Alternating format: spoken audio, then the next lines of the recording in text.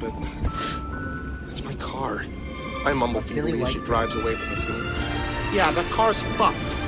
We're gonna stick out like a sore thumb. The woman snarls over the roar of the RPMs. She slams down on the gas pedal. Damn it! That means tonight we're gonna have to go 3 towns over and steal another one. Her words have a delayed response as I try to quell the agony on the left side of my scalp. What are you talking about? I finally gather the cognition to ask, why are you taking me away from my car? My head's bleeding. You need to call for help. She glances at me sideways, confused. Now we'll try. It's fine, Hank. You knocked it when we hit the junker. You're just having a hard time remembering things. Placed a hand delicately on mine. I felt the instinct to recoil with disgust. Alright, one more. I like to be touched, especially not by strangers. My thoughts are interrupted by a banging resounding from the back end of the vehicle. The woman doesn't like that. Hell, I was afraid she was going to wake up. Ooh. What's that noise? I ask. Do we have a flat? She shakes her head and mutters something under her breath. Boy, you really are fucked, ain't you? Billy White Red. Comments Riley. That is our latest mark. Things went south toward the end there, and we need to take care of it like the last one. If she gets blood on the mat, then I'm gonna be pissed. Don't worry. She remarked upon seeing my own blood drain from my face. You enjoy it every time, I promise. It seems I've somehow switched places with a man that I've envied from the other car. The body of an obvious sadist. And if I'm in his body, then... A new thought surfaces, one more sinister than anything that the trunk of this car can contain. Oh my god. My boys. Oh my god, boys, will you just stop? After a few more miles down the road, we turned into a narrow driveway. Muffled squeals sound from the trunk, with every bump and pothole that riddles the driveway as we drive towards the house. The gut-wrenching feeling of doom intensifies as the house comes into clear view. Vines, weeds, and shrubbery consumes the porch entrance. Years, if not decades, of neglect and miscare scream in our faces. At one point, I'm sure this was a beautiful home. But the state it is in now tells me nothing good can possibly take place inside.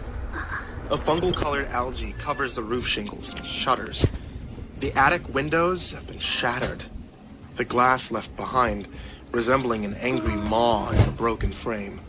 Wooden patio furniture lay discarded in pieces around the front porch railing, and the lower-level windows have been boarded up. Despite the depressing state of the surroundings, a crisp welcome waits in front of the frayed front door.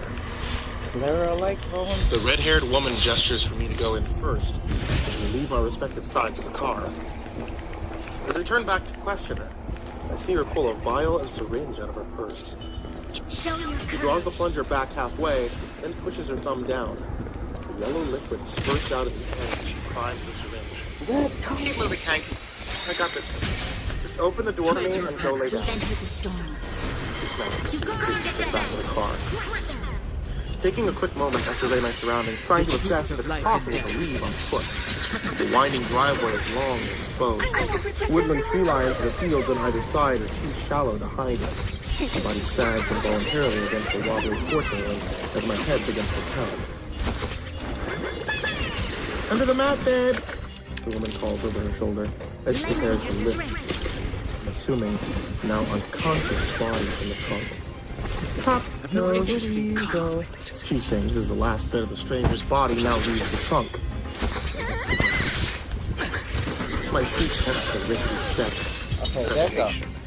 Each of the 4 steps creaks at me in protest, as if warning me to stay away or at least stop what I'm doing. The crisp welcome mat lifts with ease, revealing a squared metal key underneath. Why the fuck would anyone even bother to lock this? I met with a smell of rotted wood and mildew the moment I opened the door. We, I guess now, must be squatting here. There are 2 makeshift beds that are pushed together in what at one time must have been a study or guest room. Yellowed mattresses sit atop red and black milk crates. fastened with zip ties to create box spring frames. I steal a glance out of the front door. Revel, the red-haired woman, is gone. A cylindrical trail leads from the trunk to around the back left side of the house. I don't know why the hell she made me go through the dramatics of unlocking the front door if the back is unlocked. A low hum starts to bore into the left side of my ear. My energy seems to wane the louder it gets. My head feels fuzzy and light. I desperately want to sit down. With a cold sleep that gets stronger as I sit. That's concern over possible destruction of data further and further away. Worst case scenario, motto, kill or be killed feels all too real at this moment. If I die in my sleep, or someone else has a shot to live. The truth of life and death.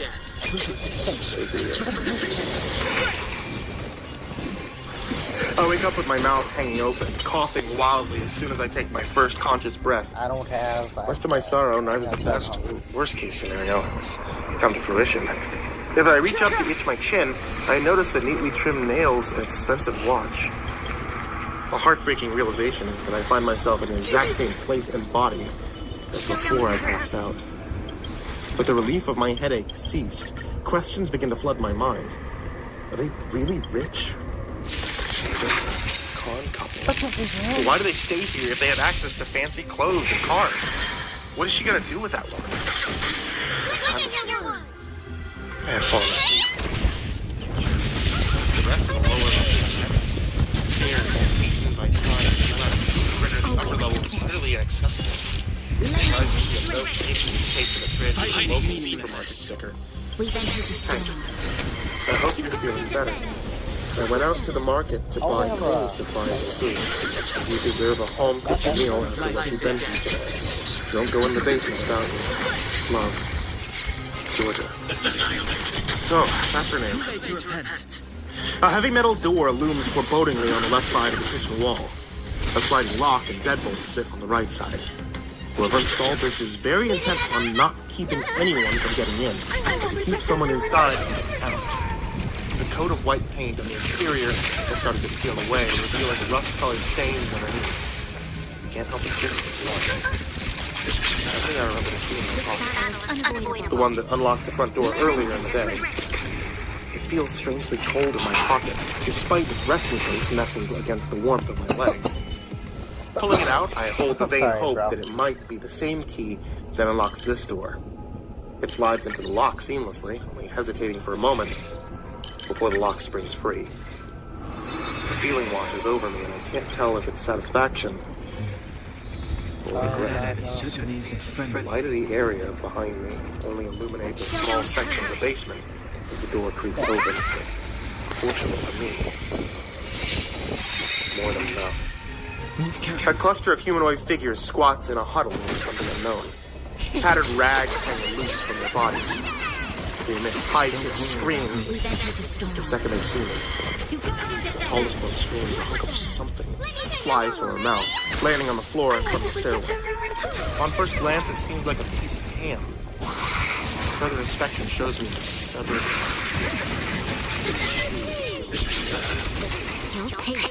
head trauma or not. The truth of life and death. I gotta get the hell out of here.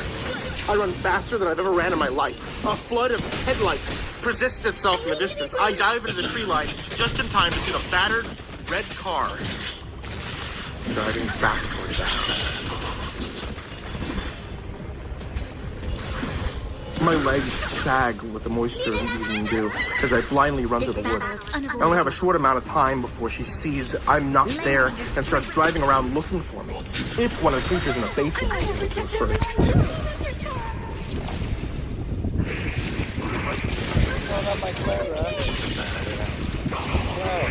I want to say that I did, but I can't be sure. The haze that consumes my head is overwhelming as I stumble through the branches and leaves. Twigs discarded by nature stab the soles of my shoes. In my delirium, it doesn't take long to realize that the further I run, the quieter the Fighting is meaningless. long after I stop down and fall. The truth of life is Too relieved to hear the car speeding by. Each rotation of the tires slices through the left temple like a Ginsu knife. I'm not a turn game. My knees buckle with exhausted uncooperation before I reach the roadside. The lids of my eyes become heavy. Injury takes over, breaking me into my neck. Soon I'm shit. feebly grabbing blades of grass. I inhale and exhale particles of dirt through my panting mouth as I fade out of consciousness. The room I'm in is freezing cold. The artificial lights behind my closed lids painfully unsettling. My hearing returns before my vision does. I try to make sense of things. An incessant rings through the area that I'm in. Footsteps crescendo down the hallway, stop in front of me. I'm hoping that someone can see what the hell is going on here. Dread manifests in a cold sweat on my body as I realize I could be back in the house.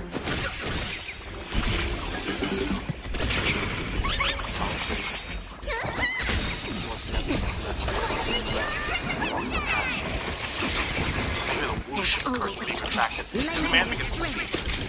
Hello there, Mr. Pauses as I hear him shift through some papers. Martin. That definitively gets my attention. Before all this shit happened, my last name was Barton too. My brain screams at my eyes to open, but I can't move a single muscle. Trying to distract myself, I start thinking about all the creepy stories I've heard about sleep paralysis over the years. I wonder if this is what that feels like. I get to wonder too long. Doc, the man says, call me Todd. Also, do you have something to say? That's drier than a nonsense soda can, plates. Oh no, it doesn't work. Man, Fuck. greedily gulps it down. Fuck yes. God damn it. Ginger ale's my favorite. You'll pay for this. There must be more than one Todd Barton in this town. And I only vaguely recognize the voice. Come on. First flutter of squints and flashes. More. Strobe light effect. I saw fluorescent lighting first. Rosamond.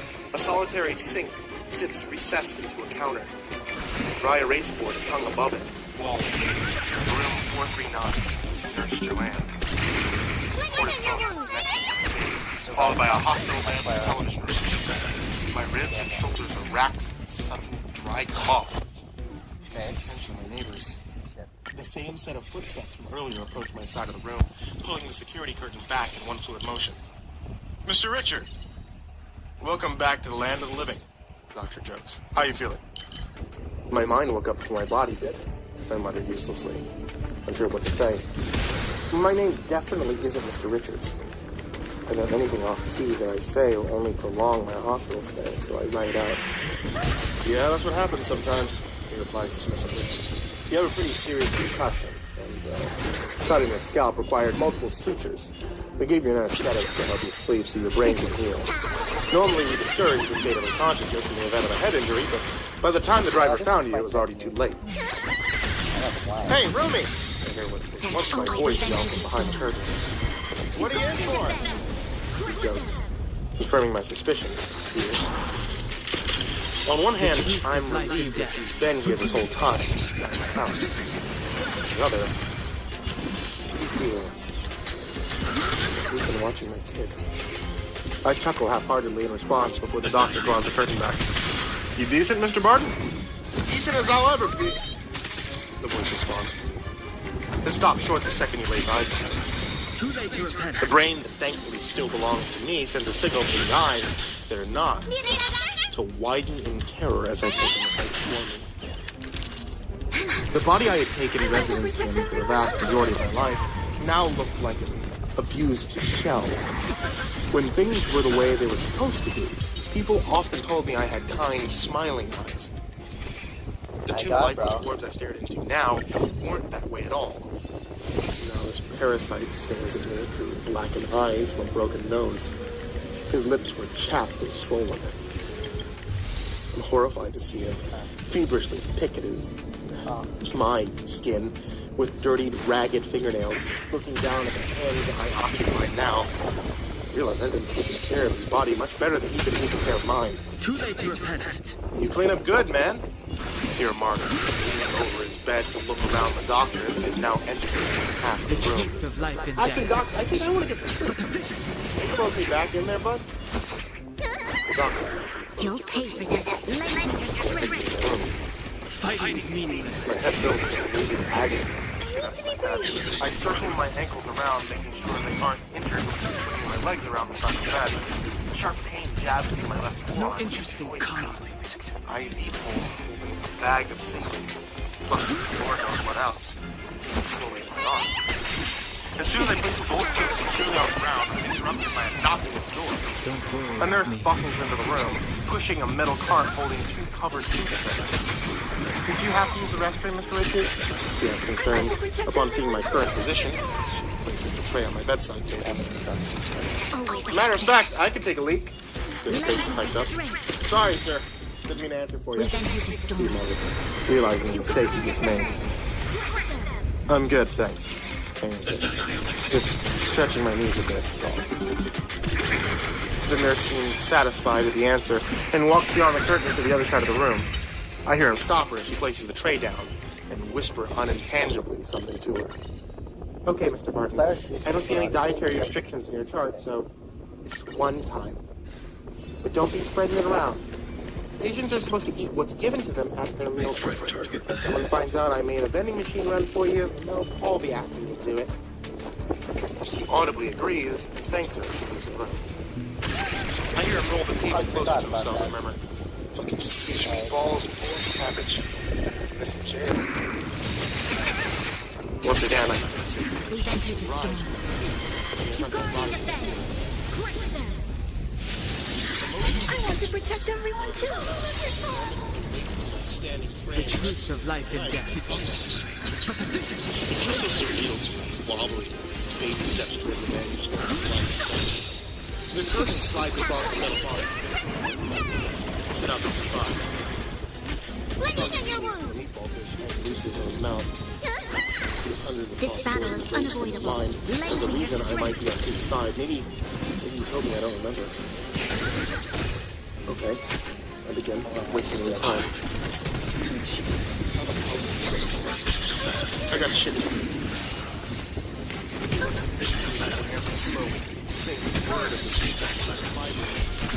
Hard of hearing. I don't know what you're talking about, dude. The meatballs really aren't that bad as bonus. Try them. Don't try to be fucking cute. You know exactly what's going on here. You don't even know your own fucking middle name. Guess what? I do, because it's mine. Now switch back. He rolls his eyes, giving up the ghost. Hey, buddy, I didn't ask for this shit either. As far as I can tell, though, you got the better deal here. You get to drive my Gordon's car around while I got your total junker. And you get to fuck my gorgeous girl. As long as I've been in here and nobody came to see you, don't stop complaining and This wise battle up. is unavoidable. You ain't got it so bad. The truth of life Fury and coursed through my veins before I could calm myself down by taking solace in the fact that he didn't seem to know anything about my kids. Wait. I want what's mine. For fuck's sake, I could be a serial killer for all you know. He laughs heartily at this, wincing in pain as chuckling drops in his ribs. Wish you didn't touch the things I've done. Just then the nurse came back into the room, handing him a small bag before winking and leaving again. The smile that lights up his face both chills and warms me at the same time. I've never seen anyone so happy for a measly bag of peanuts. I looked into the eyes that had once been mine, and they were now filled with some malice. We've Though my entered a own soul storm. couldn't possibly To possess. guard and defend. He moves towards the side of the room that I occupy, still smiling brilliantly. Hey there, neighbor. You want some? As he says this, he rips the bag open and throws a palm through it. Rude, I think to myself. I pick up a stray peanut out of the shirt pocket of my hospital gown and go to put it in my mouth, but stop suddenly.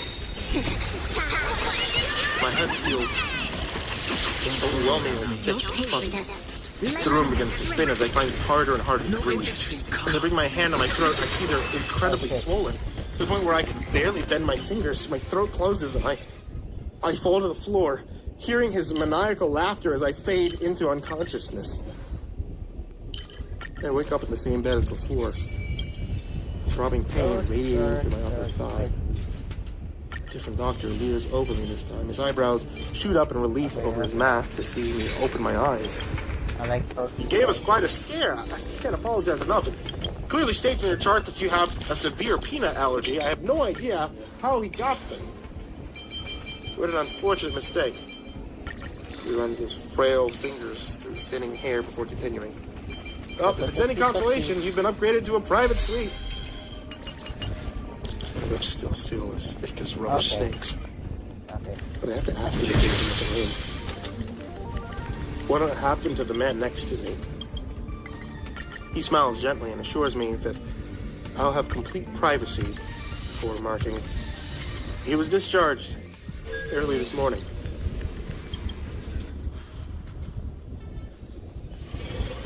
With no life-threatening injuries, the hospital released me later on that evening.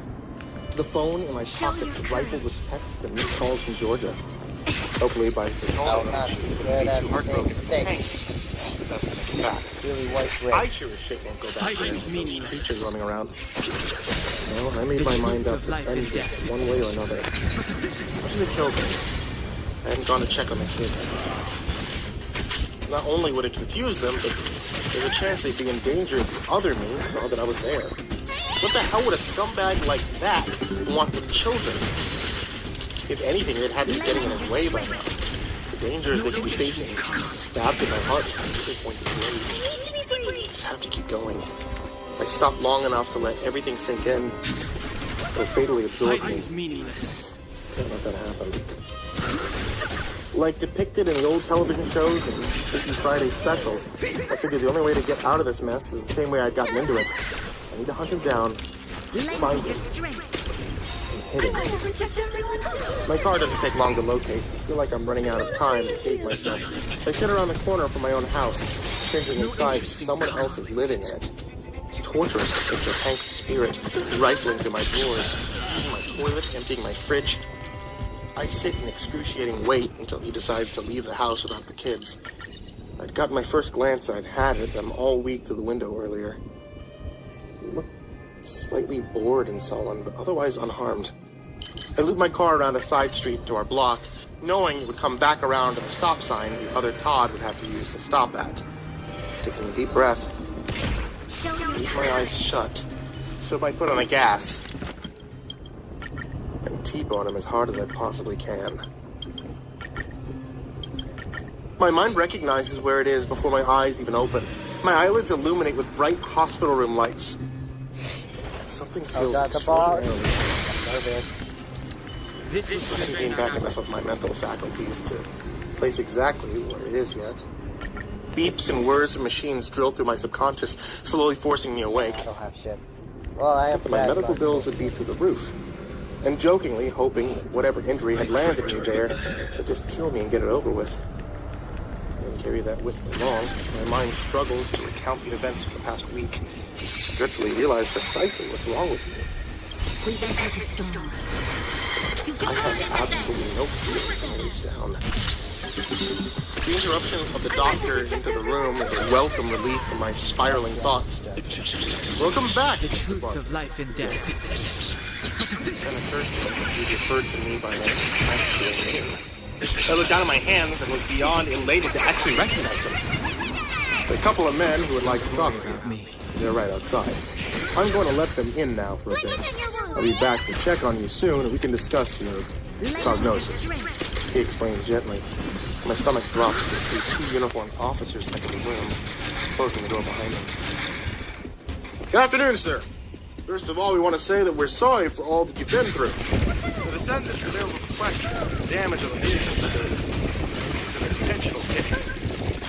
The officer.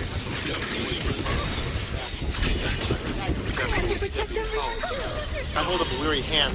I don't know, Without skipping a beat, the deputy continues. He passed away on the scene, sir.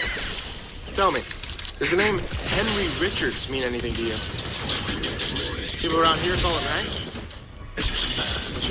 Fight is meaningless. As much as I hate to lie to a law enforcement officer, if anything came to light later on, I can easily blame a head injury or concussion. He explains gently. My stomach drops to see two uniformed officers enter the room, closing the door behind them. A couple of men who would like to talk to me. They're right outside. I'm going to let them in now for a bit. I'll be back to check on you soon and we can discuss your prognosis. He explains gently. My stomach drops to see two uniformed officers enter the room, closing the door behind them. Good afternoon, sir. First of all, we want to say that we're sorry for all that you've been through. The descendants available for question. The damage of the vehicle is an intentional hit. Maybe we had a medical event at the wheel. Unfortunately for us, we'll never know. Even with an autopsy, the damage from the wreck was severe. It's entirely possible that you were in the wrong place at the wrong time. Vehicular suicide. It isn't all closed garages and radiator hoses anymore. Collins responded. Thank you for your time, sir. They leave behind their contact card before exiting my room. You can see the silhouette of the doctor on the other side of the door waiting to come in. He explains to me that I suffered a spinal injury. But even with intense physical therapy, the chances of me walking again are slim to none. What the heck?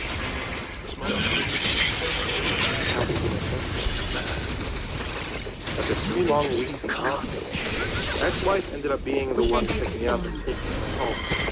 My insurance company thankfully covered everything I needed for my aftercare.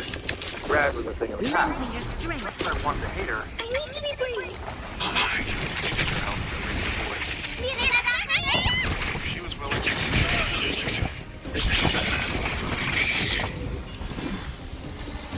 First week home, I sat on the back patio of my new wheelchair.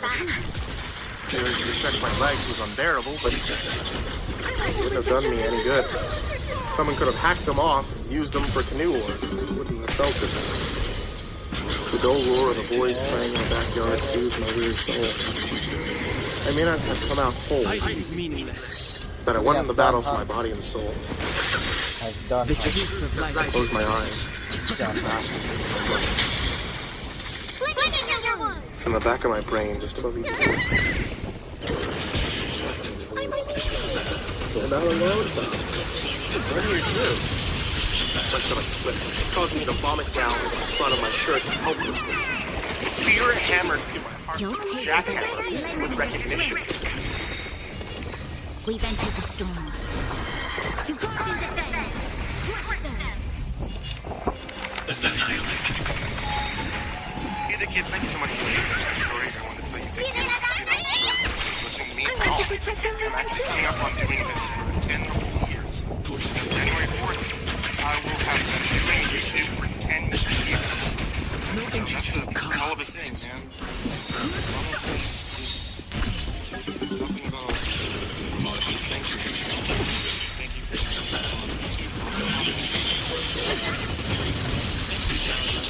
The truth of life is you guys want to check out patreon.com/PUBG I did it. Well, Support me, or my cats. Support, being cool folks out there like people like me.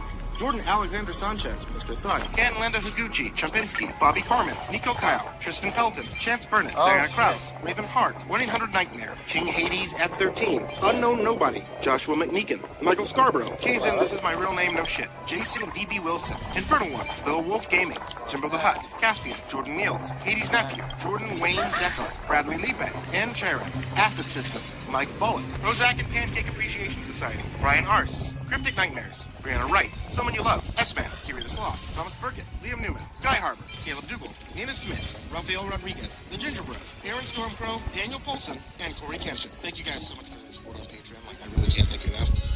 And everybody who's down there in the description, thank you guys so much as well. And everybody who's not on either of those tiers, who just have a dollar on Patreon. I can't thank you guys for making these past 10 years incredible. This entire time I've ever spent on YouTube, podcasting, everything. Amazing. And all of you who are at home listening, thank you guys so much for listening. I hope you all have wonderful, happy holidays. And sweet dreams. no, I like to test this real quick.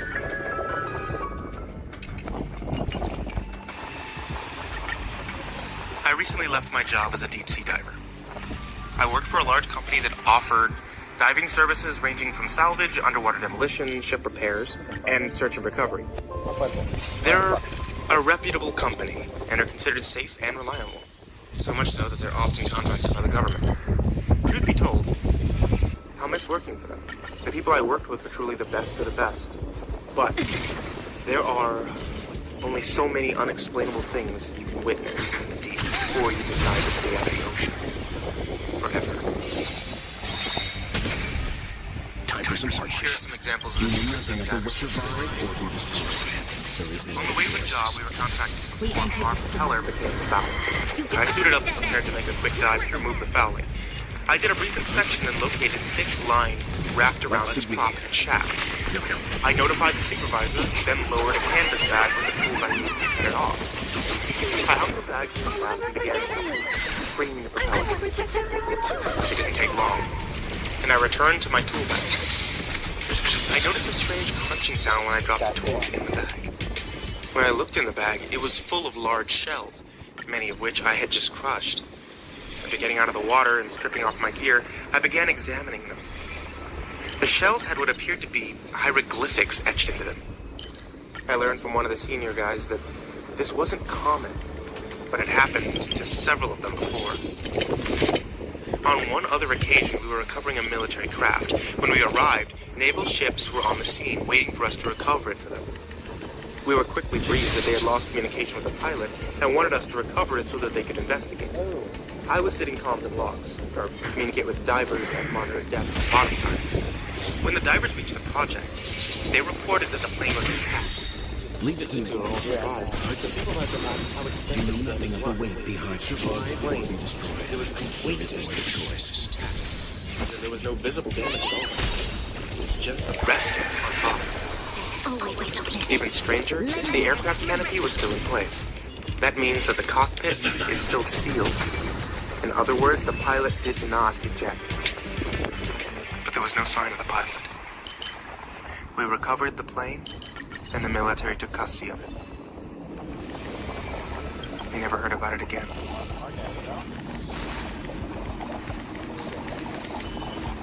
I witnessed another strange occurrence from topside, the location of a planned demolition. It's necessary to explain that one way you can keep track of a diver is to watch their bubble stream. When a diver inhales, the helmet's demand regulator provides air from their umbilical.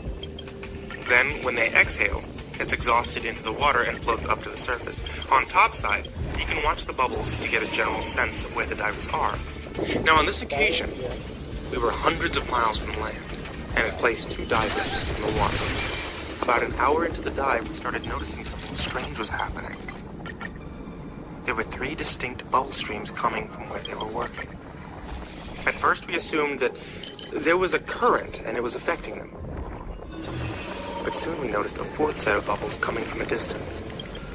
It stopped about 20 feet from the divers, near the other mysterious bubbles. We asked the divers, but neither could see anything out of the ordinary. Then, even from the We've surface, entered the storm. we could hear a blood-curdling screech from the waters. Then silence.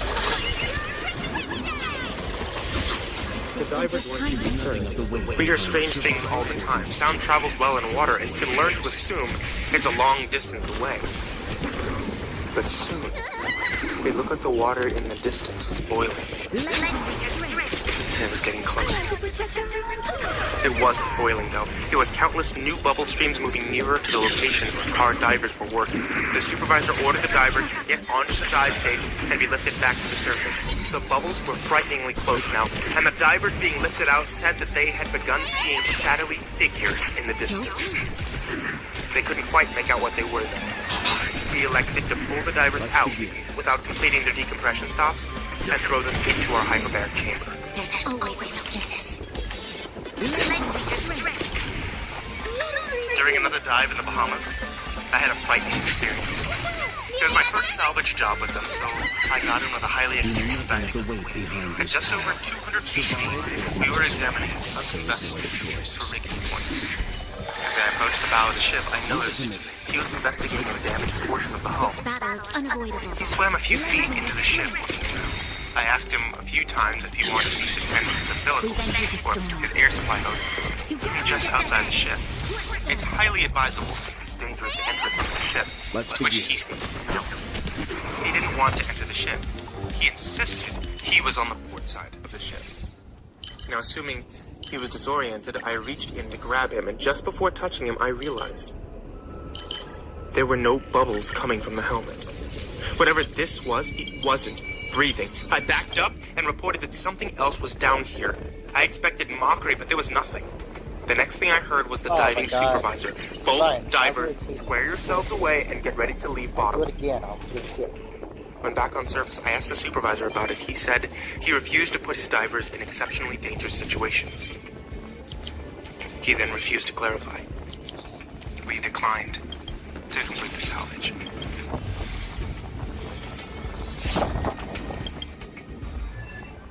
I'm not entirely sure how to explain this next dive. I was on bottom, lying on my back, staring up towards the surface. All I could see were various shades of darkness.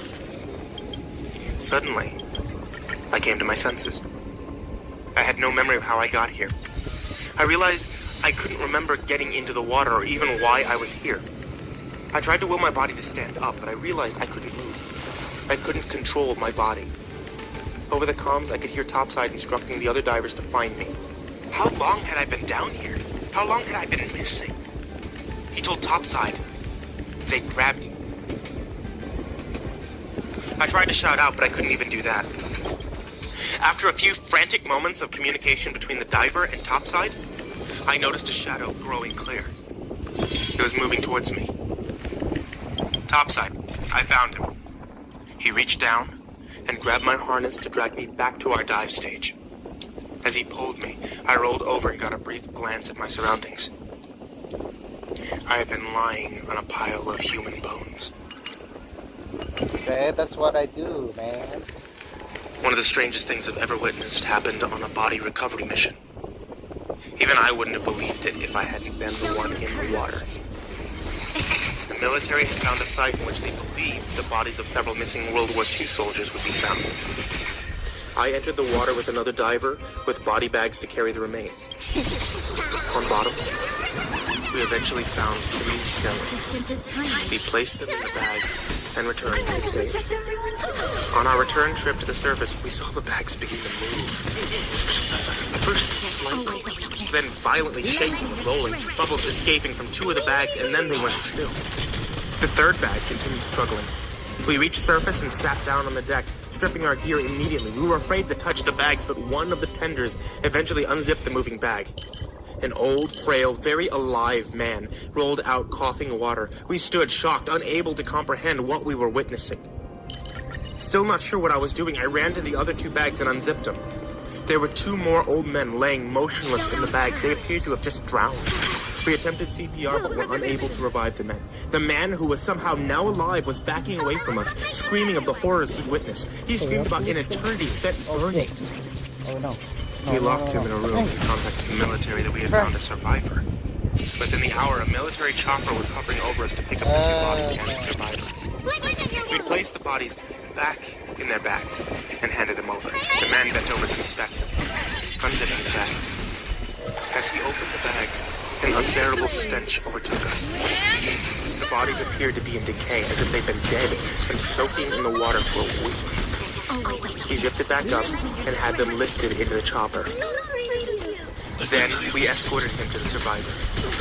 We could hear the screaming from down the hall.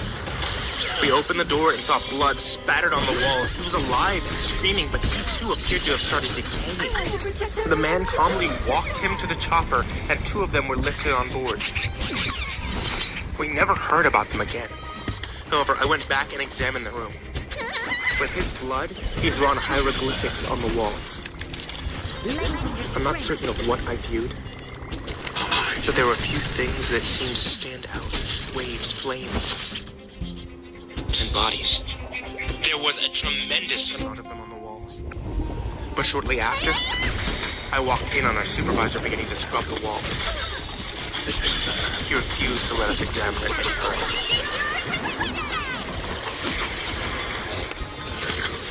I've heard rumors about the keepers of the deep. I've wondered about them for quite some time. I believe they're the link between many of our stories.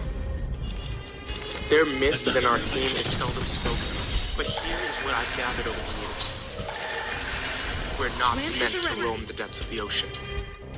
And when a diver loses his life in the deep, it doesn't stay that way.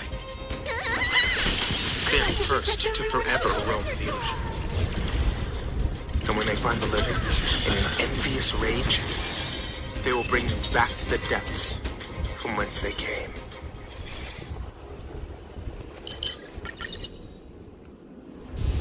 Before I share anything further, there are a few things I'd like to clarify. I received an astonishingly large amount of comments and personal messages since posting. Several people pointed out that there are probably very few people with experiences like these. And of those people, even fewer can say that they've recently left their job. Therefore, there are probably a lot of people out there who already know who I am. Or that could figure out easily. That being said, I still believe that everybody deserves to know.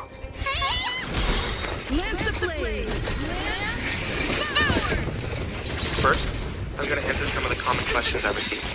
Yes, I've experienced a lot of terrifying things in the ocean, but when you consider the amount of dives I've made, these experiences have truly been few and far between.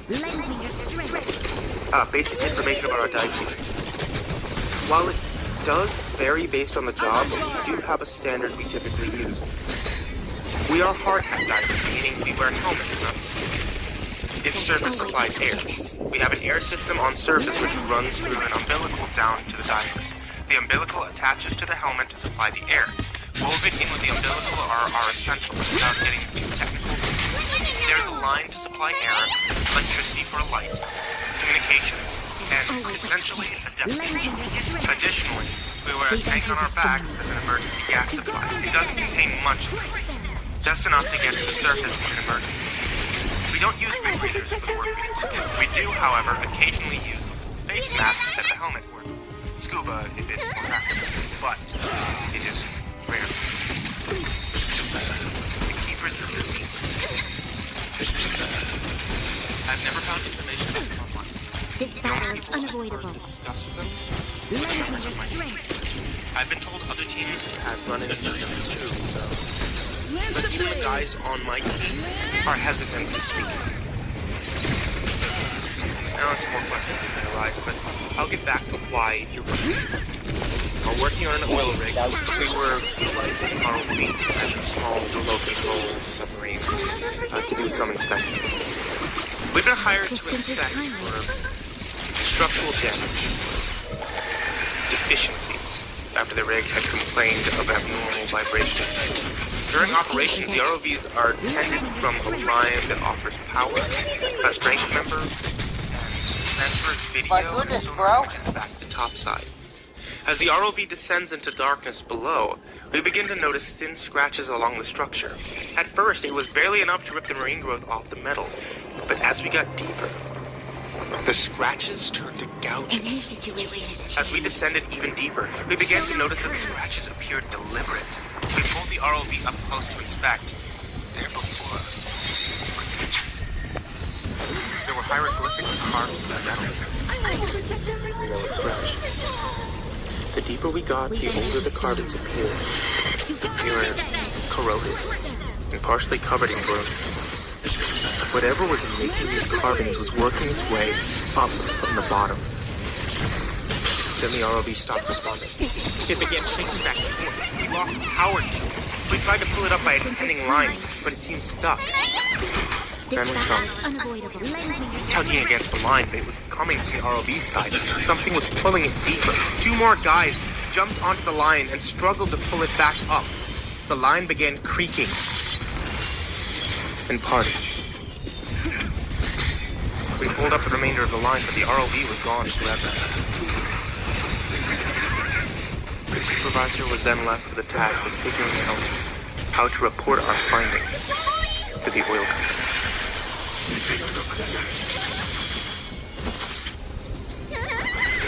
One incident took place about a year ago. During a salvage job, we were in the process of installing the rigging gear. While facing the ship with my back to the open ocean, I hadn't noticed anything approaching. Suddenly, something smashed into the tank on my back, hard. I was slammed into the ship, flattened against it by force. I turned around. There was nothing. I would later learn that I had several bruised ribs. After reporting to the other diver at topside, we were told they were going to pull us. We got back onto the stage and started being lifted towards the surface. We kept our eyes peeled, scanning into the not too distant shadows. During a decompression stop, we began seeing a shadowy figure circling around us. We continued to monitor it as it circled closer and closer. We began to see it more clearly. there was a massive shark circling us. Now, I've never been afraid of sharks, but there's something about being circled by a massive shark in the middle of the ocean, dangling from a chain, that can instill a phobia in the bravest men. Keep in mind, we aren't in a closed cage, just a platform to stand on. It felt like being served on a platter. It eventually circled close enough to see its features, but I didn't recognize its species. It was bigger than a great white, entirely different coloration. It was mostly black with a few gray features. It continued eyeing us as we sat there helpless, praying to be left alone. By the time it was decomposition requirements, it was close enough to touch. The stage that led us up and out of the water. Relieved that the shark had not decided to find out how. At surface, we deduced the shark had lunged at my back, but it only managed to hit the lip of the gas. We did another dive. This time, it was in clear waters. And there's something nice about getting a job in waters where you can actually see your surroundings. The visibility was overrun. We got to the bottom to begin work. There were 2 missiles that had been injected from a military aircraft that had not detonated. We were briefed on their location and told that they were not armed and would not detonate provided they were handled appropriately. We located them much easier than we expected and began preparing to break them up. Just as I laid my hands on the first missile, my dive buddy said, "Oh shit." I didn't care how many times you worked with the coordinates. I still believe you will always have that uncomfortable sensation in your gut and nervousness in the back of your mind. I looked up and realized he wasn't talking about the missile. He saw a wall of sand rising in the distance. Something, hopefully just current, was kicking up the sand from the bottom of the ocean. The wall of sand was growing. It was just about 30 feet tall. Even worse, it was approaching us. Soon, it was upon us.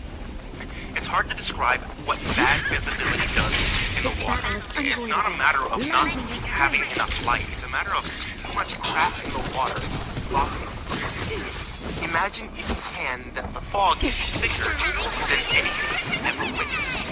I'm talking about fog so thick you can have a flashlight pointed at your eyes from an inch away. You're completely blind. That's what bad visibility is in the water. The moment the sand hit us, we were engulfed toward darkness. I placed my hand against my faceplate, but couldn't see it. After a few moments, we began hearing a metallic scraping sound. Then, as swiftly as it arrived, the sand was gone. And crystal clear water. Except there was no sign. I had been within arm's reach from the wall of sand, but now, even feeling around under the sand, We've entered a still storm. no trace of it. I want to protect everyone too. This incident occurred during a sanitation job that we volunteered to perform. After a portion of bridge collapsed over 50 feet underwater, we volunteered to recover the vehicles and hopefully the bodies. By the time we arrived on scene, the collapse had taken place just over a week ago. We spent the first day surveying the area and developing a plan to lift the most we could in the week time frame we had available. By the start of day 2, we were actively pulling vehicles off the bottom. It was a difficult job to say the least, but not because of the effort required. The state of disarray in the cars was heartbreaking. These weren't military pilots or sailors on them. These were people commuting to work. It was hard to say what was part of it. The cars where we found an entire family with parents, seatbelts unbuckled, them in the back seat, having been trying to unbuckle their children. Or the cars where the parents got out. The children buckled in the back seat. I tried not to imagine the panic that had been going on inside the cars as they flooded from broken windshields or windows as people frantically tried to escape, but I couldn't forget those that left their families to drown. Lamps at the ready. Each day, We moved on to a new section of cars, and on the fourth day, we started noticing several of the cars had their doors open and nobody inside. But we were happy to find easier work, especially under the assumption that the tragedy had been lessened by keeping escape cracks. It's like the... The family inside had to beg for life. As I ran slings through the vans and prepared it to be lifted, I noticed the other diver inspecting the rigging. He began undoing one of the shafts. I asked what he was doing, and the response was not what I hoped for. I'm checking his truck for body. I felt the familiar sting in my gut sensation. Slowly, I moved over to the diver. What? He turned his body toward me. It resisted, but slowly turned its face towards me. Its faceplate was fogged up. And I fought my better judgment. I leaned in close and wished to this day that I hadn't. It was dark, but I could all too clearly make out the features.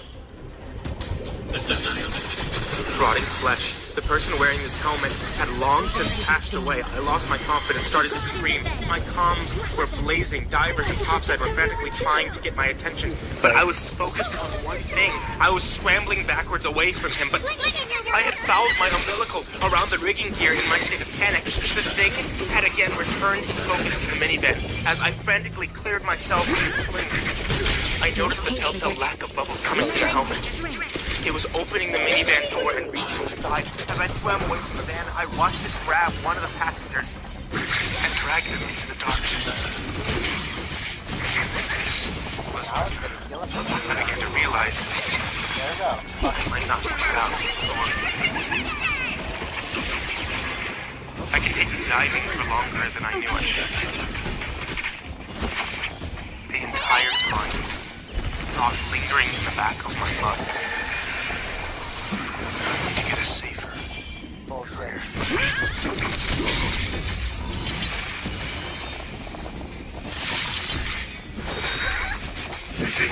I apologize for taking so long to update you all. I've been resting on the story because I'm being scared to share it. I think this will be my final update. After my last post, I was contacted by my former guidance supervisor. He told me the danger of sharing these stories.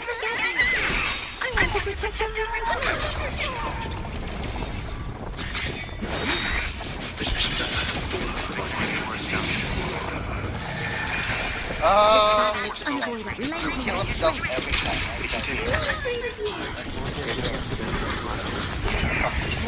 We lost him.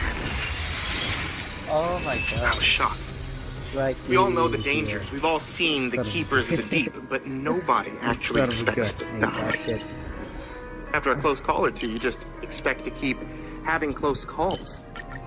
He continued, out of respect for our fallen, you need to use your best judgment before sharing this. And realize it isn't safe to share this story. The team was contacted to perform a standard salvage job for the military.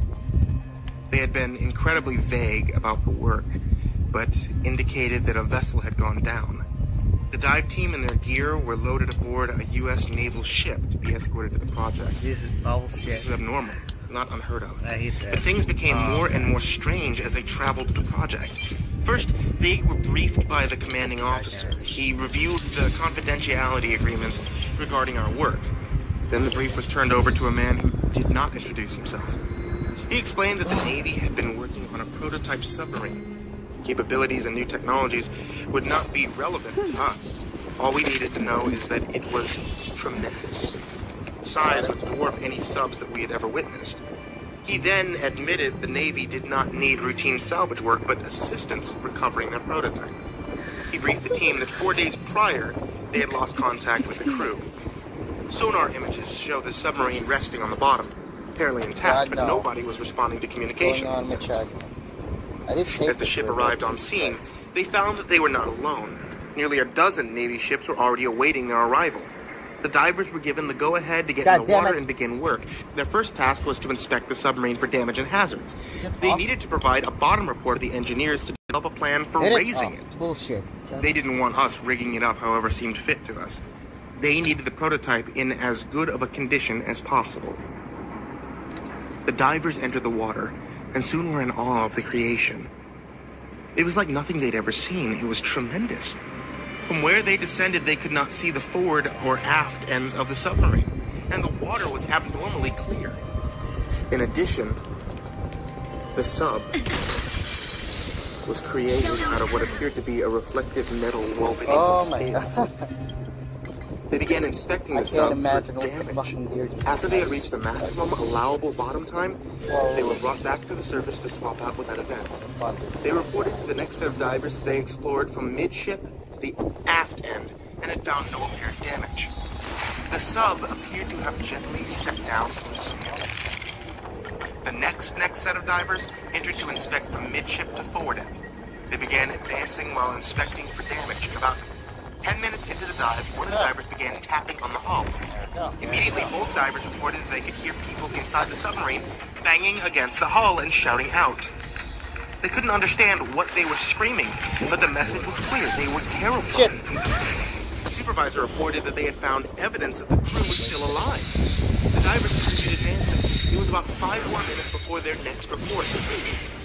There were carvings across the submarine's metallic scaled surface, hieroglyphics, and the carved into the submarine, and appeared to stretch from the very front of the submarine toward midship. Still, there were no signs of structural damage. Only that it would have caused the submarine to be functional. The divers returned to the surface, and the commanding officer was given a full report on the day's findings. The team was assured that the submarine was capable of sustaining the crew. They were eager to refute it, but the crew was believed to be in relatively little danger.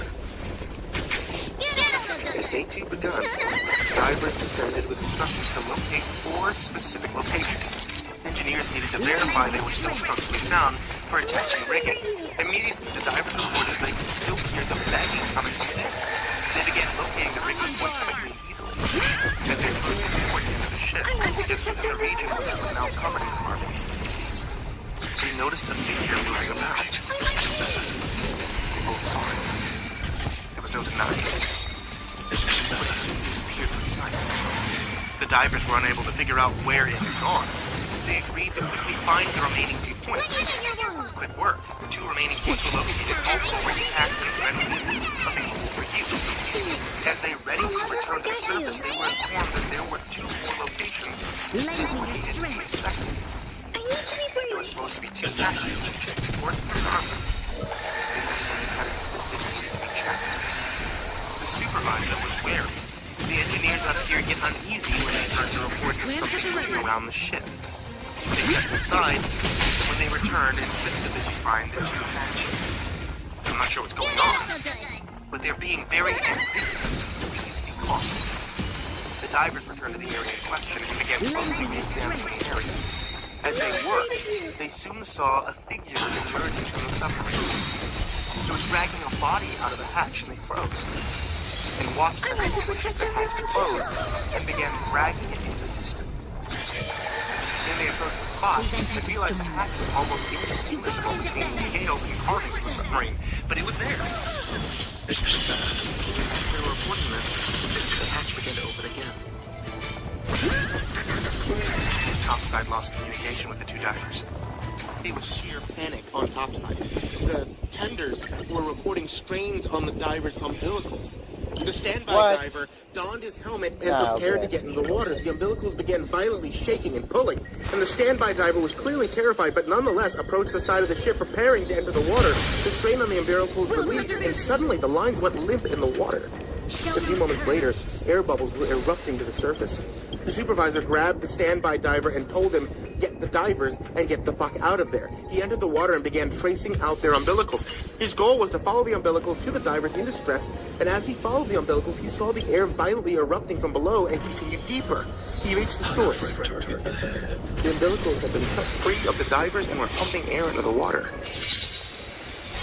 Knowing the divers had no air supply, he urgently searched the area for the 2 divers, and after 5 minutes, he had found no sign and was ordered to inspect the hatch. He frantically made his way to the hatch, hoping beyond hope to find the divers alive. And as he approached, he found the hatch open and saw the 2 bodies laying on the floor. He entered the space to retrieve them, and as he did, he noticed several figures in the darkness of the room. He grabbed the nearest body and began pulling it as the figures rushed towards him. They were instantly upon him, tearing at him and his gear. In fact, he released the body and attempted to flee the space. In the struggle, he freed himself and rocketed to the surface. He was pulled up and over the side and shipped unconscious.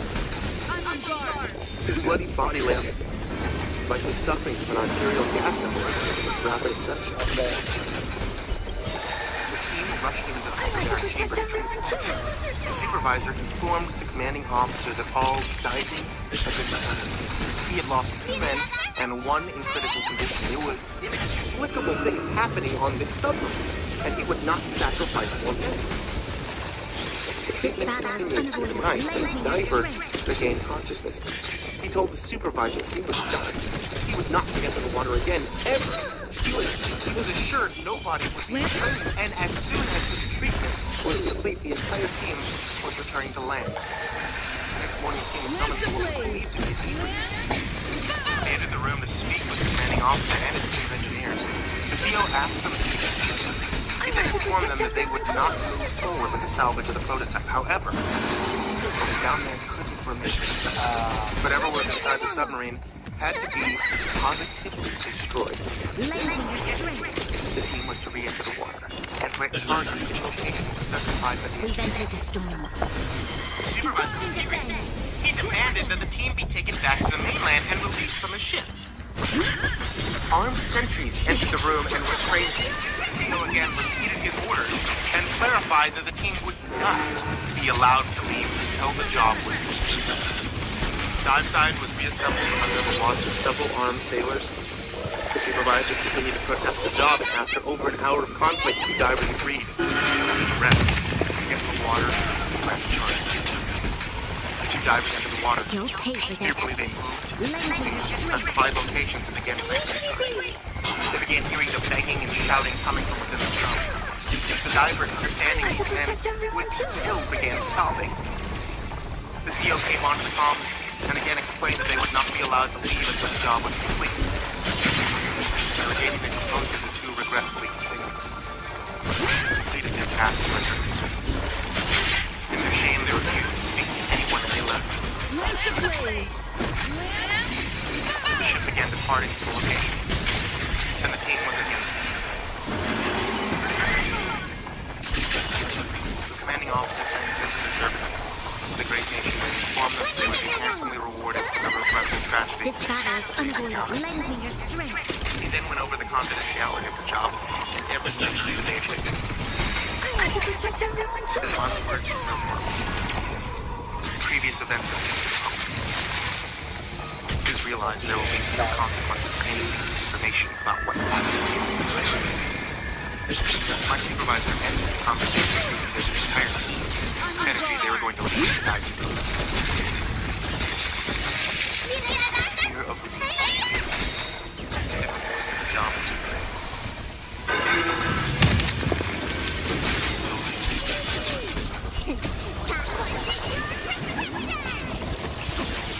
I was lucky that time. You'll pay for this. Lend me your strength.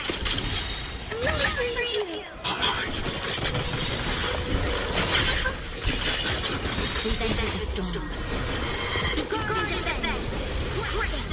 I want to protect everyone too.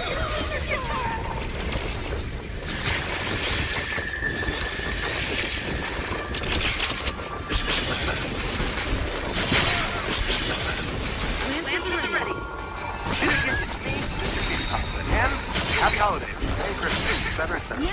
And since it's Thanksgiving, we know some authors, the best authors we know, are working on Monsters Empire. Kickstarter right now.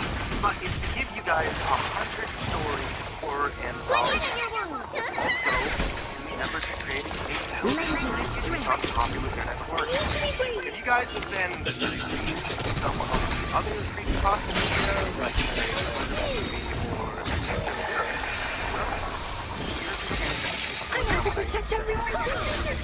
creepypasta stories, no-sleep stories, and horror stories made into a television series from the people that wrote them. And their Kickstarter is going to be running the entire month. Well, help them out if you can, guys. I'm going to put the link in the description down below. Also in that description down below, there's going to be a little button you can click that says subscribe. And there's going to be a little bell you can hit. So, how about the Monster Book of Monsters film project from the amazing authors of No Sleep? And don't forget to subscribe to this channel for more. Thank you so much, guys. And once again, This battle is unavoidable. Lend me your strength. We venture the storm. To guard and defend. me, Mr. Peter Pasta, and I have something to tell you, but I'm not going to be the one to do it. Hi friends, it's me, Giggles. I do the voice of Lily Madwith here on Mr. Creepypasta Storytime, and it's so much fun, and I'm so glad that you guys really like the narration. And I am in a musical. So if you live in California and you can get yourself to the Moore Park area, I would love to invite you to Moore Park College's production of Little Shop of Horrors. In it, I am playing Ronette, and rehearsals have been amazing. The show is going to run from July 25th to August 11th. There will be more details on my channel, Little Ball of Giggles, so please keep up with those, and I'd love to see you at the show and say hi to you afterwards. Now, on to tonight's story. 2 days ago, I packed for my first camping trip, and even though I've been a little nervous, I was also excited. Camping is in quotations because I know a lot of you won't consider staying in a cabin in the woods to be camping. I get that. But I'm a city girl. I was born in one of the largest cities in the world, and I've lived my entire life. Most of the time I've spent amongst nature has been picnicking in Central Park. So to me, spending 10 days in a secluded cabin in the middle of the woods is basically camping. My boyfriend Ryder, on the other hand, has been camping his entire life. Okay. We met 2 years ago when we first moved to the city from Pine Barrens in New Jersey.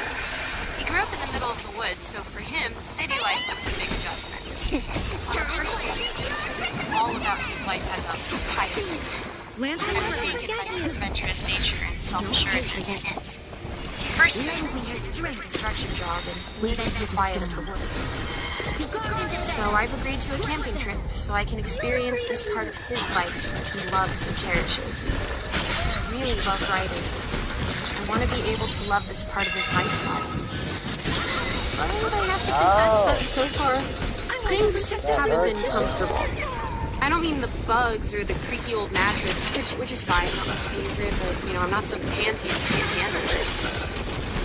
There's just some aspects of this whole camping thing that are seriously unnerving me. To start, the cabin he rented is really seriously remote. We're somewhere in the Catskills, and to be honest, I'm not even really sure exactly where. I let him navigate and drive, and I didn't pay much attention. We're about 3 hours off the road. That's all I know. The cabin we're staying in is studio style, with a bedroom nook, a small kitchenette, a bathroom, and living space. It's the only cabin for miles. We found it on Airbnb for a really good price.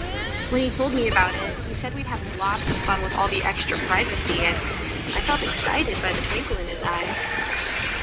Yes, we did bunk outside last night, in front of the fire he built, while I laid on my back and stared at the night sky, which looked different than I had ever seen it before. I had no idea how many stars you could see with the naked eye. But what I hadn't considered is how eerie the isolation would feel. What's more, I barely get any signal at all. If this post goes through, it'll be because I'm standing on the left side of the front porch, holding my phone up to the sky and being granted a miracle by the cell tower gods. Did I mention there's no Wi-Fi? Ryder likes it that way. He loves the whole tiny house off the grid thing. He said we'd have more time to connect without Wi-Fi, but the truth is, he's seemed off since we arrived. The first night was fine. We got here, we unpacked, we built a fire, we roasted some marshmallows, we ate dinner. We enjoyed the aforementioned hanky-panky, and then we went to bed early so we could get up to hike the next day. But then, something woke us up in the middle of the night. I woke up first, and in my groggy, sleepy state, I shook Ryder awake. He listened with me to what sounded like a hard scraping on the outside of the wall where the porch is. It sounded like someone was dragging a rake along the wood over and over and over again. My heart was pounding in my chest. We were supposed to be completely alone out here. Why would someone be on the porch? started wishing we had a gun or something to protect us. I can't help but to imagine the worst, and my mind was racing. I whispered my fears to Ryder, who hushed me and got out of bed, pulled on his jeans, and crept over to the window. Jesus Christ, man. The second he peeked outside, the sound stopped. I was so scared I was holding my breath. Then, to my horror, Ryder opened the front door. Before I could even make a sound to protest, he stepped outside and let the screen door slam behind him. I laid in bed, clutching the blankets to my chest, staring at his silhouette illuminated by the porch I'll lights. give a rat ass. There's nothing out here. He said to me, Give a rat ass. "Come back inside," I pleaded, feeling afraid to even have the door open, but Ryder insisted on taking a look around the property. He instructed me to lock the door behind him before he strutted off the porch. I did as I was told, despite being gripped with fear. I thought he'd be back in a minute at most, but instead, I spent the next 20 minutes petrified, straining to listen past the sound of the crickets for any sign of him. I was too afraid to look out the window or open the door. I know I sound like a coward, and maybe I am, but please understand, I've never experienced anything like this before in my life. Finally, after the longest 20 minutes of my life, I heard him come up the steps and rap on the door. It's me. He said, and although it sounded like him, there was a strange huskiness to his voice that I didn't recognize. I opened the door and Ryder came back inside, not bothering to glance at me as he headed back to bed. I locked the door and crawled in next to him. Doesn't work. Did you see anything? Obviously not. He sounded annoyed. What do you think it was? It's probably just the wind or something. I laughed then because the notion was so silly. I thought he was certainly joking, but the angry look on his face at the sound of my laugh clearly told me he wasn't. You worry too fucking much, you know that? He's never spoken like this to me before, and his words honestly shocked me. I didn't know what to say. I felt deeply wounded by his words. I understand that I might be overreacting because I don't understand the wilderness, but I didn't think I was being that paranoid. I definitely didn't think my fearful reaction would invoke anger in him. I'm sorry. I tried to apologize, but he rolled over then. Unsure what else to say, I laid down and tried to sleep. He fell asleep rather quickly. I could tell from his deep, even breathing. I tossed and turned for about an hour, my mind reeling, feeling nervous and uncomfortable. Finally, just as I was drifting off, I heard another sound. At first, I thought I was dreaming, but I snapped awake. I realized it was a distant sound that seemed like it was coming from the woods behind our cabin. It took me a minute to recognize it as a voice, repeating the same thing over and over again. I couldn't make out what it was saying, except I think I heard it say the word stop. What I did realize, though, what sent shivers down my spine, was the voice sounded eerily like Ryder's. It only happened about 3 times and then vanished. I was absolutely paralyzed. I didn't know what to do. I didn't want to wake up Ryder again because I was, 1, afraid of making him angrier, and what if he didn't believe me and thought I was just being paranoid again? And 2, I was honestly really fucking afraid at this point, and the thought of him going outside again filled me with anxious thoughts of harm coming to him. I decided the best thing I could do was lay awake and on guard, listening for danger, and if I heard something concrete, then I could wake Ryder. So I laid awake all night, playing Wi-Fi free games on my phone like solitaire, fighting my tired eyes. At last, stirrings of dawn began to light the edges of the curtains. I allowed myself to drift off to sleep. I woke up about 3 hours later to an empty cabin. I could see that Ryder had fixed himself a quick breakfast of toast and jam, and the remnants sat outside on the kitchen table. I pulled on my coat and boots, not bothering to change out of my plaid pajamas, and stepped out onto the porch. Ryder wasn't anywhere in sight. There was a small fire going and some freshly chopped wood. I figured he was out gathering more. Let's begin. I turned to go back inside, and that's when I saw it. The side of the cabin, covered in long, deep, fresh scratch marks. I don't know if I screamed or cried out, but suddenly I felt hands clutch my shoulders. I turned around ready to fight, but it was only Ryder who came up behind me. I'm on guard. Did it scare you? He asked, but although his voice sounded teasing, his face was stony and serious. Why didn't you wake me when you saw this? I gestured to the scratch marks. The truth of life and When I tell you my stomach dropped in that moment, I am not kidding. I felt a chill go through me. I couldn't believe he was acting like the scratch marks were no big deal. It's evidence that someone or something was on our porch last night. fighting is meaningless. Seriously? The scratches, Ryder? I'm pretty sure those were there when we got them. It's nothing different. I walked over to the wall and picked up the freshly chipping wood and pointed to the shavings on the deck. I began to argue with him, but he first dismissed me, and then suddenly, that anger was back. I watched a chilling, dark look come over his face. I've never seen him look at me or anyone that way. Time for some hardship. His teeth clenched as he moved his jaw side to side, boring holes into me with his eyes. I shut up. I've no He didn't really interest in think he was trying to ruin his vacation for us. Is there anything I do good enough for you? What? He said, totally flabbergasted? I couldn't believe he feels that way. I'm not trying to ruin anything, I'm just scared. Yes, this is what I get for trying to think that I could maybe, just for once, enjoy something I like. No, it's always got to be about what the city girl likes and wants. You was so fucking high maintenance, you know that? the truth of life and Once death. again, he was deeply wounded by his words. It cut me to the bone. I really can't stress enough that he has never spoken to me like this before. He's always been sensitive and sweet. If he's had these feelings of resentment, I don't know why he's been hiding them from me until now.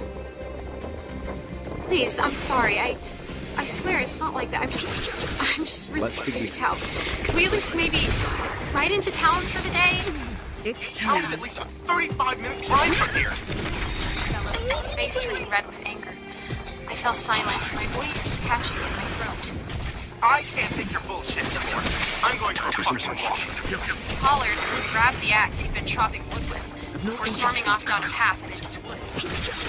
It was about 2 hours ago, and now I've been sitting here on the porch waiting for him to come back. I can't reach him by phone because not only is there no service, but he left his in the cabin. What he did take, however, are the keys to his car. I'm terrified that something could happen to him out there, and I'd have no way to get help.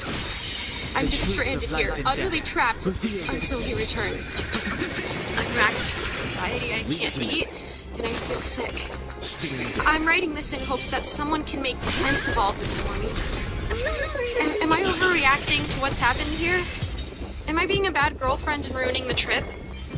What could have made those scratches on the side of the cabin?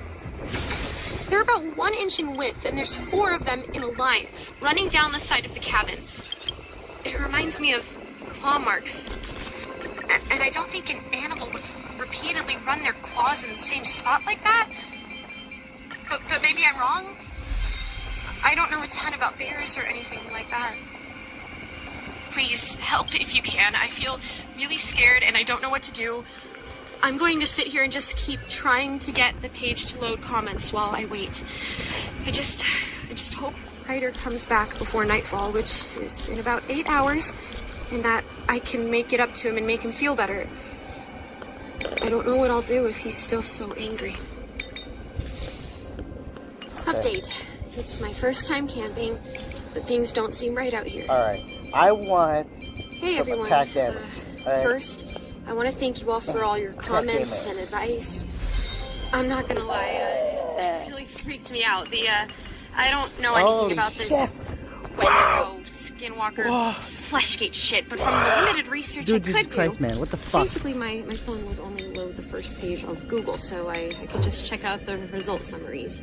It's suffice to say that I am thoroughly frightened. I'm going to let you know what happened to me the last 24 hours, but first, I just want to clear up something that folks seem a little confused about. I'm not in the Pine Barrens. Ryder is from the Pines, but he took me to the Catskills in New York to camp. I'm not sure if that changes anything. Are skinwalkers and their ilk only in the Pine Barrens? Or can they be, like, in any woods? Regardless, I took your advice yesterday and decided to leave on foot to get help. I grabbed my backpack, threw water and food in, and set out down the very long driveway. Oh. Unfortunately, I didn't make it very far before Ryder found me. He emerged from the thicket of the trees on the left side of the trail about 15 minutes into my journey, Jesus Christ. dragging What the axe fuck in the is dirt going on? behind him. What? I saw No, the I don't look give on a his shit, face. alright? I'm gonna Cold, upgrade the shit. sinister I don't give a expression. shit. I took more of your advice and decided to pretend like nothing was wrong, despite the fact that my heart was thumping wildly in my chest. Thump, thump, thump, thump, thump, thump, For my thump. sake, I hope he is still human, or he could have surely heard it. There you are. Oh my god, Ryder, I've been looking everywhere for you. I was so worried. Come on, let's go back to the cabin. Without waiting for him to reply, I turned and started walking back the way I came. At first I wasn't sure if he was going to follow, but then I began to hear large, heavy footsteps behind me. They sounded so loud that when I turned around, I almost expected to find a horse, but it was just Ryder, dragging the axe and his feet before each heavy step. He didn't say a word. When we arrived back at the cabin, I immediately went inside and put my things down. My heart was still racing, my whole body tingling with fear. I went to one of the windows and nearly jumped back in shock when I saw Ryder standing in front of the porch railing, staring stony-faced into the cabin. I forced myself to calm down and stepped outside. I leaned against the cabin wall, right against those horrifically large scratches, crossed my arms and turned my attention to Ryder. Hey, so, I could use a couple of things from the general store. What do you say we head into town for a nice dinner, and I can also pick up what I need? Ryder stared at me, so slow it almost seemed like slow motion. He blinked once. I don't know what it was about this, but it fucking creeped me out. It was almost like he wasn't registering anything I said. Just when I thought he was going to ignore me, he spoke one croaky, hoarse-sounding word. No. Oh. I continued trying to play it cool. Okay, well, no problem. Can I just have the keys then? I'm gonna run into town real quick and grab what I need, and then I'll come right back and we can have dinner by the fire again. This time, he didn't hesitate. No. For a moment, despite his behavior and the sound of his voice, I allowed myself to forget that this may not be my Ryder. I became exasperated. How dare he tell me I can't go anywhere? Oh, come on, Ryder. What is the deal? Just let me take your truck for a bit. No. He bellowed at me. The sound echoed, but it wasn't like any echo I've ever heard. It repeated over and over, maybe 3-4 times. It sounded like he was shouting it over and over, but he stood there, his mouth closed, gnashing his teeth, staring me down. I turned and ran inside. The next few hours, as the sun set, I watched as Ryder continued chopping wood. Stump after stump was cut down wordlessly, emotionlessly. And now there is a giant stack of wood by the fire, far more than I could ever imagine we'd need. But he just keeps at it. I tried to send a few texts to friends, though none of them owned cars and could drive to get me, but because I was inside and not on the porch, none of them even went through. I didn't dare go outside. I wanted him to forget I was even in there. As the sun set, it cast a red glow into the cabin, and I was beginning to feel more and more panicked at the prospect of nightfall. I already had planned to leave again the next morning, I just needed to make it through the night. Night did come, and Ryder stayed outside, now sitting by the fire. Watching him through the window with the soft light of the flames illuminating his face, I felt a pull on my Do I heart. need this shit? Okay. That's the face of the man I This is so love. fucked, man. That isn't a monster. It's Ryder, my Ryder. I'll admit, I began to cry a bit, whether from all the stress or the fear, but I quickly backed away from the window when he snapped his head to the left and looked right at me. The next few hours were quiet. But then around 1 a.m., he stumbled into the cabin. He almost seemed drunk, but I knew he hadn't been drinking. I was lying in bed and immediately pretended to be asleep. I heard him shut the door and amble over to me with those same heavy steps. The bed squeaked under his weight as he settled in next to me. Now I laid as still as I could, barely daring to breathe, while behind me I could hear his own breathing, laborious and heavy, as if his lips were mere inches from my ear. Then he spoke in that strange husky voice, and the words sent shivers down my spine. I love you, Gumdrop. It wasn't his voice. Not the one I know, but it was his special nickname for me. It took everything within me not to burst into tears. Instead, I took a breath in and held it, keeping my eyes shut as tightly as I could. Moments later, I sensed he had fallen asleep as his breathing turned even and steady. I still didn't dare to move. I didn't sleep all night. I was too petrified. I laid awake, afraid to touch my phone or move an inch lest I wake him. It was the longest 8 hours of my life. Instead, all I did was make mental notes of what happened next, while staring at the red glowing numbers of the digital clock on the nightstand. 2 a.m., I heard a creaking on the porch, like someone was walking out there, but no footsteps.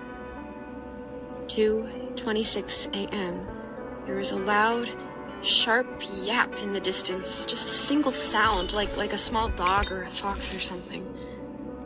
3:15 a.m., the scratching, raking noises again. Only this time it sounded like it was behind the cabin, on the wall right behind our bed. I actually cried out a bit when I heard this started, but luckily it didn't wake Ryder. Neither did the scratching sounds, despite how loud they seemed to me. This continued for about 25 minutes. I think I almost had a panic attack at this point.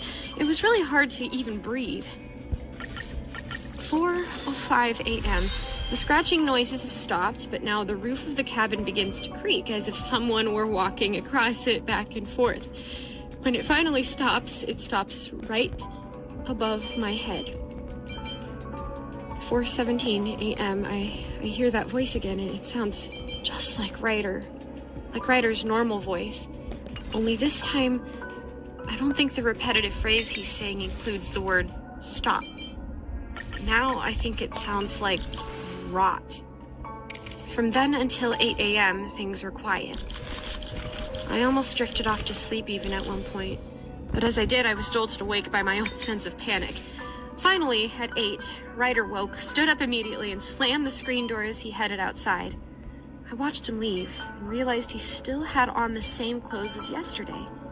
He had slept in them, which also means the truck key is still in his pocket. I'm sitting at the kitchen table now, writing this update while I listen to him chop wood outside. He's been doing it for hours. I have my backpack ready to go again. The moment he leaves to collect more wood, I'm booking it down the driveway. I think it's about a mile to the main road. I'm not a runner and have never been super athletic, but I'm hoping my adrenaline and determination can get me there fast enough. Once there, I'm going to walk until I can hopefully flag down a driver to take me into town, and then I can call family and friends. I'm actually pretty afraid to hitchhike, but at this point, I kind of feel one danger outweighs the other. I have to admit that there's a part of me that feels guilty leaving him here alone. But I've been reminding myself that if this man isn't my Ryder, then my Ryder might still be out there, and if so, he needs my help. Wish me luck, and please, if you have any more advice or even theories about what the fuck is happening, I could really use it right now. I'm hoping once I'm out by the main road, my phone will pick up a bit more signal. The last thing I'll do before I leave the porch and make my escape is post this. I just hope I can find someone before Ryder finds me again. Hey everyone, sorry for the late update. The last 48 hours were extremely harrowing and it's taking a lot of my energy to recount the events. Oh, This will God. be my final update. After this, I need to focus on recovery. So as per comment in my last post, I had made it to the main road and was starting to get better signal. I texted a friend but hadn't heard back yet. My calls were still dropping. At this point, I still hadn't quantified the danger enough in my head to justify calling 911. That just seemed overkill. I had been walking for miles when at last I saw a small farmhouse down the road. I'll admit I didn't run to it. I was exhausted at this point, so I kept up my even pace, glad relief was likely just ahead. That was when I heard the roar of an engine behind me. The first car I had heard the entire time I was walking. I turned around and my stomach dropped when I recognized Ryder's blue truck. I have no interest in Before I could even think to react, he roared past me, Let's begin. turning the truck to block the road and stop. This is our chance. I want to protect everyone too. He screamed, his face beet red with anger. I started backing up. I was hoping to stall for time. Surely the people in the farmhouse would hear him and come to investigate. The moment I took a step backwards, he flung the truck door open and stalked towards me.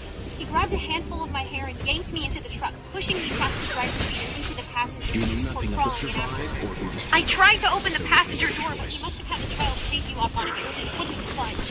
Then he slammed his palm into my head so that my skull hit the window hard. My head began to throb with pain and I began to cry. Leave it to me.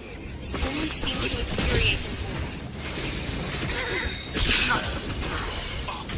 This is our I chance. threw the car into drive and sped all the way back to the cabin. Once there, he grabbed my arm and pulled me out of the truck with him. By now, I was begging him to let me go, but it fell on deaf ears.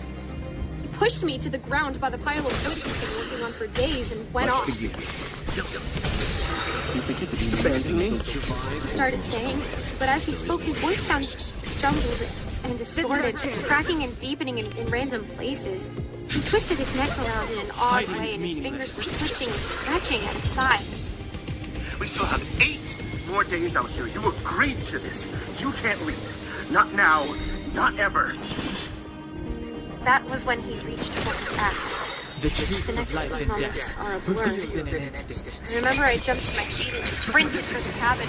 How I made it inside before him, I don't even know. Pure adrenaline, the grace of God.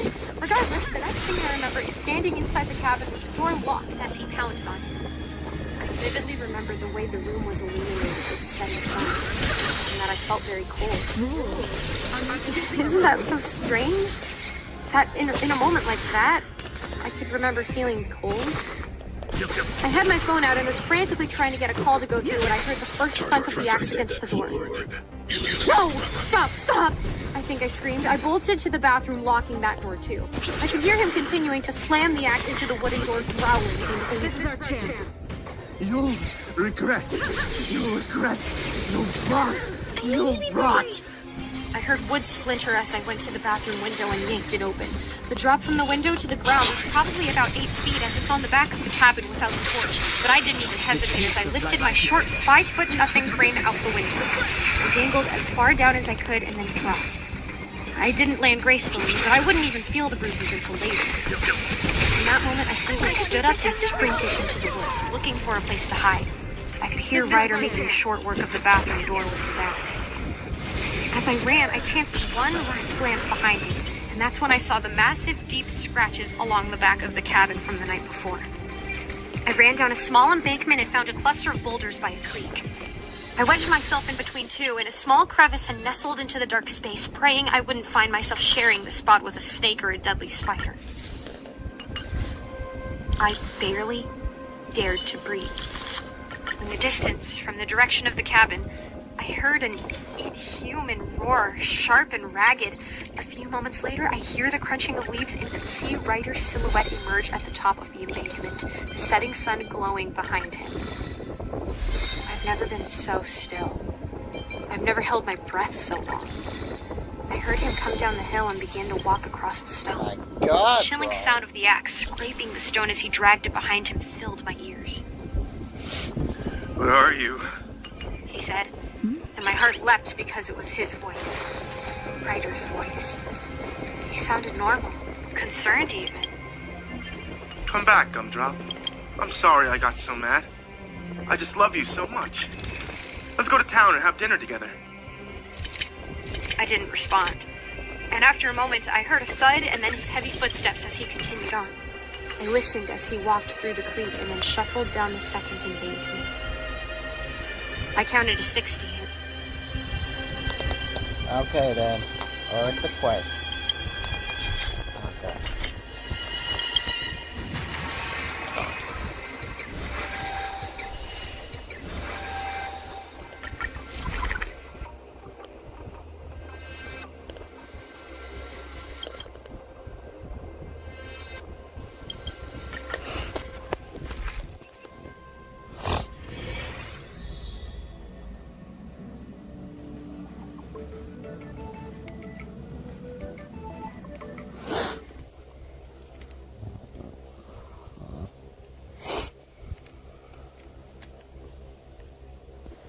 Say 70%.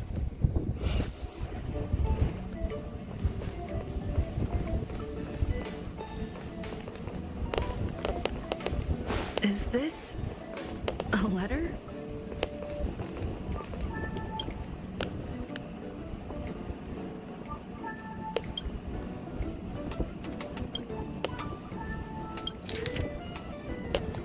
Upend the ancient sea and return to old ground. It's a letter for Don Hung. But who is it from? I should ask the conductor.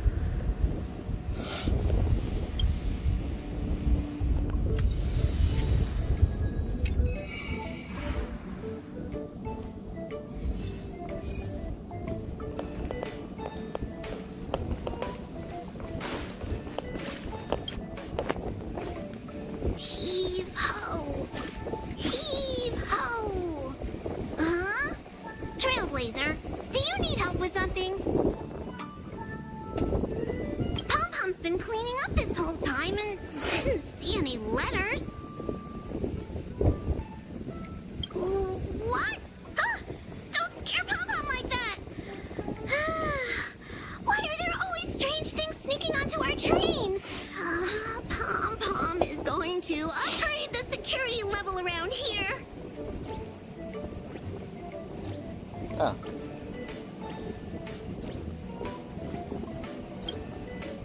What does the letter say? It looks like an invitation. Who could have sent it? Does Don Hong have any friends on the Law Fu? If Pom-Pom remembers correctly, he said he was exiled from there, right?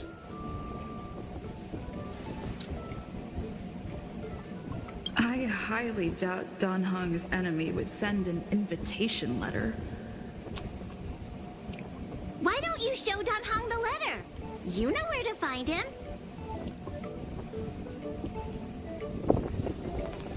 Go with the Hung.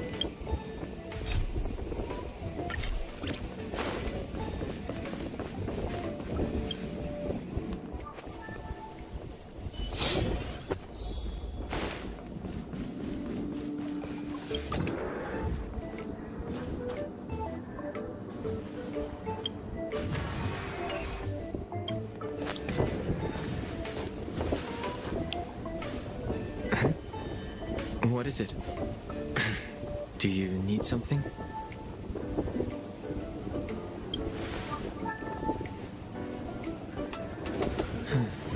There's no signature. And it doesn't mention a time or place. Looks like whoever sent this expects me to remember. Unfortunately, I'm going to disappoint them.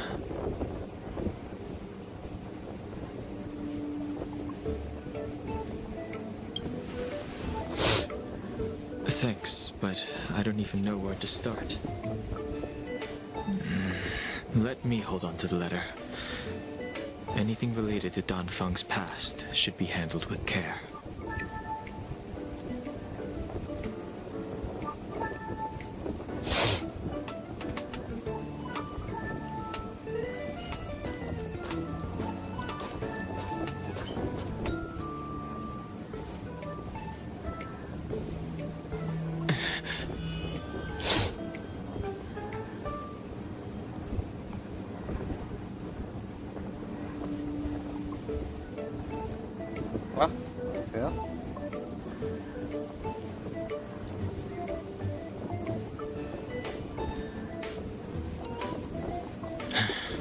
just as I thought. There was more than met the eye. Letting her leave first was a wise choice. I can't put her in danger again because of this. But if he didn't send the letter, then who did? Maybe I should make a trip to the seat of divine foresight. I need to ask Jing Yuan about the Stellaron hunters.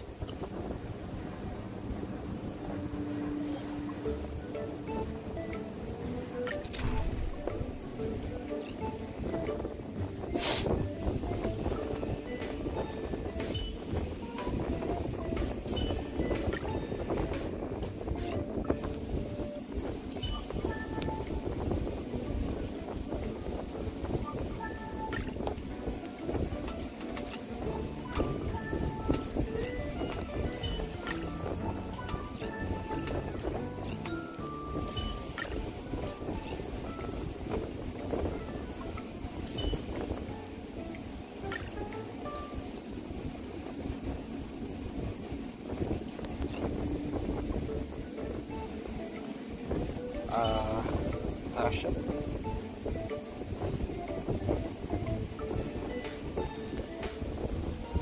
No. Oh, you should not.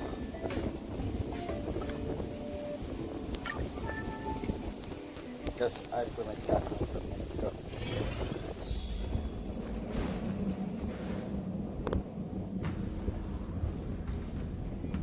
After all this time away from the Luofu, the seat of divine foresight has only become more hostile.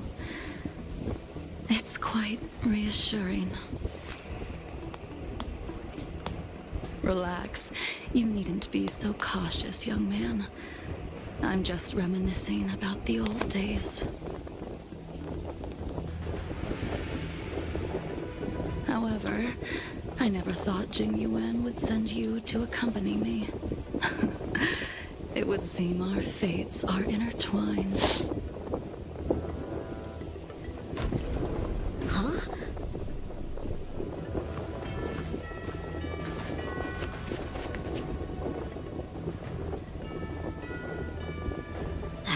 I've got my work cut out for me today.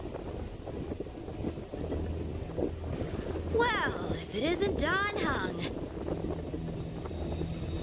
Greetings. I need to speak to the General about something. Looking for compensation for the injuries I gave you?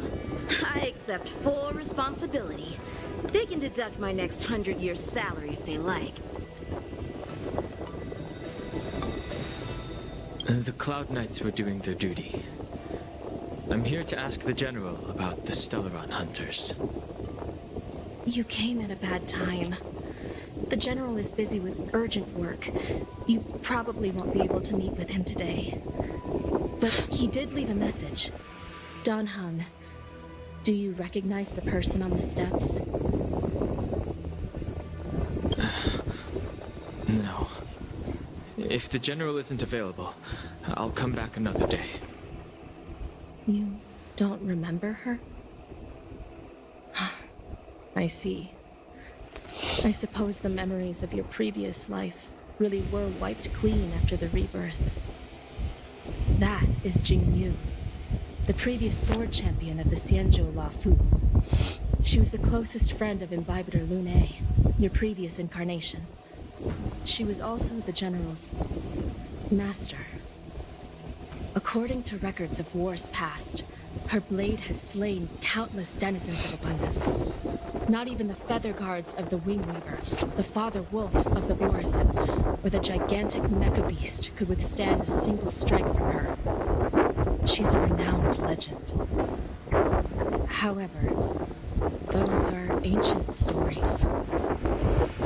It's a shame that even a hero like her wasn't able to break free of Mara. It is said that in the end, Jing Liu lost her sanity and slaughtered anyone in sight. She was deemed a criminal and fled to outer worlds. With her powers, you'd think there would be no one capable of bringing her in. For some reason, she arrived on the Luofu with a suspect disguised as a traveling merchant and said she wanted to turn herself in. Her surrender came with one condition, that she be allowed a day of freedom before the trial. She wanted to travel to Scale Gorge Waterscape and meet with her old friends one last time. I can't believe Jing Yuan actually agreed. Before he left, he ordered us to accompany Jing Liu during her last day on the Luofu. We're hosting an honored guest. We're escorting a criminal.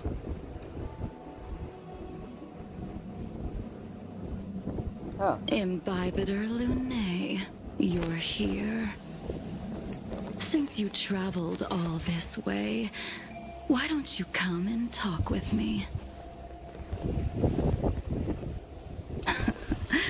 Or should I call you by your name in this lifetime? Dan Heng.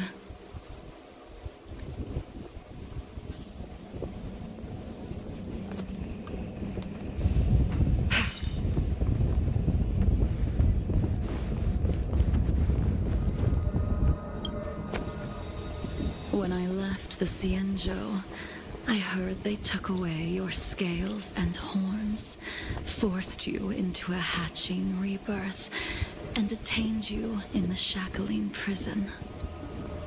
I thought Imbibitor Lunae had been wiped from this world, but then I returned to the Luofu and watched as you parted the sea.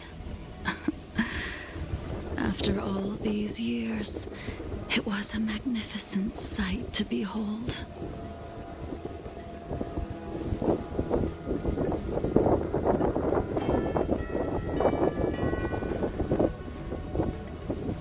Do we know each other? The answer to that is both yes and no. However, your cold and indifferent tone is identical to the person I knew back then. If my guess is correct, the preceptors were unwilling to allow the Ichor line to end, and hoped for the Imbibitor Lunae's resurrection. That is why they tampered with the molting rebirth, and turned you into what you are now.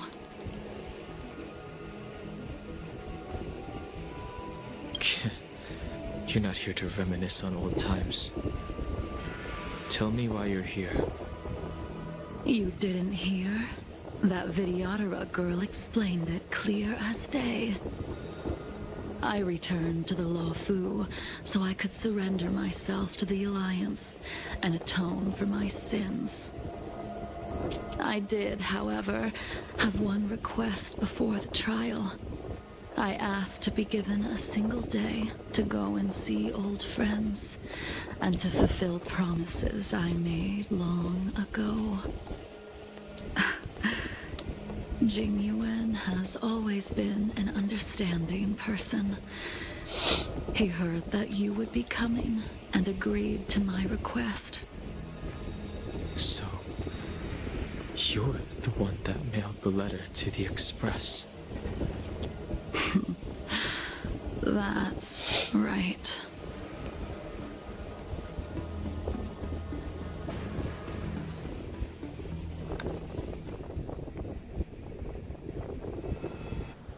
The sea's depths conceal no stone, and dragons' breaths reveal the moon. The scenery of Scale Gorge Waterscape is truly as magnificent as the poems describe. But as a suspect, shouldn't I be bound and interrogated in the shackling prison? Is it really appropriate to bring me to a place like this, General? Holding you in the shackling prison would be more trouble than it's worth. For security purposes, we will be performing your trial here. For security purposes? I suppose it's not my security you're talking about.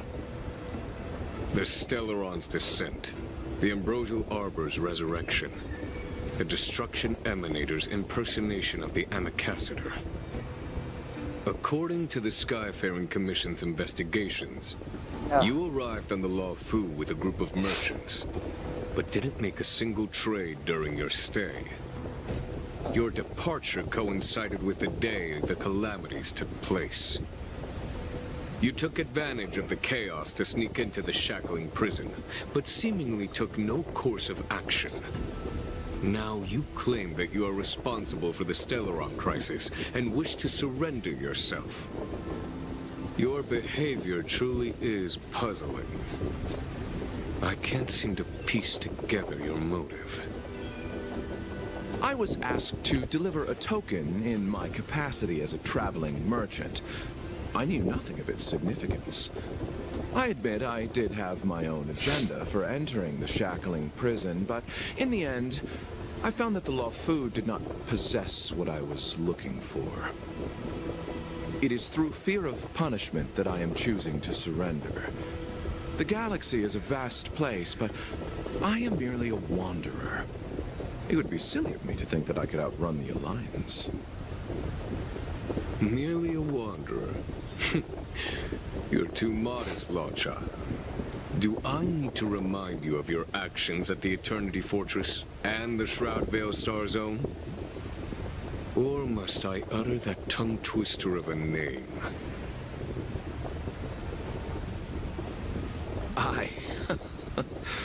Well, they don't call you the Divine Foresight for nothing, General. You flatter me. Fortunately, I did my research, or this conversation would have been quite dry. Seeing that you sense something is amiss, are you looking to defend me and clear my name of suspicion? That is beyond my control. Attempting to undermine the Alliance is a grave crime. According to protocol, you are to be held on the Xianzhou Shuling for a joint trial before the Ten Lords Commission and the 7 Arbiter Generals. However, at present, you have the opportunity to enjoy the beautiful scenery of Scale Gorge Waterscape. It will be the last view of the Law Fu you ever lay eyes on.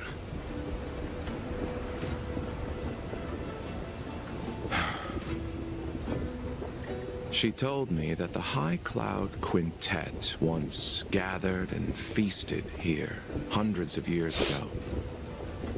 The unparalleled sword techniques of your master, the mesmerizing cloud hymn magic of Imbibitor Lunae Dan Feng, the artful piloting skills of Bai Heng, the divine weapons crafted by the Ju-Ming artisan Ying Xing, and the unmatched stratagem of the General. The 5 of you vanquished evil from the world, creating legendary tales in your wake. Unfortunately, nothing lasts forever, and the High Cloud Quintet disbanded as each of you went your separate ways. You removed me from the shackling prison and decided to interrogate me here. But not for security purposes. You wish to discuss things that shouldn't be overheard. You wish to discuss the one person you've avoided mentioning up to now. Your master, Jing Liu.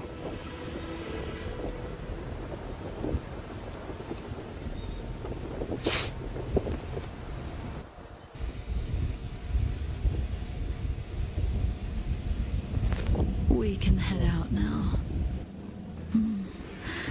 I would like to visit a few places from my memories, enjoy a glass of wine, and reminisce about the good times. Have you mistaken yourself for a tourist? I would make a wonderful tourist. Lower your guard, young man. I have already surrendered myself to the Alliance, and I will keep my word. Besides, your general has already agreed to my request. Imbibitor Lunae, you must accompany me. I won't take no for an answer, regardless of whether you're still interested in your previous life. Accepting my letter means that you've accepted my invitation. Lead the way. Where should we start? Should we go to Stargazer Navalia first, or to the Artisanship Commission? So many memories are swirling inside my head. I can't get a grasp on any of them.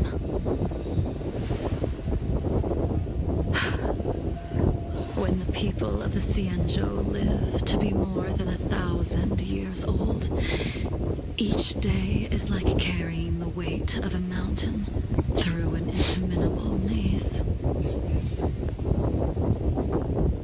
How hard is it to choose a destination? We're going to Stargazer Navalia. Problem solved.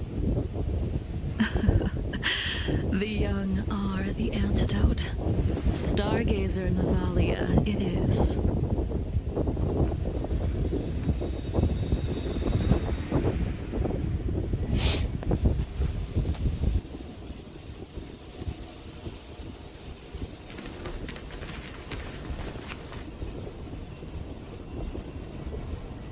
If it's star skiffs he wanted to see, we could have headed to the Jade Gate. Why did we come all the way here? Young man, have you ever heard of Bai Hung, the Foxian pilot? Bai Hung? I think I've seen that name somewhere before.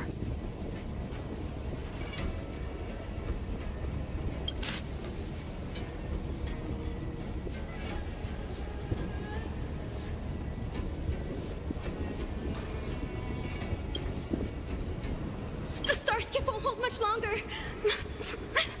Hi, Elder. Catch us before it falls apart. Imbibiter Lunae, if memories are returning to you, share them.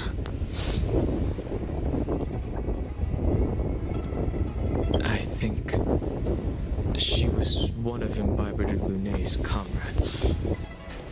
She was a comrade and friend to both Imbibiter Lunae and all of us. Well, that's all in the past now. The reason we came to Stargazer Navalia is because I wanted to pay tribute to her here. Huh? You mean the Foxian soul-soothing ceremony? Yes, the sending off of a star skiff. It represents the voyage of the deceased into the stars. Due to circumstances beyond my control, I never had the chance to bid farewell to her. It is something I have regretted to this day. As for procuring a star skiff, I know they can be manufactured here, but I know nothing of the process. I see. Follow me.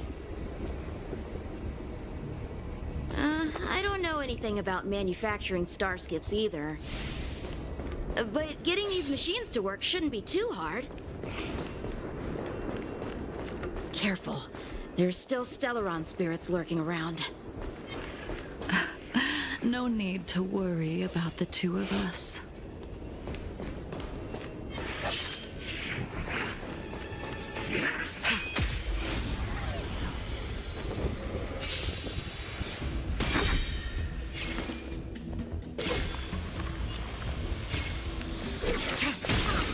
Rules are made to be broken. Too late to repent.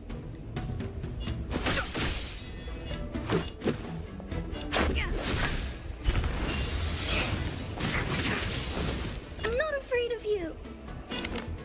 Eliminating threat.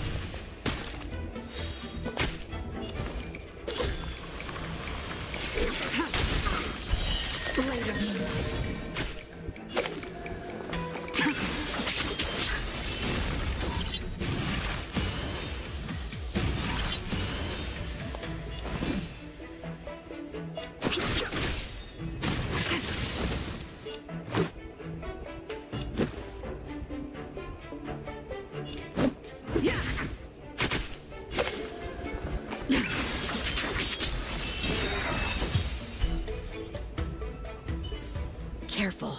There's still Stellaron spirits lurking around. No need to worry about the two of us. The moon shines on the truth.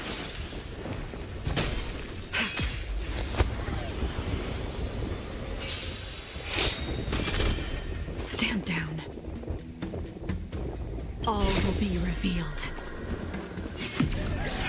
In lunar flame. Blade of moonlight.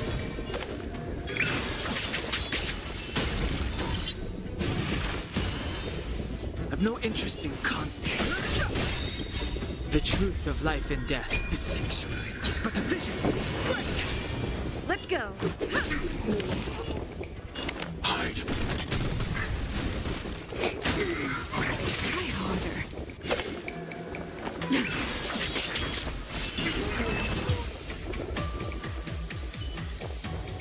What is there?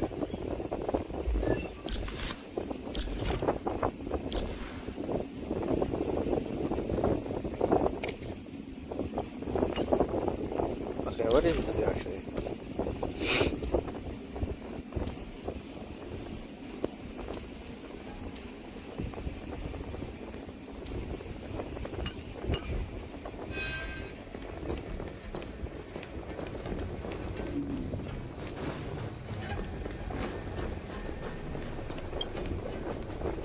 We've arrived.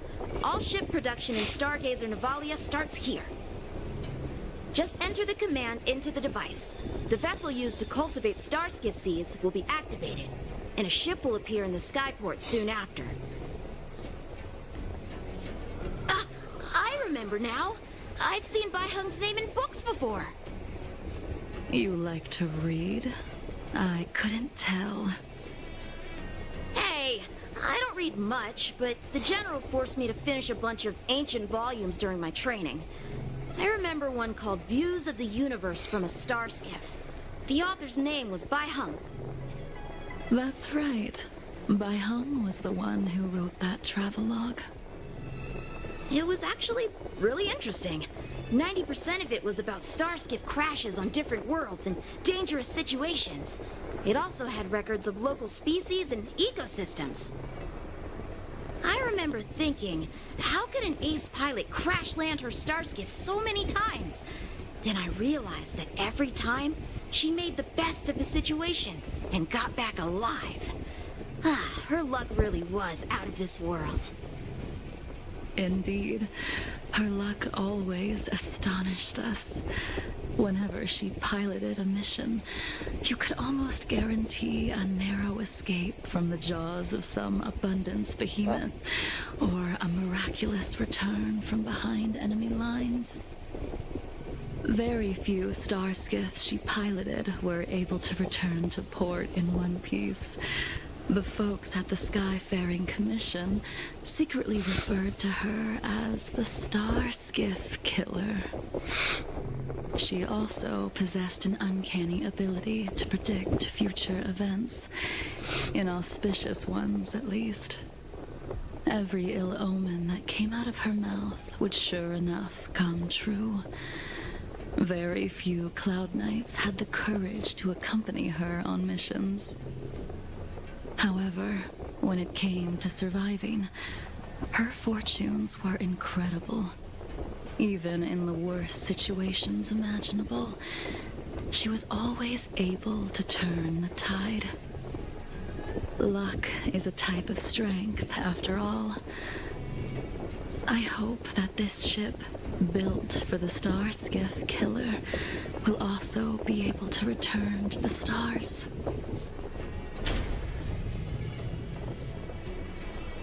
That'll do it.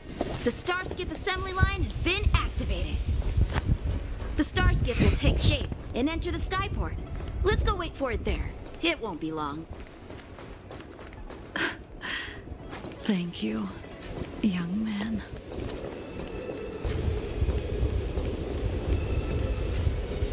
See, the Starskiff is complete.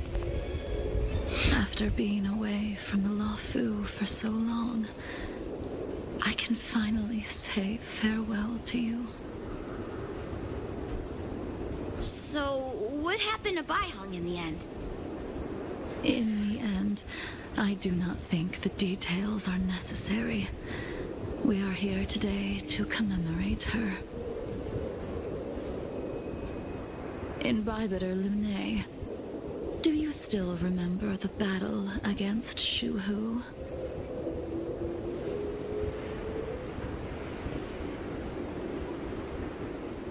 Did Gan Feng fight alongside you? Yes, the High Elder was held in higher regard. The Cloud Knights became wary after learning of Dan Feng's imminent arrival. General Tang Xiao called for me to guarantee the safety of the troops. But Baihong didn't care about any of that. She believed that the High Elder was mortal and no different from the soldier next to her. You ran a fair share of errands for her when she was still around. Let me refresh your memory. During that battle, Baihong, being the headstrong girl that she was, managed to exhaust the luck that was bestowed upon her by the Rainbow Arbiter. She charged ahead and shattered the enemy's defenses, allowing the Xianzhou soldiers to break through Shuhu's sanguinary abyss and awaken you from your dragon's delirium. She was not able to walk out of that fight. We all shoulder a debt that we will never be able to repay.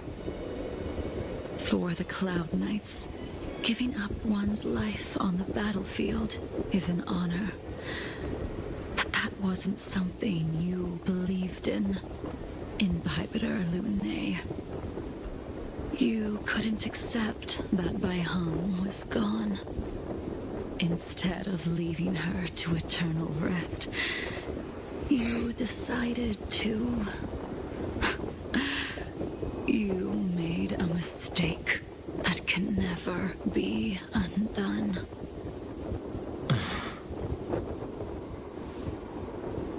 There is no need to respond, Imbibitor Lune. Your answer is no longer important.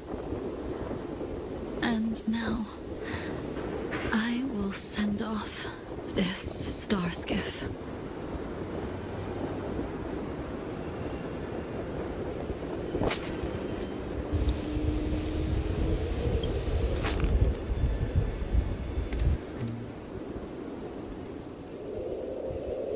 Baihong, I've brought your flagon. This was a gift handmade by him, though he never got the chance to give it to you in person. I'm sorry it took so long for me to find it. Only by bringing it to you will my nightmares be calmed. I will fulfill what you asked of me. I will keep my word, even if it requires me to cut down the stars in the sky.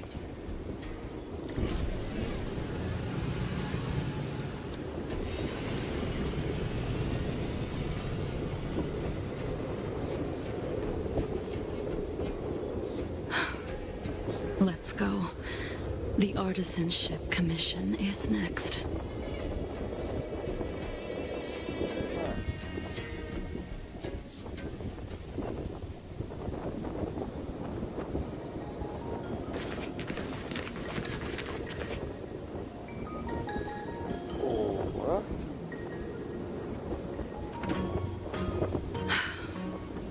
Since the Arbor's resurrection, the land has been crawling with abominations. Even the Artisanship Commission's prized creation furnace is hanging on by a thread. The crisis happened too suddenly. All the craftsmen and apprentices fled. Only a single master craftsman was left to hold the line until reinforcements arrived. That's how the creation furnace was saved. Interesting. Stubborn beyond valuing his own life. That reminds me of an extremely arrogant acquaintance. If he were to see the chaos of the Artisanship Commission today, he would burst into laughter at the Cienjo's incompetence. What's that supposed to mean? What's wrong with saving your own life and waiting for the Cloud Knights to arrive? And yet where were the Cloud Knights when danger was at the door? From what I heard, it was a group of Outworlders that came to the rescue. The Luofu's delves are big places. Besides, some of the troops were deployed to the Yao Qing's campaign. The Cloud Knights were spread thin. It was impossible to guard everywhere at once. Young man, why don't we continue our previous contest? Show me whether the sword techniques you are so proud of have improved. You just want me to do all the work. You think I'm gonna grant endless requests for a criminal? You go on ahead this time. We'll meet up at the Creation Furnace. Why did you send him away? It is of no importance. But you and I haven't had a decent contest in ages. I don't plan on fighting. The Moonshine, I'm not asking you to point your spear at me. Could it be that the abominations here aren't enough to motivate you?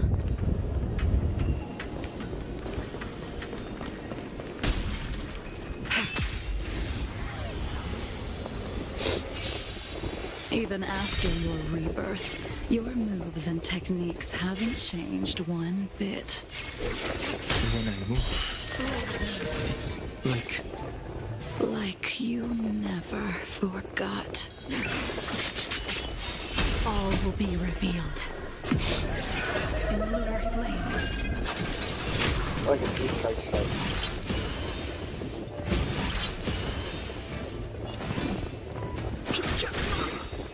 Rules are made to be broken.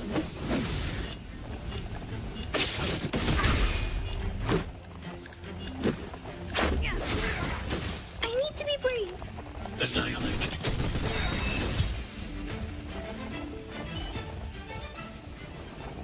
Come on already. What took you so long this time?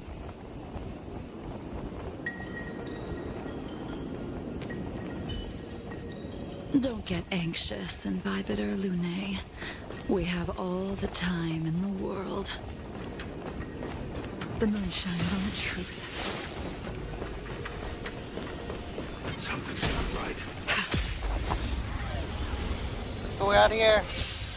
This sphere still recognizes you as its master.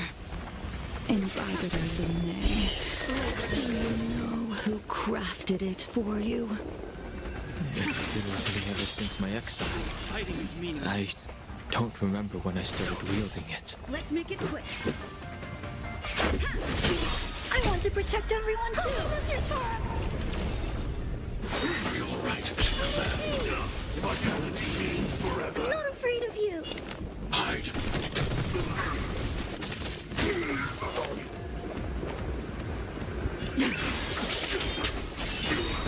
No interest in conflict. All will be revealed in lunar flame. Mission command. A miracle.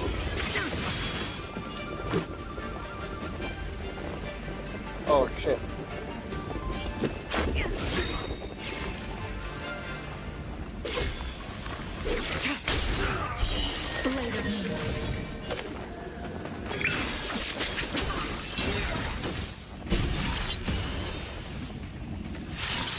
Rules are made to be broken. I need to be brave. Eliminating threat. Fighting is meaningless. Try harder.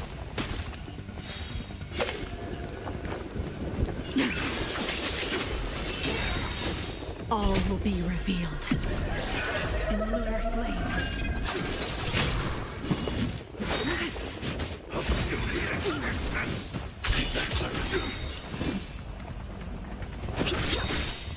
The truth of life and death, the sanctuary, is but a vision. Let's I go. brought any healers.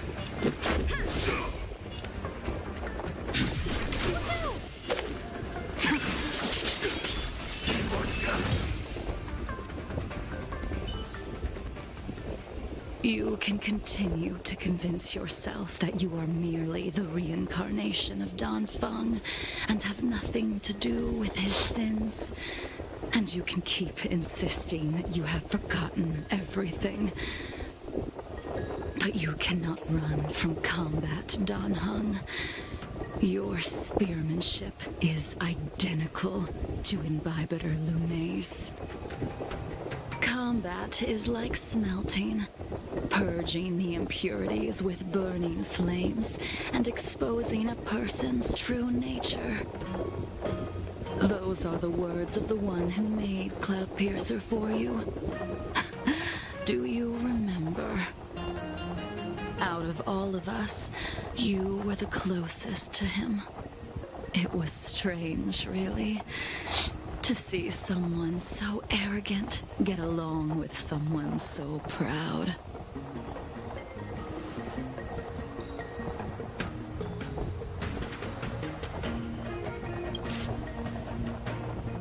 I'd rather leave this world in a blaze than live until the end of time.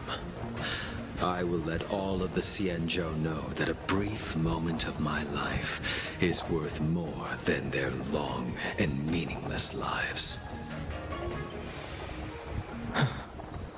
Yingxing. You still remember his name. When he was but a child, he swore to take revenge on the abominations. That's what drove him to travel across the stars to the Xianzhou to receive training. When I first met him, he wasn't even as tall as my sword. But he was boasting about mastering all the crafts of the Artisanship Commission by the time he was 100 years old. The little brat was no less arrogant than the High Elder. At first, I wasn't too fond of his defiant nature. But when we met again, he was able to craft weapons that astonished the Master Craftsman. He even snatched the Artisanship Commission title of Furnace Master. Unfortunately, the Alliance would never allow a short-life species to run the Artisanship Commission. He was only able to prove his worth alongside us outcasts in the end.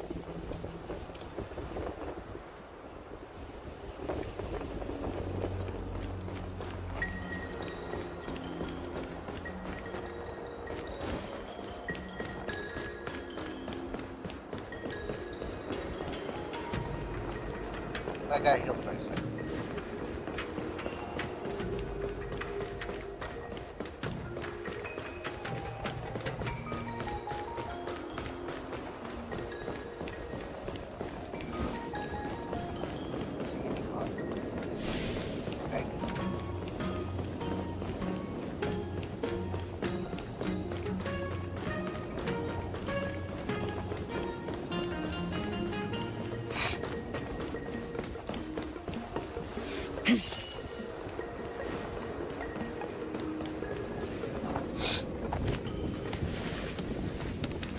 You didn't go easy just so I would get here first, did you? Of course not. Your technique must have improved so much that I simply couldn't keep up with you.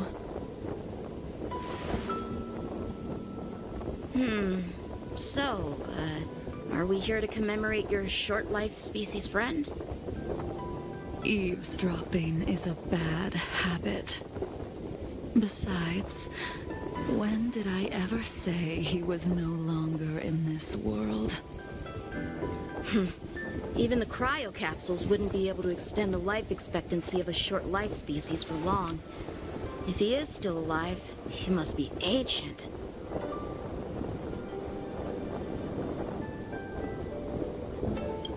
He transformed into a long-life species? Correct. Such are the twists of destiny.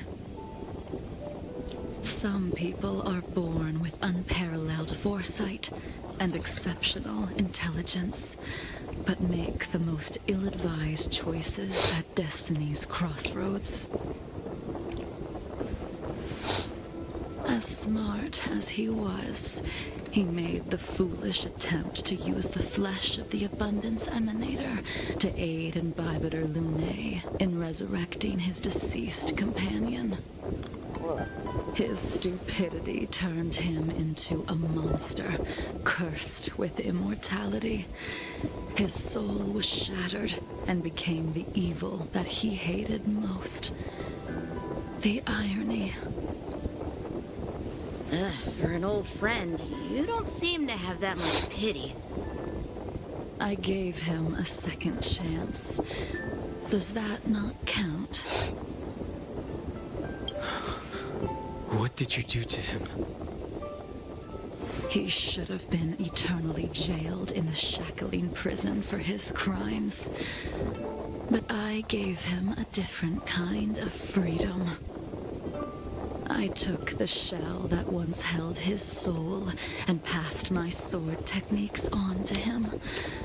I let him die 100 deaths to remind him of the karma of his previous life. Afterward, I heard he was reborn and even gave himself a name. We've idled too long. Let's head to the Alchemy Commission.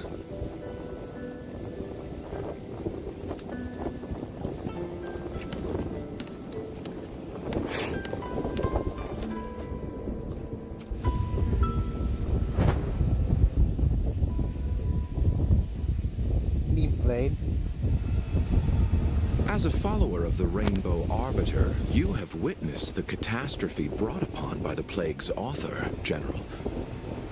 Living beings turning into undying monsters, eventually used as sacrifices to the Abundance. What do you think should be done to put an end to it, General?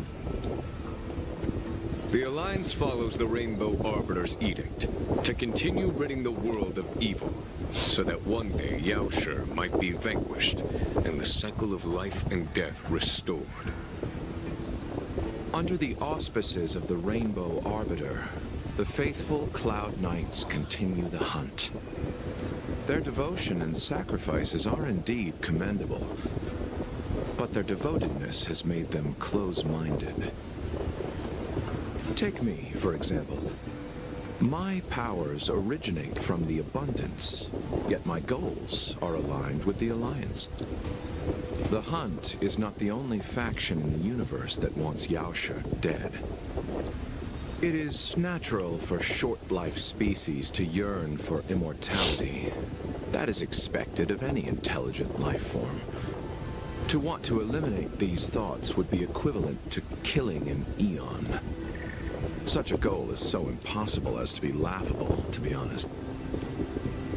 So, in order to sever Yaoshi's curse, one must look to the source for a different solution.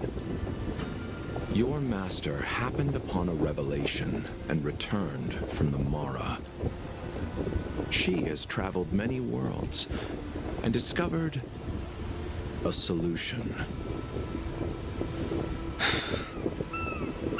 I'm listening. I apologize, General. I'm afraid the next move will have to be made on the Shu Ling. As I expected. Your surrender is just the next step in your scheme. You wish to avail yourself of the Ten Lords' decree to enter Shu Ling and stand before the 6 generals, even the Marshal. That is your true agenda. And the purpose of the contents of your coffin. General, you said it yourself. This is beyond your control. It is the law of the Alliance.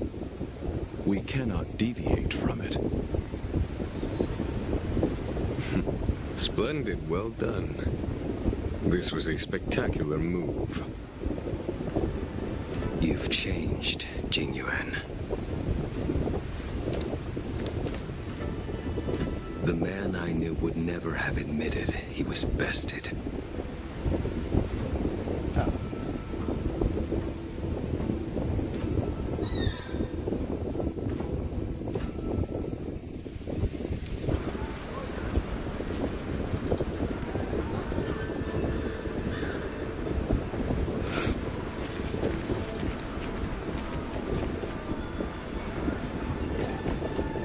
Order's already been restored to the Alchemy Commission. Why are we here? I heard the healer lady is capable of curing all diseases. I'm here for the same reason anyone would be. For a checkup and consultation. Patience, young man. We're not far from Scale Gorge waterscape. The mission the General tasked you with is about to come to an end.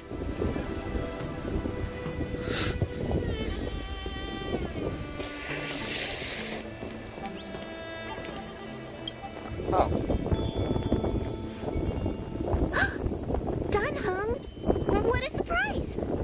Are you not feeling well? Please, come this way.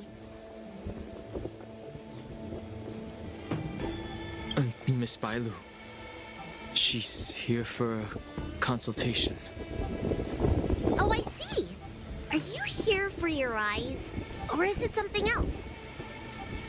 My eyes are fine. I cover them to avoid seeing that which reminds me of the past and riles my inner demons. My thoughts have been disordered lately, and I experience occasional night terrors. Do you have a way to soothe my mind, Dragon Lady? Those symptoms don't sound like my area of expertise. Bah, who cares? The healers of the Alchemy Commission don't get to pick and choose their patients. Give me your hand. We'll start by checking your pulse. You'll need to take some translucent worms so I can take a closer look. Your hand! It's freezing! Please wait. Dunhung, can I speak to you for a minute? Your friend here has a very peculiar condition. Her pulse is extremely faint. Normally, this would mean that she...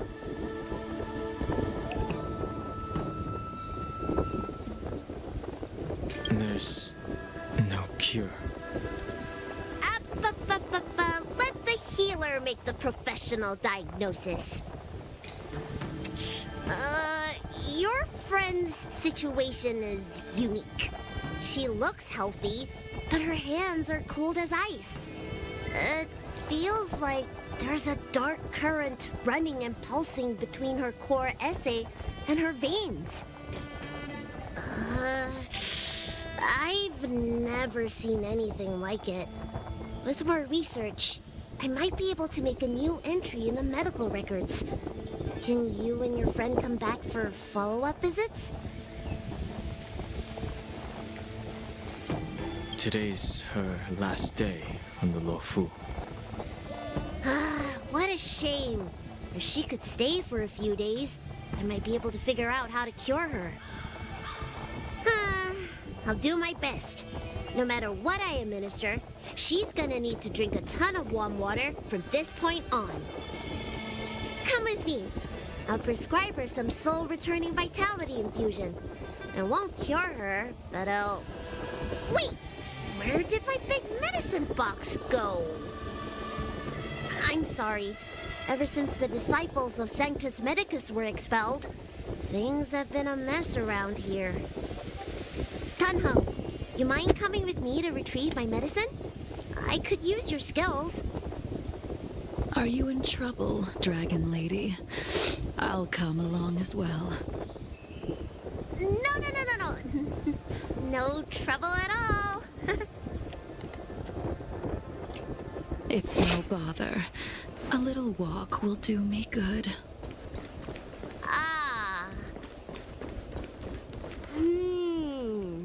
can smell the herbs. It's around here somewhere. Hey! Give me back my medicine box! That thing runs so fast! Don't let it get away!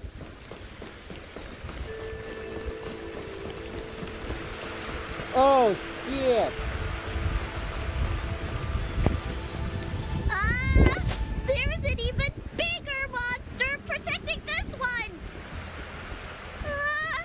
When did so many creatures start visiting the Alchemy Commission? Careful. Allow me to eliminate these obstacles, Dragon Lady. Stand back. The chill of my sword freezes everything in its path.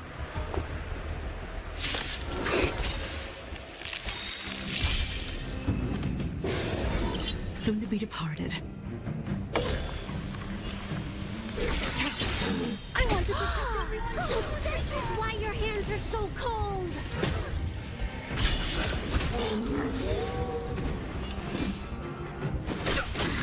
Let's go. I need to be brave. Shit.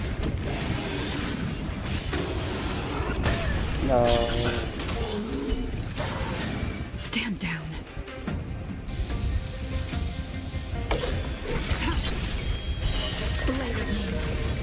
This cold isn't something normal flesh can withstand. All will be revealed. In lunar flame.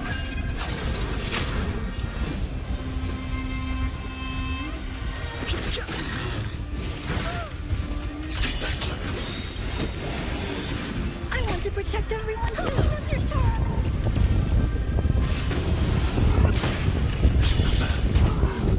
Let's make it quick.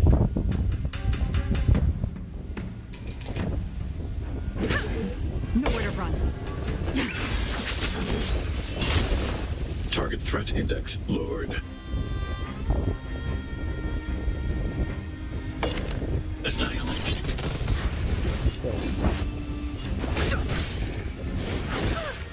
Mission complete.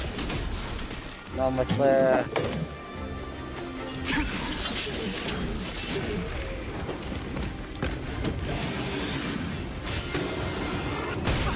The end of it.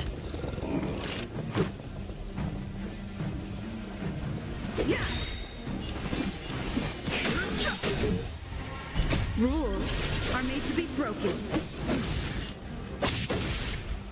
Shit.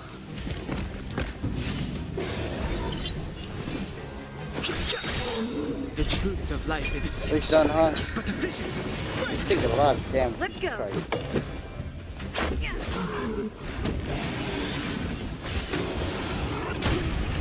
My god. So this is no interesting conflict.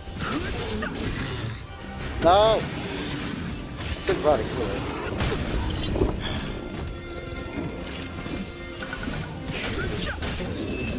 God damn it, that's fucking hard. All right, let me make sure nothing's missing. Excellent. The calming valerian and chi strengthening infusions are here. Let's head back. Never make a patient wait too long.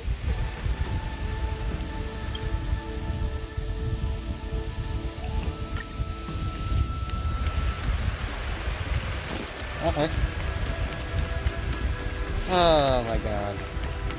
It's a lot of damage. No, I shouldn't have. Apologies again for the delay. This prescription won't cure you, but it will nourish your body and calm your mind. Very well. The fate of a long-life species is inevitable, even with the best doctors. You're Mara-struck? I don't see the symptoms in you at all. What with the incident on the Law Fu, I've treated a number of Mara-stricken patients recently. They all presented with signs of incoherence, delirium, or frightening physical mutations. You don't seem to have any of that. I made a deal that allowed me to retain what life I had left in me. I may be sane, but one thing is certain. My mind is already at its limit. And yet, I still have many unfulfilled wishes and plenty of unfinished business. I see. So you've learned to live with your illness.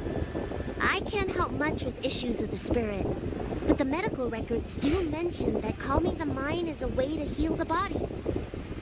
If you're able to forget about the past, there might be a chance for your symptoms to regress. Really? How unfortunate. My hatred overshadows my other emotions. I chose to hold on to it, to embrace it, and to use it to maintain my existence. All I have left are the sword in my hand and my hatred of the past. If I am without either of them, I would fall into an empty void. Thank you for your advice, Dragon Lady. Meeting you has provided more healing than any kind of medicine or remedy. By the way, among those you've treated in recent days, did you notice a person in bandages? Bandages? That's a vague description, you know. I'm not sure. We get injured patients from all over the Xianzhou for treatment, and the number of injuries we see has skyrocketed since the Ambrosia Arbor crisis. The person I'm inquiring about is tall, with a serious expression. He also carries a crude sword with him at all times. Have you seen someone like that, Dragon Lady?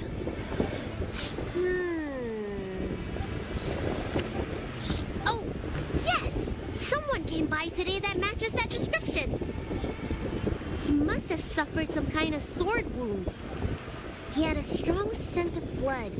Though, from the way he behaved, it must have been fairly minor. He didn't even take the medicine I prescribed. He's probably looking for a different kind of medicine. Well then, it would seem that everything is in place. Let's go meet our old friend.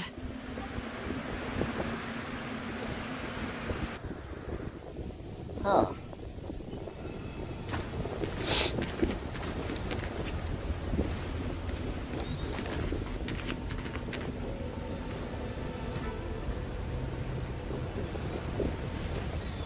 Take this man away.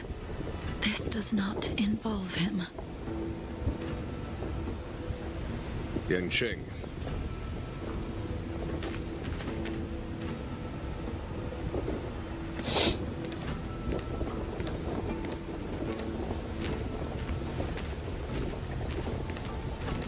And so, everyone is present. I never thought the High Cloud Quintet would be able to gather again in the same place after hundreds of years. If I remember correctly, the five of us made a promise here 7 centuries ago. We promised that no matter what happened, we would gather here together and share a drink. How sad that Scale Gorge waterscape remains empty while the world continues to turn. Some of us have been reborn, while others were denied death. Some have become criminals, while others can no longer fulfill their promises. And in the end, our friendship is no more. Soon, I will be shackled and tried. This will be the last you see of me. This is why I sent out the invitations before departing, hoping that everyone would be gathered here for my final farewell. Of 5 people, 3 must pay a price. Imbibitor Lunae, the chief culprit, chose to use the transmutation arcanum as a means of resurrection, begetting terrible transformation and great calamity in the process. He dishonored the name of the fallen. Ying Sing, the accomplice, arrogant and oblivious, used the flesh of the Abundance Emanator to assist Imbibitor Lunae in his evil. He fell, becoming an immortal abomination. As for Jing Liu, the sinner, she succumbed to Mara, slaughtered her people, and abandoned her oath. Now it is time we pay for what we have done. Dan Heng, you can never escape the shadow of Imbibitor Lunae. He is your origin, and his sins will accompany you in your path forward until you meet your eventual doom. Blade, what a fitting name. In the remainder of your infinite life, you will experience only murder and your own death, all the while pleading for a place to rest. This is the only way you are able to relinquish Ying Sing's regrets.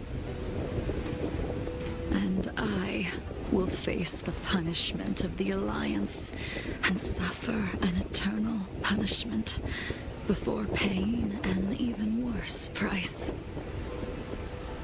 That is the only way to keep the memory of the pain of the past from fading away.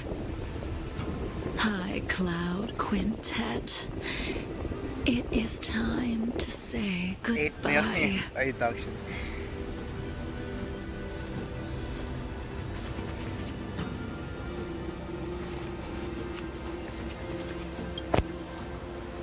A wineless gathering, accompanied by only sadness and bitterness.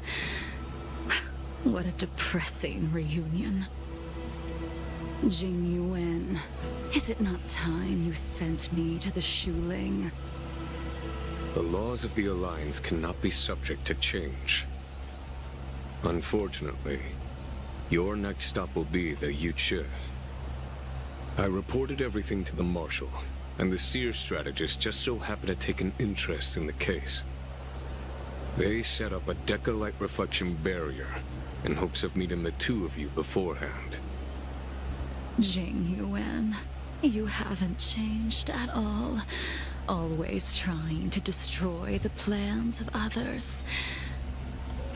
But in the end, whether it be you, me, the Cloud Knights, or the generals of the Rainbow Arbiter, we are all just pawns in a game of the gods.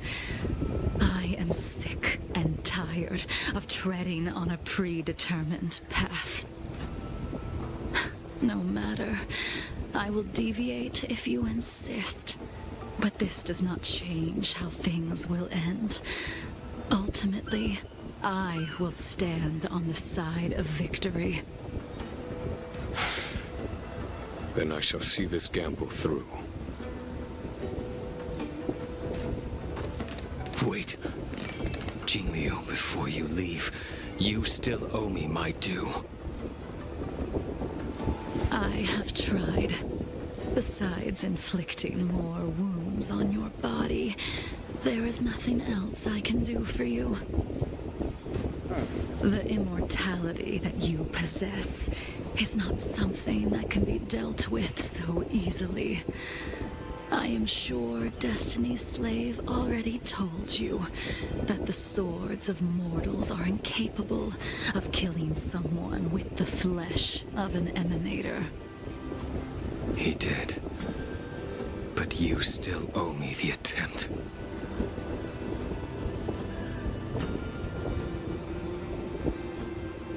I told told you when I taught you the way of the sword. I am uninterested in drawing my blade against someone who does not long for life, who wants only to be slaughtered. You will only draw against an opponent. Jingliu, allow me to repay you for your teachings. Savor the moment. I will deliver you a brief moment of death.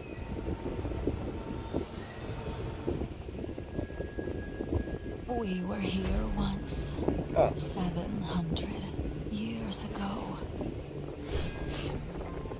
Laughing, sparring, and thinking about the future.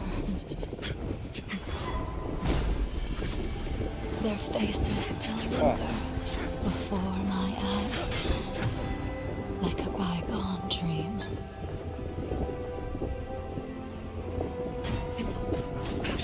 I thought those joyful days would flow indefinitely before us, like a Cianjo lifetime.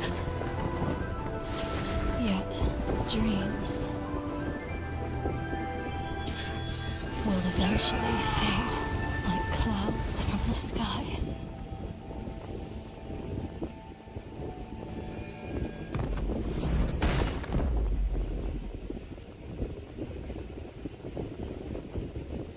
A familiar feeling. Almost as if we've returned to my first sword lesson. You used the sword Insing crafted, and pierced, sliced, and impaled me time and time again. The swordplay used to slay our enemies of old is still engraved on this despicable shell.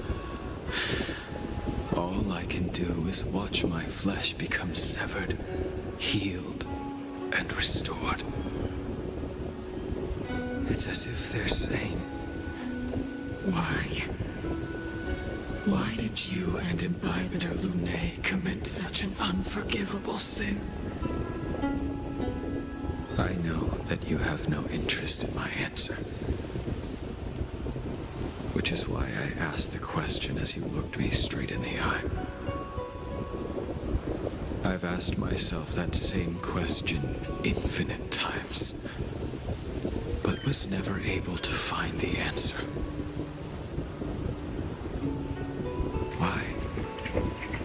Why is it that only the abominations can return time and time again? Why does someone like her have to be buried, burned to ash, and eventually forgotten? Why? In the end, you unleashed the final piercing blow and left both me and the sword in the withered grave. The miraculous thing is that in my brief moment of death, all the pain went away. Like when we drank to drown our sorrows.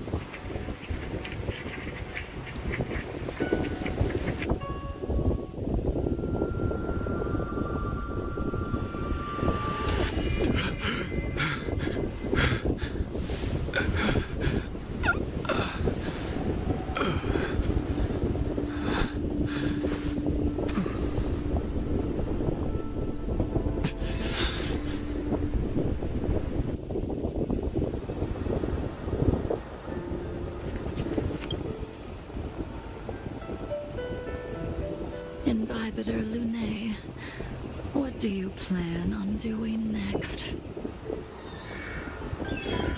Once this gathering ends, I will return to the Express to continue my journey.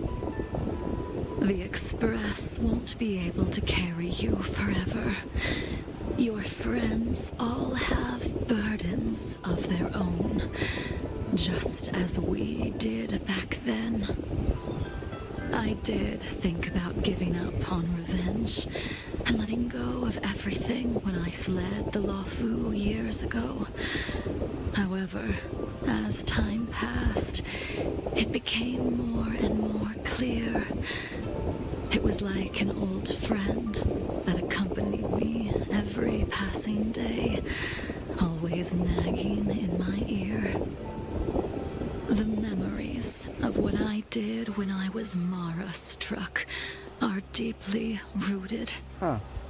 Since I am unable to rid myself of them, I decided to face them head-on in the end. Maybe when I witness the fall of the abundance, you and Ying Sing will find true release. Goodbye, Imbibitor Lune.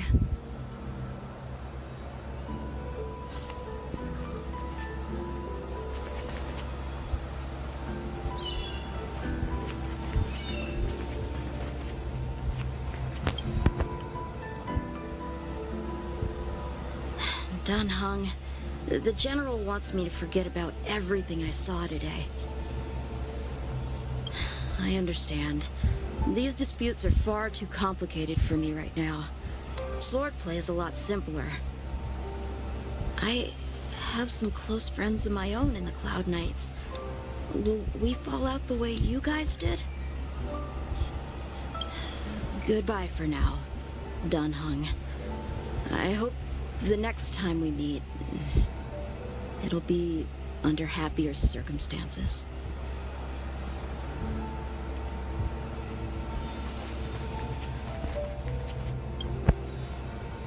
She couldn't do it with her sword either. She still couldn't do it. We have no choice but to continue the pursuit. This is the price the two of us must pay.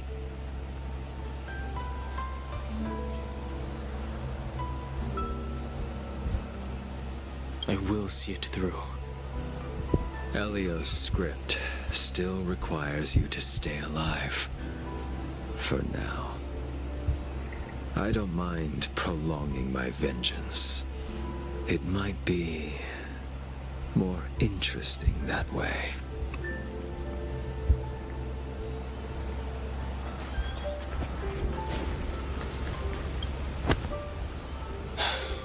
She's gone. All this must have seemed like a silly performance to someone newly reborn. But I am unable to prevent my old friends from taking sides against one another.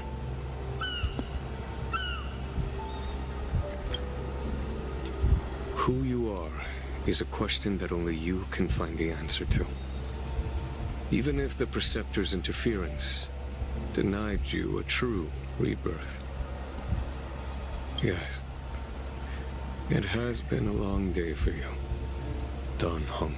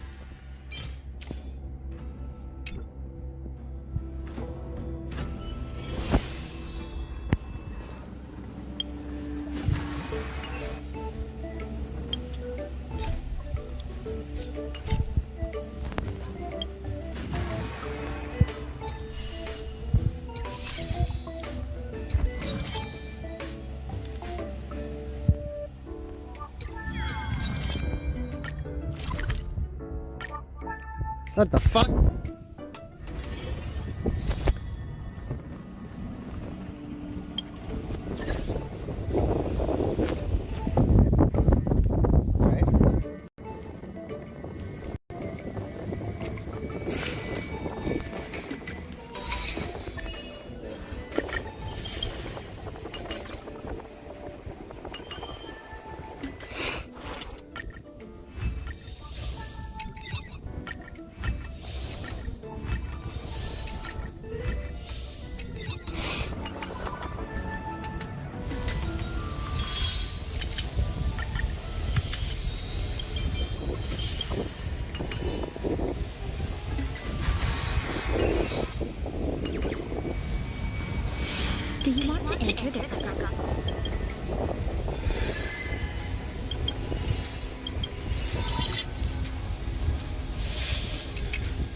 Okay. Let me try it. Maybe I'll get this 7, but not 8.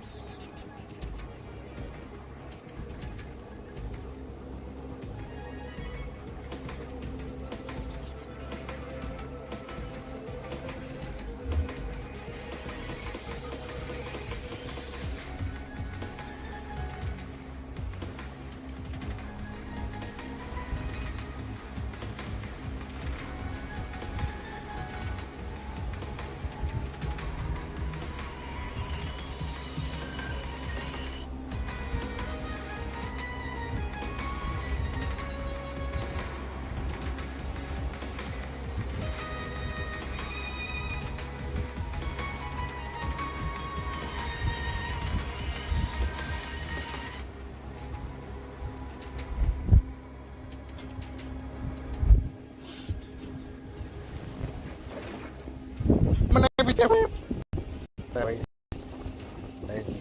Okay, so. Huh? Not working. Not working. Counted to 60 and then carefully emerged from my hiding place. I looked around, and the second I realized he was out of sight, I booked it as fast as I could back towards the cabin. I was pretty sure Ryder had left the keys in the ignition when we got back. All I had to do was make it to the truck. I ran faster and harder than I ever knew I could. I burst through the tree line and then took a sharp turn around the cabin. I saw the truck. I ran towards it when suddenly I heard Ryder's scream echoing as he lunged out of the woods next to the cabin as he ran straight at me. At the time, I was in too much shock to question it. But now, I can't wrap my mind around how he could have even gotten back so fast. And from that angle of the forest. Regardless, before I had time to think, I grabbed the driver's side door and yanked it open, just in time to stop the axe he swung from connecting with my chest. Instead, I smashed it into the door. Unfortunately, I didn't have time to climb inside, as his next move was to let go of the axe, still wedged in the middle, and come at me. I tried to run, but only made it as far as the truck bed. He slammed me against it and lifted me off my feet with his hands around my neck. I couldn't pry him off me.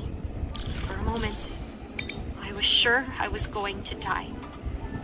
Then I started to kick and flail, and as he bent me over the side of the truck bed, my hand connected with something heavy in the back. I swung. The crowbar made a sickening crack. He stumbled back, releasing me as a trickle of blood began to run from his temple.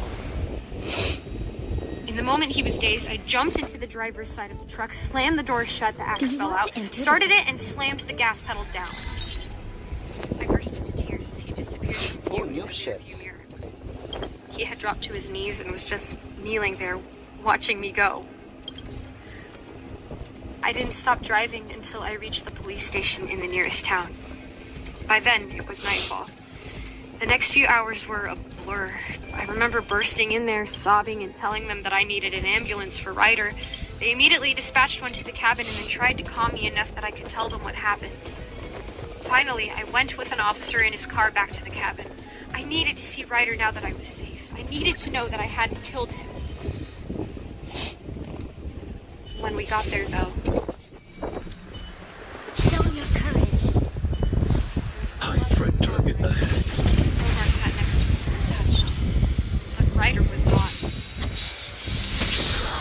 Just a set of impossibly deep, heavy footsteps leading into the woods, and the trail of an axe being dragged beside it.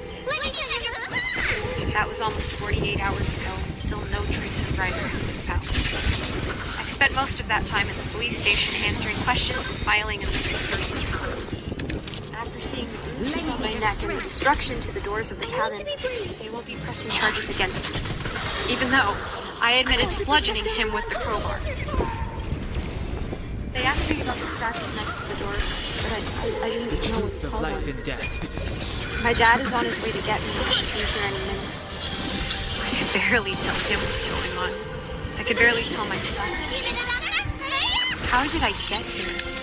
My sweet, loving boyfriend is gone. The worst part is I still don't understand what happened. Was he taken by insanity? Some dark, evil creature of the forest? Possession? Or worse? Was this monster always lurking inside of him? Just waiting for the right moment to emerge.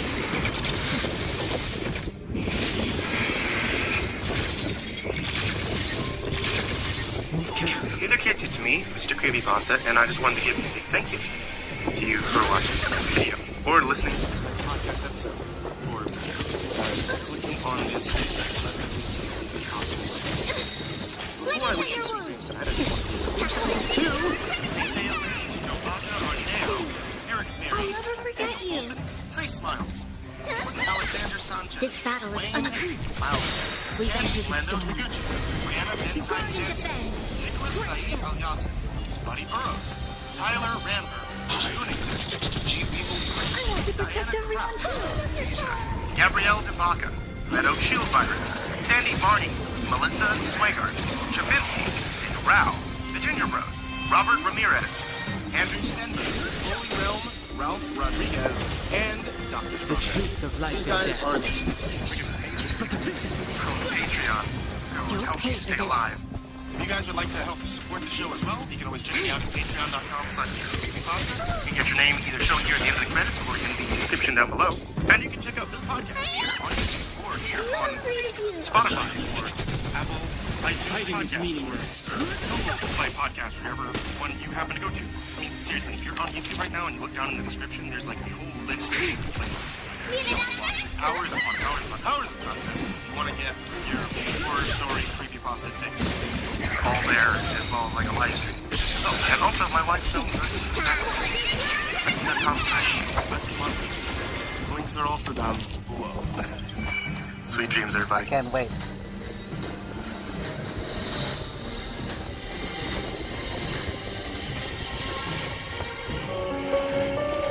All I wanted was to go fishing with my friends. I haven't seen them in so long. COVID practically makes it impossible for us to travel to each other. But in a stroke of luck and coincidence, we all managed to get a week off and met up at my place in Florida. We were all excited, you know, so happy to be able to catch up. I mean, shit. My buddy was getting married. Strategy. Needless to say, this time was important for all of us. I just wish we hadn't gone near those sticks. We met each other days ago, Jack. I live on the beach. We have a boat docked a few minutes away from my house. It's a fairly nice village, nothing special, but she gets the job done. We went to a few local restaurants the first day, did a lot of drinking, and the next morning, packed her up with beer, food, and fishing supplies. We set off. Beautiful day. The sun shining in the clear blue sky. The wind gently feels the air as we sat and fished. Oh no. Don't tell me silly shit. Everybody's marriage proposal. That's fine. There were 4 of us in total. Nothing of the way we survive or we destroy. There is no choice. So, suddenly, the boat did something none of us could. We jerked upright, and my friend Dom peered over the side of the boat to see what we hit. He turned back to us, speechless, motioning frantically to see what we had found. Me and my other 2 friends, David and Ben, quickly joined him. And in front of us was a staircase. Never let your guard down in front of your enemy. A staircase leading into the darkness of the water. Water was parted almost to distance, protected by a tunnel of glass. Water was splashing around. Water was stuck inside. The stairs were completely dry, as though they were made of stone.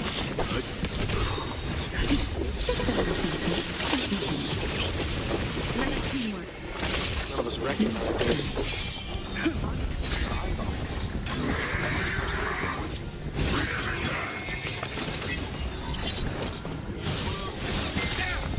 Spirit never dies. To the class.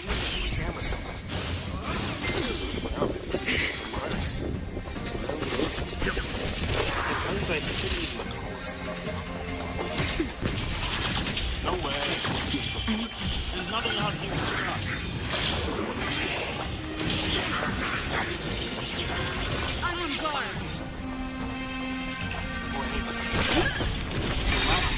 Stay the course. Get forward. The wind is rising. From the boat. Lance the blaze. It's anything other than more stairs. Time for some hardship. You know nothing of I just can't wrap my fucking head around it. It looks like There is no it's other on choice. forever. Spirit never dies. Lance at the ready. We could finally pull ourselves away to some of this stuff. Checked his phone and it was dead. In fact, all our electronic devices are phone, but all out of battery. I checked the analog clock I had on board and read 6:48 p.m. When I told them the time, they couldn't believe it. We came out here at around 9 in the morning, right? I'm fucking nervous, man. We shouldn't be here. How has that much time passed? Yeah, I don't feel good either. Like, my stomach's full. We haven't eaten. Hell, I only had like 2 beers, some toast before we came out. My stomach's going wild. Dave let out a groan. We should just head back. We all nodded. So I grabbed the coordinates from my GPS just in case. Thankfully, the boat was working fine, and I managed to pull us away from the staircase. Not before bumping into something else as we pulled away. We reasoned it was probably just another part of the staircase structure. I mean, hell, we could have stumbled upon some sort of massive underwater building or something. Brushed it off and set the GPS back to the dock. Made our way silently back to shore. My stomach's fucking killing me, Dave groaned. I don't know what's going on. Maybe I had some bad toast. Ben joked. You should... Before he could finish his sentence, Dave was throwing up into the ocean. It went on like this for a while. Until we got to the shore. When we docked, Ben went over to pick up our food cooler. Stay close. The wind is right. We opened it up and all the sandwiches we brought were covered in black layer. The smell was too much to handle. Man! And let out an exasperated sigh. I was excited. What the hell happened? You know nothing of the weight behind It feels weird. The food was just bad when you got here. No way! I'd never... Hey, guys. Dave's voice weakly called from where he was throwing up in a trash can on the dock. I think something's wrong. We all looked at each other and quickly walked over to him. Black liquid mixed with mild was all over his mouth and shirt. He swang back and forth like he was drunk. His eyes were puffy and his bloodshot like he was trying. Oh shit! Dom handed him a bottle of water and he began washing the fluid from his face. What happened? I don't know. Dave said, I feel a bit better now, I think. Go home, please. That's better. Yeah. Spirit never dies. Just pack the car and get out of here. Shit, I'm sorry. I got some medicine back at my place. That'll probably be helpful. I'm on guard. Yeah. Dave simply replied, I think I just need some sleep. You sure we shouldn't take you to the hospital? Ben asked. No, I'm fine. Stay close. Dave's voice was a bit strange and he was far away. I just need sleep. The car ride home was uneventful. And Dave ended up passing out before we even got back to my house. We helped him into the shower and he went to bed shortly afterwards without saying anything. We just chalked it up to him getting seasick. We put on a movie while Dom and I smoked. Eventually, our appetites returned and we ordered some pizza, briefly discussing the strange things that happened. Let your guard down in front of your enemy. We would be our luck, right? Ben said, biting into a slice of pizza. Does weird shit. Will of preservation. What happened right when we finally get some time off to relax? Yeah. Break the wind. Got me another slice. We'll do something a bit more low-key tomorrow. There's a bunch of dope museums around here. Art district's packed on Saturday. Let's begin. We ended up chatting for a little bit more before we started to pass out. And moved to our respective places in the house. I don't usually remember my dreams. This time, I couldn't stop thinking about the work. Stay the course. In my dream, I was swimming towards it. The water was thick. You know nothing of the survivors. As I pulled myself up to the mouth of the stairs and the doors, gently calling me forward. Before I went any further, I was shaken awake by Ben at around 5 in the morning. Hey, what? What? Oh, I just sleep from my eyes. Dude, what's going on? Leave it to me. So early. Dave's gone. I said quietly. I shot up from my bed. What do you mean Dave's gone? Yeah, I went to drop off a glass of water for his bed. He looked like shit, no? Ben motioned for me. I followed him to the guest room. Ben stood awkwardly in front of it, motioning for me to open the partially cracked door. The first thing I noticed was the smell. Let's begin. The sheets on the bed were caked with yellow and black bile. No. Bits of blood dotted around the pillow. Resting on the bedside table is a singular High threat target ahead. tooth. What the fuck? High threat target ahead. Take the smelling. This will strengthen What the us. fuck? Where's Tom? Show your Sleep on the courage. couch. Maybe he went to the hospital. Should we call them? Move carefully. That's it, mostly. Nobody with his name checked in. Nobody. Did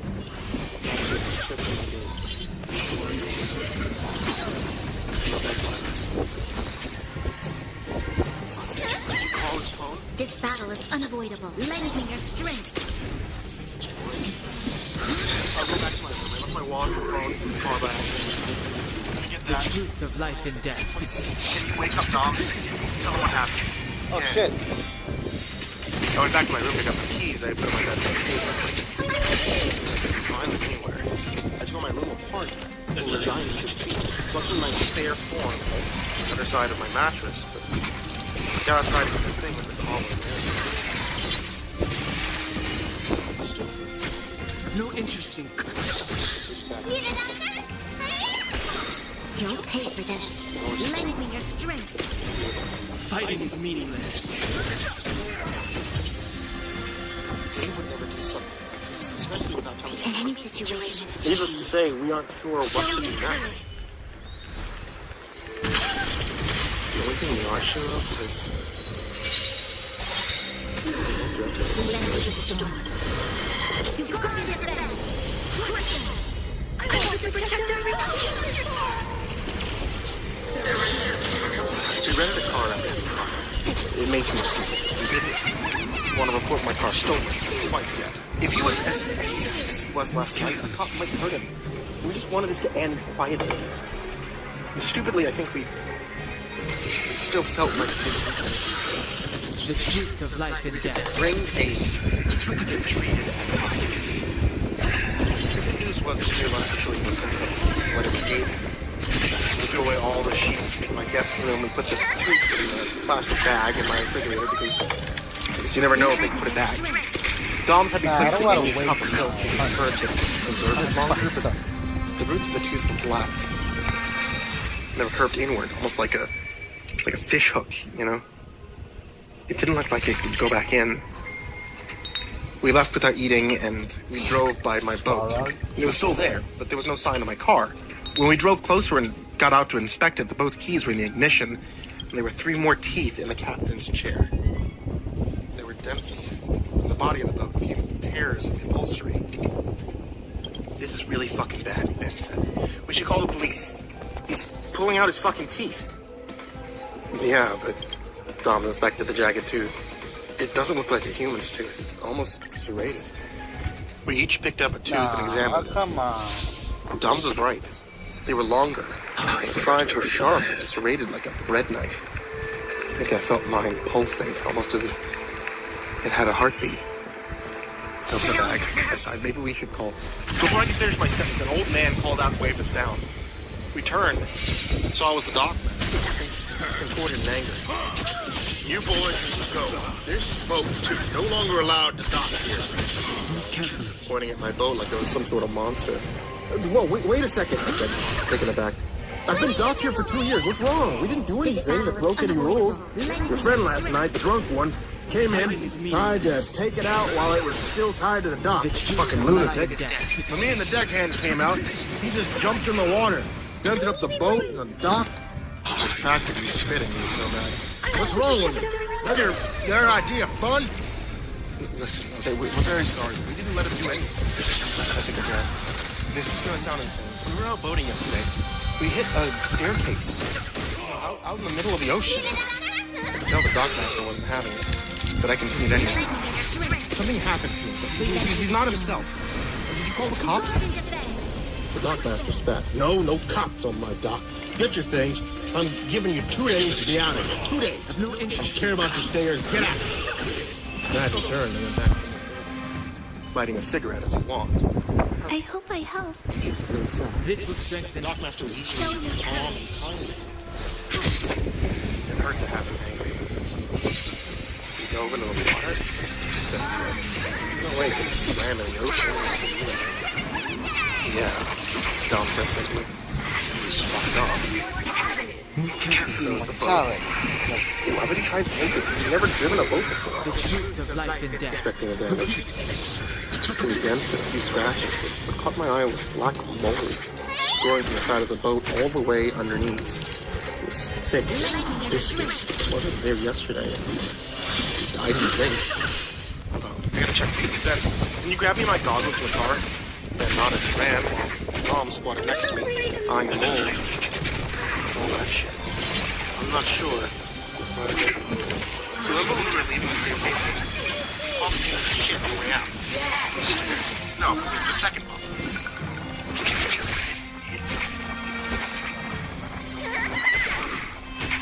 Dom's eyes widened as Ben came back with the goggles. I took them and put them on, stripping down to my boxers. Whatever you do, don't open your mouth. That shit doesn't hurt. Yeah. I dove into the water next to the boat and looked up at it from below. There was a small black and purple looking cocoon sticking to the underside of the boat. Like it was about to burst. He was about the size of a basketball. I quickly swam to the surface, pulling myself out of the water as fast as I could. Fuck! I said, gasping for air. Fuck. Oh, what? What? Buff? That is something attached to the boat. It looks like a giant purple fucking larva. Or a cocoon or some shit. It's moving. No way, Ben said incredulously. Did it come from the stairs? I'm sure it's fucking bring it home. Lying on my back, staring at the sky. After a few moments of silence, Dom said, we need to go back. Dave's at the stairs. I don't know how, but he just is. You know? Ben and I looked at each other nervously. I think you're right. Ben nodded silently. We're at home right now and gathering supplies. My pistol permit, so bring that along as well. I had a shit-ton rope. First aid kits as well as some scuba gear. The dockmaster gave me 2 days. Of course, we have to take one final trip. The wind is rising. After we found the cocoon, we went back to my place to prepare. I have a Ruger GT100 is locked in my closet. Pulled it out, shoved it in the holster. We also had about 3 first aid kits, crowbar, hunting knife, ropes, some miscellaneous snacks. Never talk much. Let's begin. Everyone lost in their own world, coping with whatever was coming next in the best way they could. Sleep was almost a complete responsibility. We just wanted this to be over. For us to be dead. The wind is Whichever comes first. There was a warning letter taped to the seat of my boat. One more day until forced addiction, read in bold letters. The 3 of us looked at each other and weakly smiled. I don't think we're gonna have to worry about it. Ben said quietly. Dom's eye didn't answer. We knew he was probably right. No matter what happened, I don't think I'll ever go on a boat again. If we're going to do this, we need to go now. Dom tapped me on the shoulder. I shook myself back, realizing I was just staring out to the open ocean. Now that we were close, I could feel the cold. Nothing of the waves will be destroyed. There is no choice. And then my eyes opened, suddenly. Spirit never dies. It took me a few minutes to realize I wasn't on the boat anymore. I was alone, standing on something. The air around me thick with the smell of rotten flesh, and I vomited by my feet and watched as it slowly dripped down the stairs. My eyes widened as my brain tried to catch up to what I wasn't on the boat. I was on the stairs. I shook my head violently and looked around, my eyes adjusting to the dark. Somehow the stairs were going nothing of the destroyed. Behind me, in front of me, all around were those stairs. All descending into this headed stone wall. And those sounds, it's like dripping in the water. Let's begin. Doms? Ben! Called out. No answer. My voice felt dead in the air like I was speaking at a brick wall. No echo, just that awkward encompassing. The only thing to do is to go further. I felt a hand on my shoulder. Familiar, cold. I turned around and broke down, tears falling down my face as Dave stared back. Both of his eyes were ripped from their sockets, his face split down the middle, stitched back together with black fishing wire. The same was true for his arms and legs. His clothes were tattered and torn, soaked with foul-smelling liquids. I couldn't begin to place. I'm on guard. What happened? I sobbed. What's going on? Where is everyone? The wind is rising.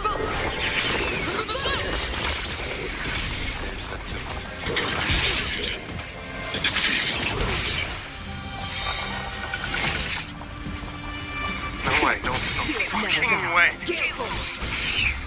Lance at the ready. My own body, I knew.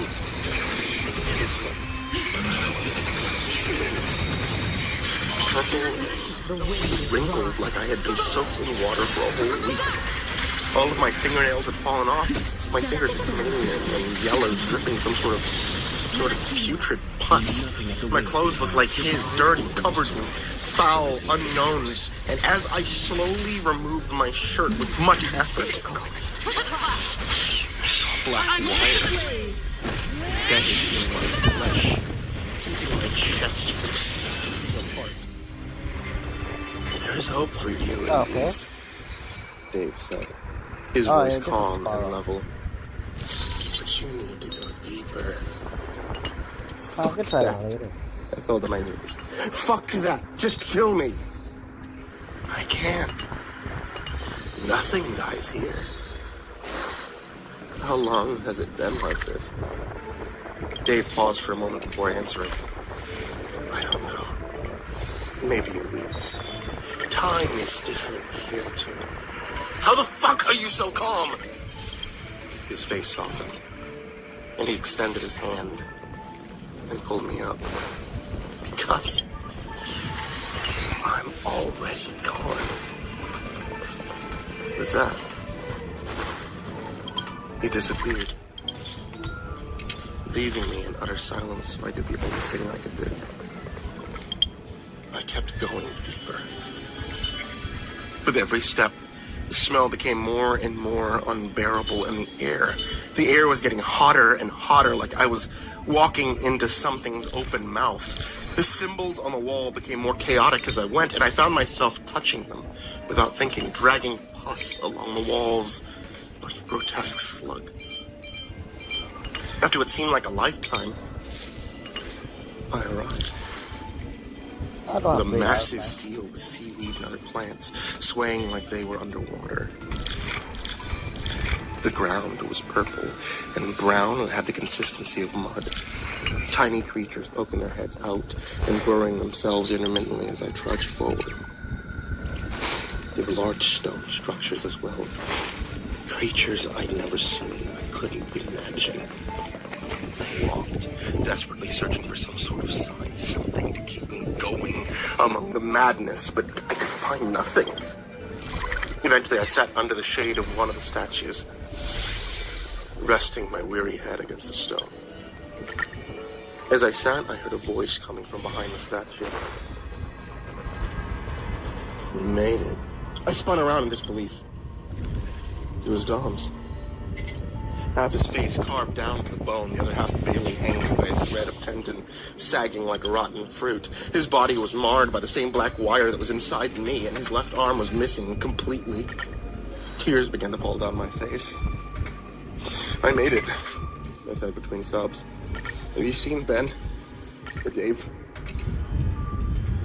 No, Dom said, closing his eye. No one except you. Don't fall asleep. I saw Dave. He He said there's hope if we go deeper. Did he? Dom smiled sadly. His teeth blackened and rotted. Have you found many? We stared at each other for a few moments before he closed his eyes.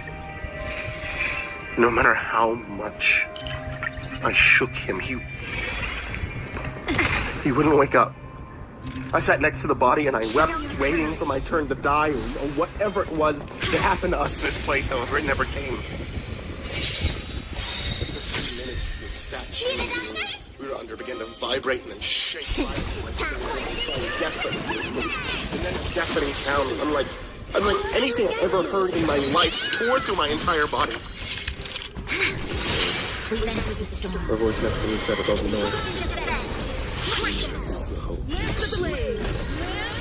I didn't turn to look at where the voice came from, or who said it. It was unimportant now. In the distance, a blood-red sun began to rise, and with it, a massive creature the size of a building raised its head to look at us. I can't remember anything about its features or what it looked like, but I do remember tears of blood falling down my face as it raised its massive appendages towards the sky. You'll go bad. It won't matter either way. So we'll allow it.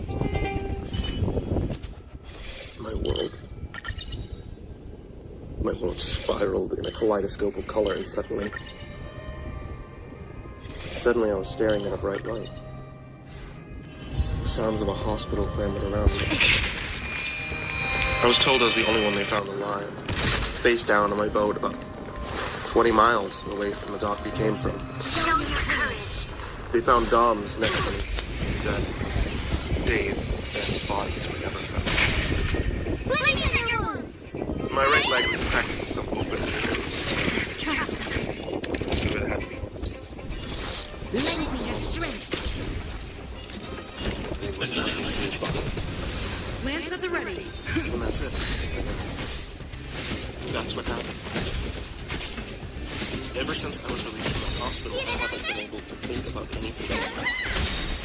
Every morning I wake up and see the remnants of my Lend me your strength. Lance the blaze. Lance forward. Please. Water behind me. It never works. I still see the stairs in my dreams. Bad little Dave's voice. Faintly audible in the darkness. All I have to do is descend.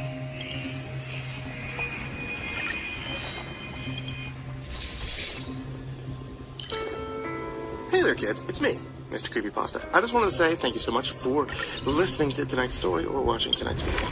I appreciate it. As always, I cannot thank you enough for always being here. And if you'd like to see more,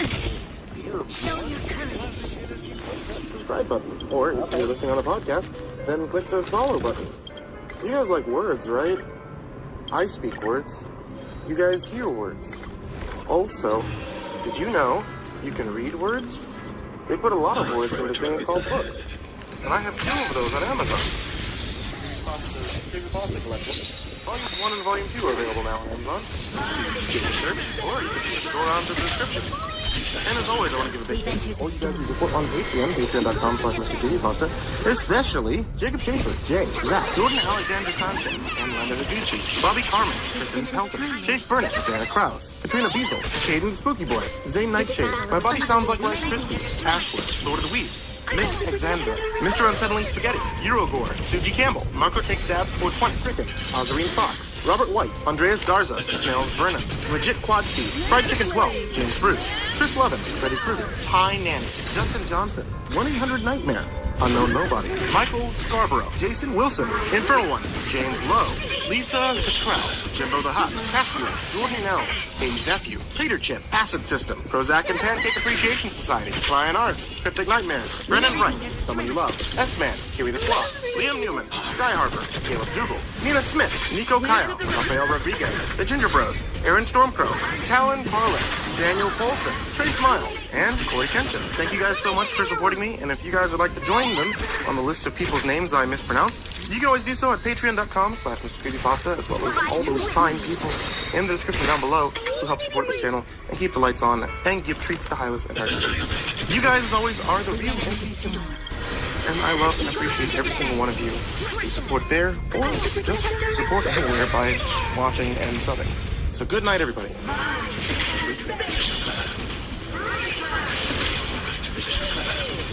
Oh shit.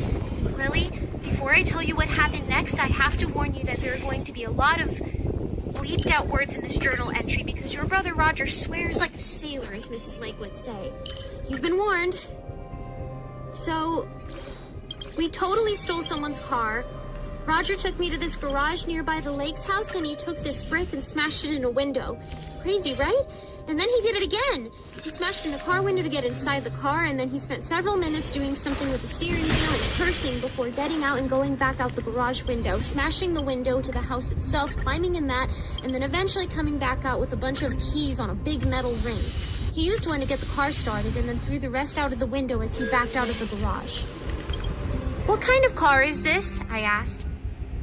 Are you bleeping kidding? This is a 71 Pontiac Firebird. Mr. Goodrich is going to bleep his pants when he sees it's gone. He laughed, but bleeping your pants is embarrassing and I don't think it's very amusing. It smells funny in here. It smells like horsepower. I think he meant it smelled like a horse bleeped in it. He took a big whiff. Your brother is weird. At least he was nice enough to buckle me into my seat. When you're a little cat doll, you can't pull hard enough to get a seatbelt. He was going to just let me ride without one, but I insisted I needed one. I might fly out the window. Roger didn't wear one, though. He said seatbelts are for losers. I know seatbelts are for winners, though. Losers go out the windshield. Are we going to find Lily now? I asked. Just be quiet. I couldn't see what was going on outside, so I watched him stepping on the pedals.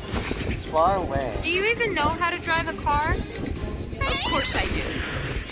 But didn't you die in like a car accident? How was that the least bit relevant? I wasn't driving the car when I got it. He took his eyes off the road. Lance ablaze! You know, Lily, you and Roger were the exact same. I don't know. No, I want these. Just pepperoni on it. You'll pay for this. Lend me your strength. Aim to kill me. Of course not. He shook his head. She never does. That's Lily. Accidental killer. But at least I got to see my family again because of that. He sat there quiet for a while. When he spoke up again, he sounded almost I still like it. I didn't. No. Because they weren't dead yet? I don't crave for that. I don't crave for that. Because some of us just lay in our bodies and rot until the world ends. No, I want He wiped his eyes. You don't look like a rotting zombie. If anything, you look like a normal person. I tried to sniff you in. You don't smell rotten. How are you even here? I asked. His mouth curled up in a grin. Well, you see, once upon a time, my mom and dad really loved each other, so one night they both got naked, and he stopped and seemed to wait like he wasn't sure what was next, and then turned and looked at me. You're not going to interrupt me? No, I was listening. He turned back to the road. He drove in silence for a couple of minutes. Finally, I asked, what happened next? He closed his eyes for a moment and seemed to shudder. Look, I'm here in the flesh because this whole life and death thing is apparently run by Mormons. I made a deal after they left the garage with the Pantheon, and then it turned out the Pantheons are bull bleep. The person I made the deal with got axed, and the place I was chilling got lame overhauled by the new management, and nobody knew what to do with me, so they just left me to my own devices. I sat still. I don't know what pantheons are.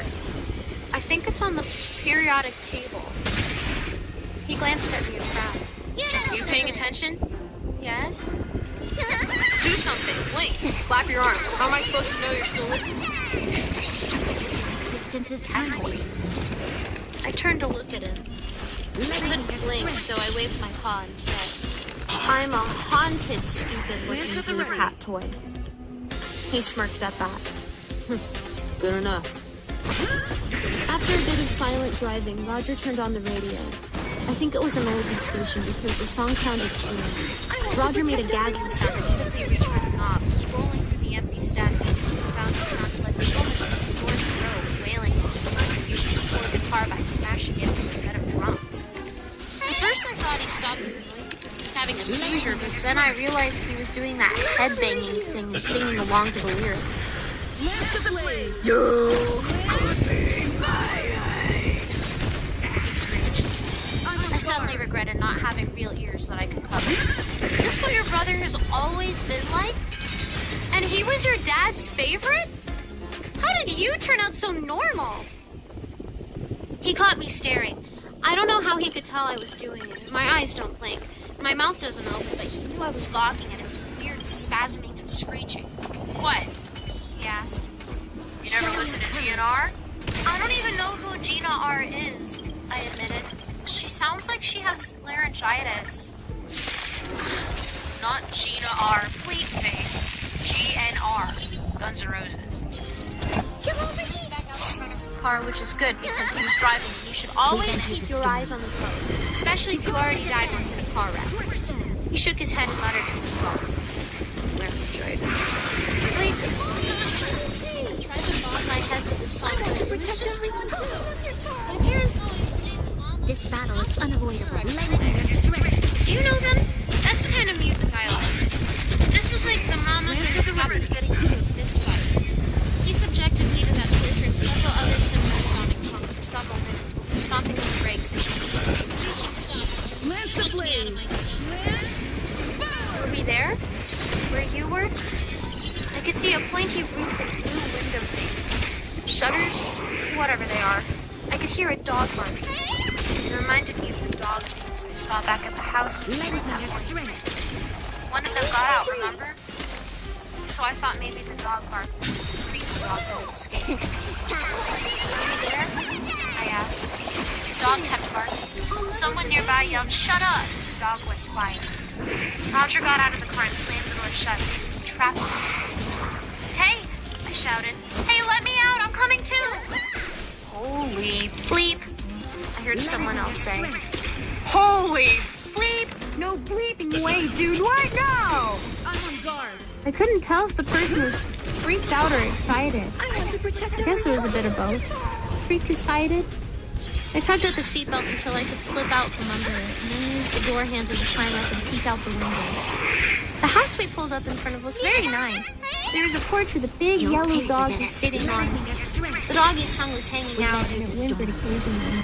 A kid with long blonde hair and a ratty-looking black shirt with no sleeves was standing at the screen door to the house. His jaw was hanging open, and his eyes looked thin small. Someone inside the house yelled, "Skater! Don't stand there with the door open!" The boy quickly stepped out of the doorway and cut it. That's a weird name, I thought. Maybe it's short for mosquito? This battle is Who names their child Mosquito? Roger was leaning against the front of the car with his arms crossed. That's right, man, he said. It's me. You know hell could defeat me. The other boy seemed to go crazy, tearing at his hair like a maniac. I knew you weren't dead. I knew it. Post-casket, my bleep. I knew that coffin was empty. I told him in detention. I said, Roger ain't dead. That's a lie. He went into witness protection or some bleep. Roger paused and then quickly nodded his head. Yep, witness protection. The other boy snorted and then spat something green out of his mouth. What was it? Was it drugs? You're going to testify against some coke kingpin like in the Crocodile Dundee 2, ain't ya? Roger! I shouted, banging on the windshield. The calls were so soft, it was a little sound. Roger! Roger either ignored me or didn't hear. Something like that. I had to deal with some powerful people. Mosquito looked around the yard. guard. Are there any guards watching? Does your handler know you're here? My handler? No one knows I'm here. Gotta keep knocking down. Mosquito clenched his jaw and nodded and kept side-eyeing. How did they focus? I heard the whole house move. And that must have been bleeping horrible. They were holding your parents hostage or something. Bleep. Nobody did it. Roger seemed to tense up at the mention of his folks. Yeah. It was them.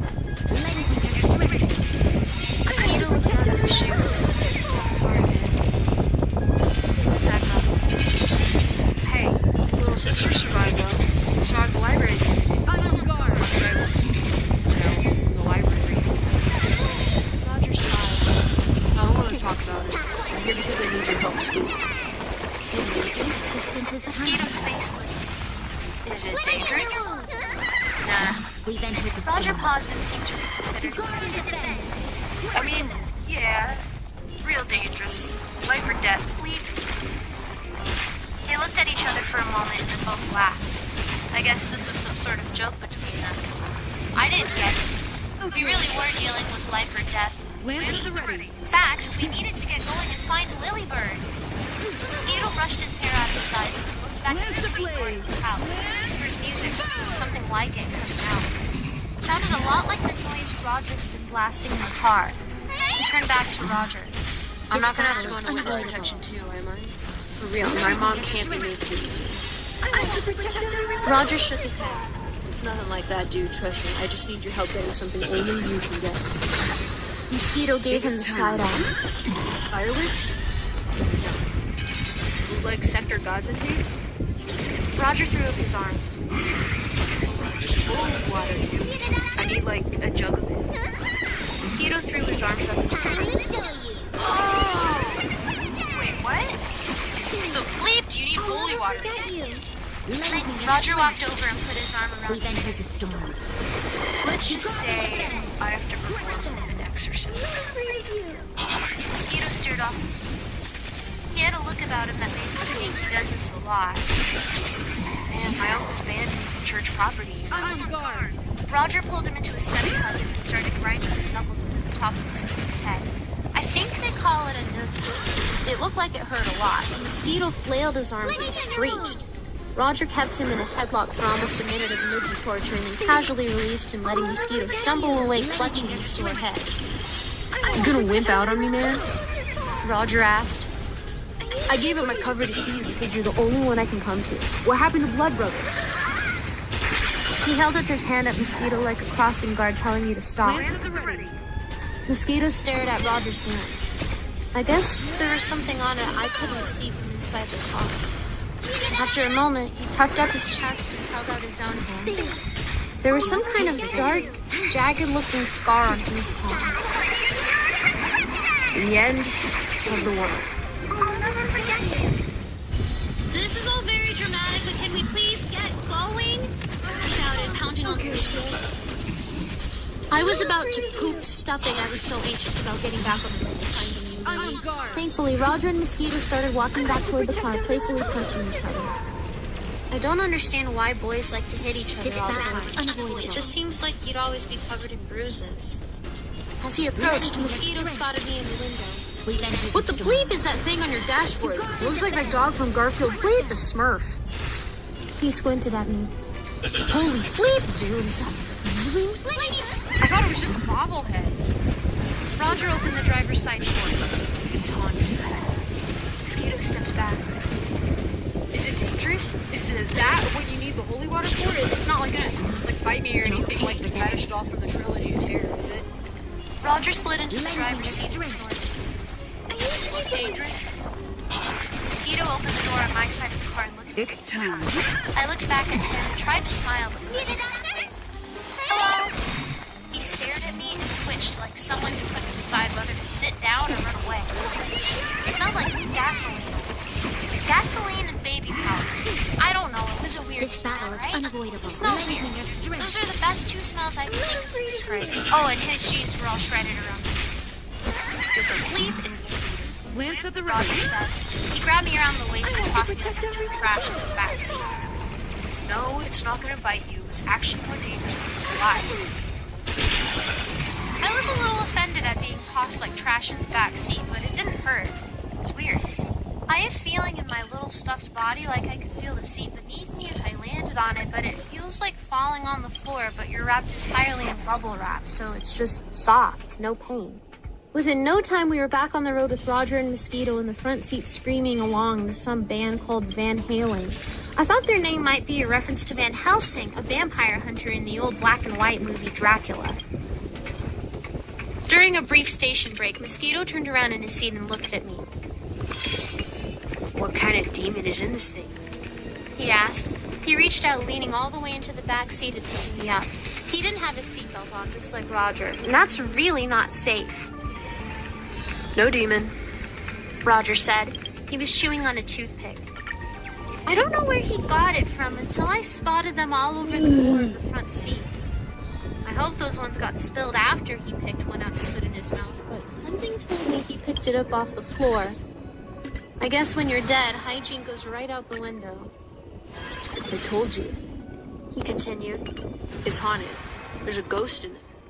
Mosquito turned me over and held me upside down.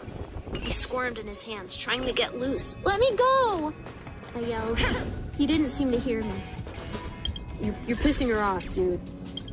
Roger said. You better put her down. Mosquito grinned. It's a her? How can you tell? Roger reached over and snatched me away and then tossed me again into the back seat. Because I know. Now stop bleeping with her. She'll get upset, set us both on fire, and probably blow up the car. I didn't say anything because I didn't want him to know that I don't have my gift anymore. It seemed like a good idea to keep letting him believe I could burn things. I wasn't sure what to make of what was going on anymore. I thought we were going to you, Lily, but it seemed then that we were off on some joyride with Mosquito to go fetch some holy water for some reason. I would have bailed if I could, but I didn't even know where we were anymore. Instead, I climbed in the back window and tried to watch where we were going. Outside, the trees made way for buildings. We must have been going in toward the center of town. I know some of that area a little bit, like an itsy-bitsy teeny-weeny bit, but I never really got to wander much with my foster parents. I remember there was a music shop downtown and a bridge over the river, but this area looked a little more grungy.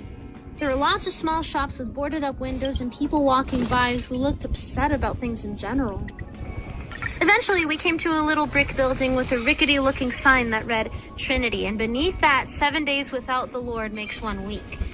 I thought that was very clever. We crept by it slowly and parked on the sidewalk just past it. Dude! Mosquito said in a panicked voice. My uncle is here. That's his car. I can't go in there. Roger leaned around and grabbed a plastic jug that had been on the floor. I hadn't noticed it lying there. He glanced at me in the back window and made a gesture with his head, and I thought that meant, get over here. So I climbed down and fumbled across the uneven back seat until he could get a couple of his fingers near one of my arms and pinch it, picking me up with the jug. He handed the jug to Mosquito. Take this. Go wait on the other side of the doors. I'll get your uncle outside with a distraction, and while he's dealing with it, you just go in and get the water. Mosquito pushed the jug back at Roger. Why don't you just go in and get it yourself? I could see Roger's jaw clench up. I can't go inside, dude. Doors don't work like that for me. What does that mean? Mosquito scrunched up his face in confusion. I wondered the same thing. What did that mean? You gonna help me or you gonna play 20 questions? Bleep head. Roger shoved the jug back at Mosquito. Just get by the door and be ready when you see your uncle come running out. Mosquito didn't ask what I was wondering, which was why would his uncle be running out of the church? He climbed out of the car, paused to look back at me and Roger, and then slicked his hair back behind his head, which I think he could only do because his hair was super greasy looking, and walked off down the sidewalk, doing this weird shuffle with his feet like he was trying to look cool but not stand out. Some guy in a hoodie walking past him looked back for a second, and then turned away, shaking his head and rolling his eyes. All right, Roger said, squeezing me around the belly. You go into those cars that are parked alongside the church, and then you do your thing and set the brown one on fire. Excuse me? I replied. I'm not burning people's cars. Do you want to help my sister out or not? How is this helping Lilybird? She's gone and gotten herself possessed, and we need the holy water to deal with it. We watch Mosquito go past the front steps of the little brick church. And don't call her Lilybird. It's weird. Mosquito disappeared around a corner and then peeked his head out in our direction. Okay, let's go. Roger climbed out of the car, still holding me. Don't move. Just do your fire starter thing when I tell you. Oh no. He really was expecting me to start a fire. And there I was, just a ghost in a stuffed cat with no special gifts. Maybe if I had my Barbie that you told me had the angel in it, I could, but I didn't. Even if I did at this point, the Barbie would be as big as me. I wouldn't be able to hold it. I got no fingers.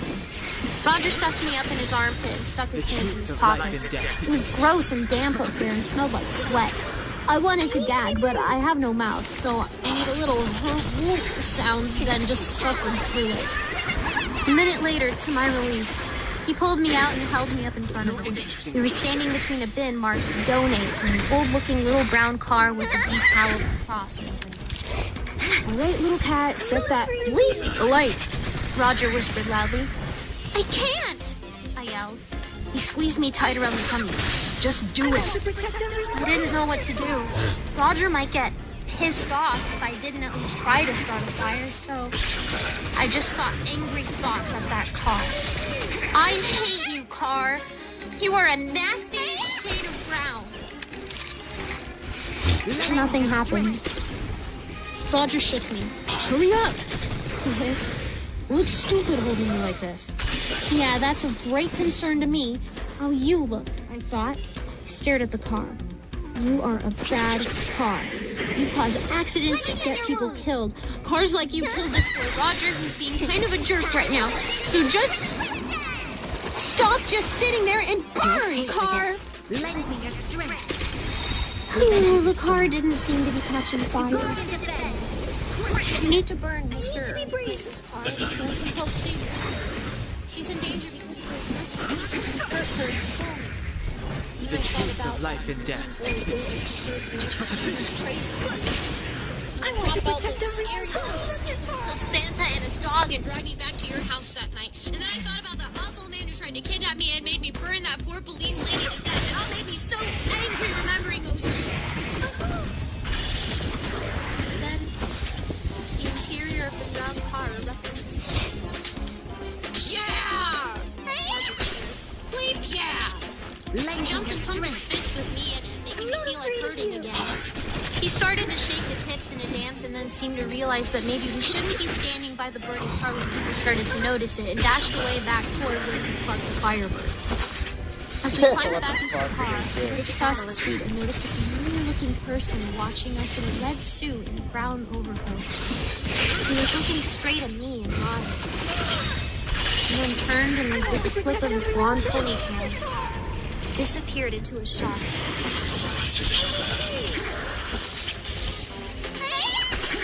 You'll pay for this. Lend me your strength.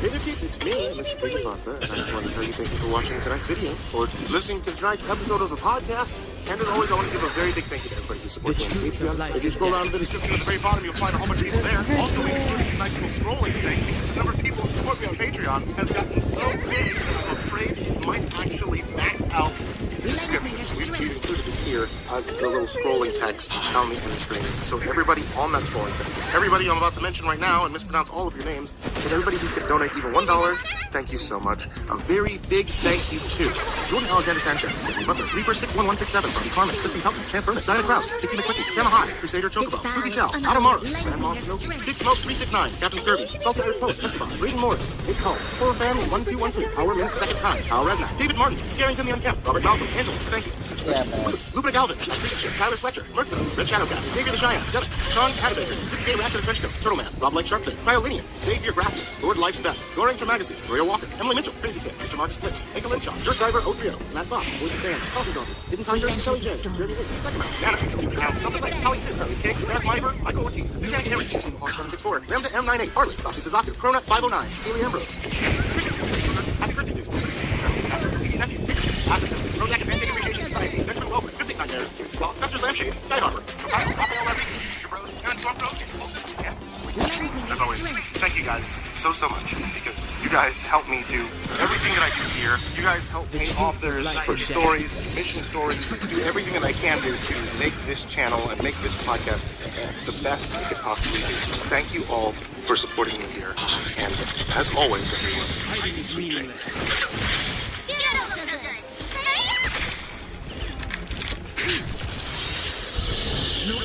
There was something very wrong with the substitute teacher.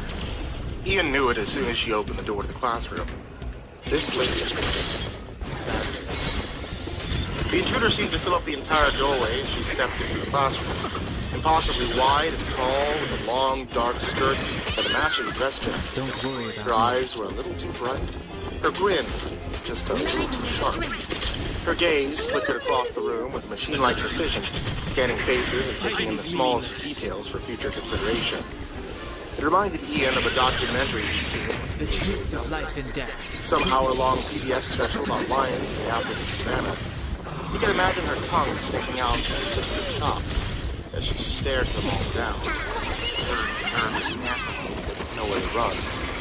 Instead of calling out a greeting to get their attention, the intruder cleared her throat and stomped across the room, thumping her enormous handbag down onto the teacher's desk with a resounding whomp that made the entire class flinch.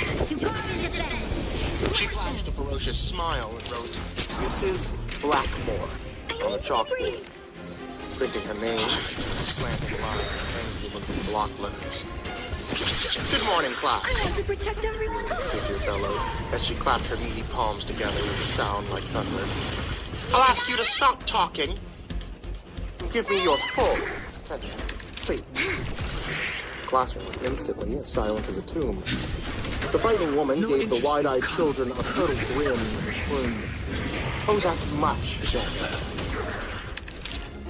My name is Mrs. Blackmore, and I'll be your substitute teacher for today, and tomorrow, and probably for quite some time in the foreseeable future. Fighting is meaningless. I'm quite pleased to meet you all, and I hope..." Molly Rogers waved a skinny arm in the air and blurted out, "What happened to Miss Wright? Why isn't she here?" Mrs. Blackmore fixed her with a baleful stare and swooped across the room, her long skirt flapping behind her like the wings of a bat as she closed in on her prey. She leaned in close to Molly and hissed, "Molly and Rogers, there are 3 very important rules to follow in my class. Don't interrupt. Don't create disturbance, and don't be a tattletale.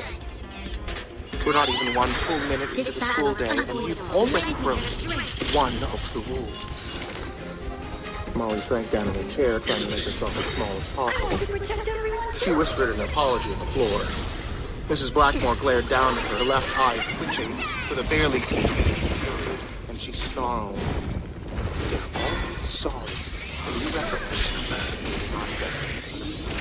Mercy, yes. No interesting conflict. Sorry. Look at every excuse in the book. You put one of the bad ones in the hot seat." Substitute stomped her way back to the chalkboard, pausing at the teacher's desk to hover close to her handbag. She started petting the lumpy old thing like a cat. Fighting is meaningless. And her scowl melted into a nasty smile. The substitute whispered to her bag in a hushed tone, cooing, soothing nonsense words as she scratched behind her handles. The class watched and waited with uncomfortable silence, darting sideways glances at each other around their desks. Ian thought the bag's tarnished zipper looked like a mouth. A wide, snarling mouth. Its lips wrinkling back to expose dozens of sharp little teeth. Mrs. Blackmore gave the bag a final pat and erupted into action, her skirt swirling around her in rustling whirls of shadows as she busied herself at the front of the room. Looking at no one in particular, she said, "If you really must know, well, it appears that Miss Wright has gone missing." The class stirred with some muted chatter and rustling of restless feet. The substitute plowed on, talking over them in a tone that was brisk and vaguely sympathetic, like a newscaster reporting on some horrible disaster in a distant nation. "No one knows what happened to her, I'm afraid. She disappeared without a trace over the weekend, and now the police are involved. As how these things go, I suppose. Some poor soul will just up and disappear one day, and they'll never be seen again. Molly let out a high-pitched squeak, her face as pale as milk, and Mrs. Blackmore shook her head in grave disappointment. She turned and began to write a series of math problems on the chalkboard. It's not an appropriate subject to discuss in a classroom, is it, Molly? Mrs. Blackmore was speaking to the chalkboard, scrawling numbers and mathematical symbols with tight, swift movements of her wrist. Why would you interrupt me with such an unpleasant topic? Why would you create such a horrid disturbance during my introduction? Molly looked like she was about to cry. She screwed up the last of her wilting courage and sniffled. I didn't mean to do anything wrong. It was just a question. Mrs. Blackmore whirled around and pointed at the trembling girl with a nub of chalk clenched between her fingers. Just a question, she repeated in an incredulous tone. Questions can be very dangerous, Molly. Mercy, yes. Very dangerous indeed. Please stay after class has been dismissed for the day, Molly. I'd like to talk to you further about improper questions and their consequences. But I didn't mean to... The substitute dropped the chalk and briskly clapped her hands together. A pistol shot that made Ian jump a little in his seat. He banged his knees against the underside of his desk and bit down on a yelp. Mrs. Blackmore roared, I don't want to hear any excuses. And everyone flinched in unison. See me after class has been dismissed, Molly Rogers. Is that understood? Tears welled up in Molly's eyes. She wiped them away with her sleeve and nodded. She looked like she was ready to faint dead away and flop into the aisle. Ian didn't blame her one bit. There was something feral lurking behind the substitute's laser precision stare. Something unpredictable and wild. It seemed impossible they would actually hire this crazy lady to teach children. There she was, standing at the front of the room with an off-kilter smirk on her face. Get your mathematics textbooks and open them to chapter 6, Mrs. Blackmore growled. Then she slammed the teacher's copy onto the desk with enough force to rattle the windows. You're going to work on your long division skills this morning, all of you, she added. And her eyes fell once again on poor Molly Rogers, who was doing her very best to shrink into non-existence. There are 3 simple rules in my classroom, Mrs. Blackmore said softly. She was still glaring at Molly. I expect you all to obey these rules. Each and every one of them. She lapsed into silence, then let it drag on for an uncomfortably long period of time, patiently waiting to see if anyone would be foolish enough to draw attention to themselves. Finally, she drew in a deep breath and returned her attention to the blackboard. Well, don't just sit there, she grunted. Start copying these problems down in your notebooks.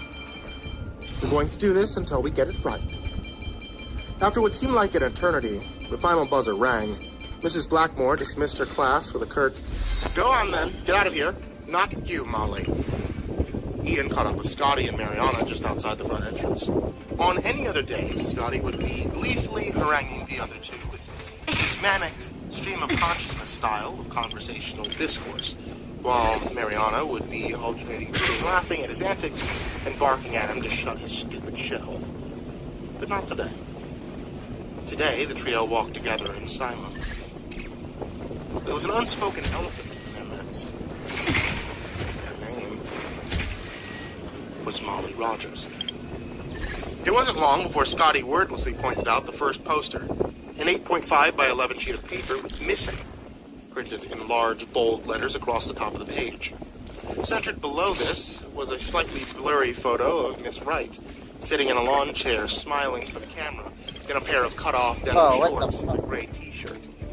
Ian stared at it in morbid fascination as they drew closer. According to the information below the picture, Miss Wright's first name was Lucille. She was 26 years old. She stood 5 feet, 7 inches tall, had sandy brown hair, and she was missing. There was at least 4 posters on every block. Multiple Miss Wrights taped to streetlights and stapled to telephone poles. All of them smiling in the sunshine of a forgotten summer. All of them gone without a trace. Scott slowed his pace and came to a stop as the trio approached the corner where they would split ways and head to their respective houses. He looked at the other two and said, What? Okay, where is that thing? Oh, God damn it, I wasted all my shit. I'm actually scared of it. I'm not even kidding. Mariana snorted. No shit. That lady's intense. Is she, like, 7 feet tall? She takes up the whole doorway. Mrs. Blackmore, Scotty intoned, as he wiggled his fingers at them in what he believed to be a spooky manner. Did you see her petting her purse like it was a friggin' dog or something? What was that about? She was baby talking to her own bag, dude. What the hell was that? Ian grinned uneasily at his shoes and said, she's a substitute. She won't be around for long. That bag of hers, look. The image of Miss Wright, sitting in a lawn chair, popped into his brain, and he trailed off mid-sentence. Denim shorts and bare feet, Miss Lucille Wright. Missing at age 26. But what did that mean exactly? Missing as in what? Just gone? Where? People don't vanish into nothingness and stop existing, so where did she go? I just hope she leaves soon, Ian finished. And he offered Mariana an awkward, robotic-looking shrug. She's creepy. Mariana raised an eyebrow and asked, "Are you okay? You're acting weird." Ian manufactured a weak flicker of a grin and croaked, "I'm fine. Everything's fine." "Of course he's not okay," Scott interjected. "Do you know this kid? He's nowhere near okay." Mariana snapped. "Can you be serious for a second? You're like dedicated to being as annoying as possible." Scotty offered her a loud ripper of a fart in response and scrambled out of striking distance. He threw back his head and cackled, "Joking my ass and die, Mariana! Whoop!" Mariana gave him a withering look of contempt and turned back to Ian. Slowly, she said, "Well, maybe she won't be there tomorrow. I really hope not. That lady scares me. I guess that makes 3 of us," Ian muttered. He was thinking about the handbag. He thought about its yawning zipper mouth, the tiny brass key that glinted in the sterile glare of the fluorescent lights. Scott broke the silence by letting out a rumbling belch and declaring, "That's what I think of this butt. I'll see you guys tomorrow." Turn the corner and swaggered down the street. A skinny gingerhead kid walked tall in red Converse shoes and a SpongeBob SquarePants baseball cap. And Mariana both lingered a minute to watch him go. Felt like there was more that needed to be said out loud. Much more. More talk. But now, she wanted to go home. There is no choice. That's right. Mariana said. Never realized she was so pretty until I saw her post. I always thought she was old or whatever, you know? She looks different in school. Yeah, she wasn't old. 26 isn't old. Ian could tell that Mariana had a lot more to say on the subject of Mrs. Blackmore, but he didn't want to hear it. He didn't need to, anyway. He was thinking the exact same thing.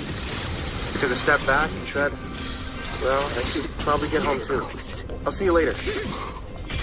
"I didn't like the way she was looking at us," Mariana blurted. "The look in her eyes, you know? It was weird. It made me think of a story from this old book of fairy tales I had when I was little. It was called Hansel and Gretel. You know the one I'm talking about? So these kids are lost in the forest, right? And they find a house made out of gingerbread and they think that they're saved. But there's a witch living in the house. An evil witch.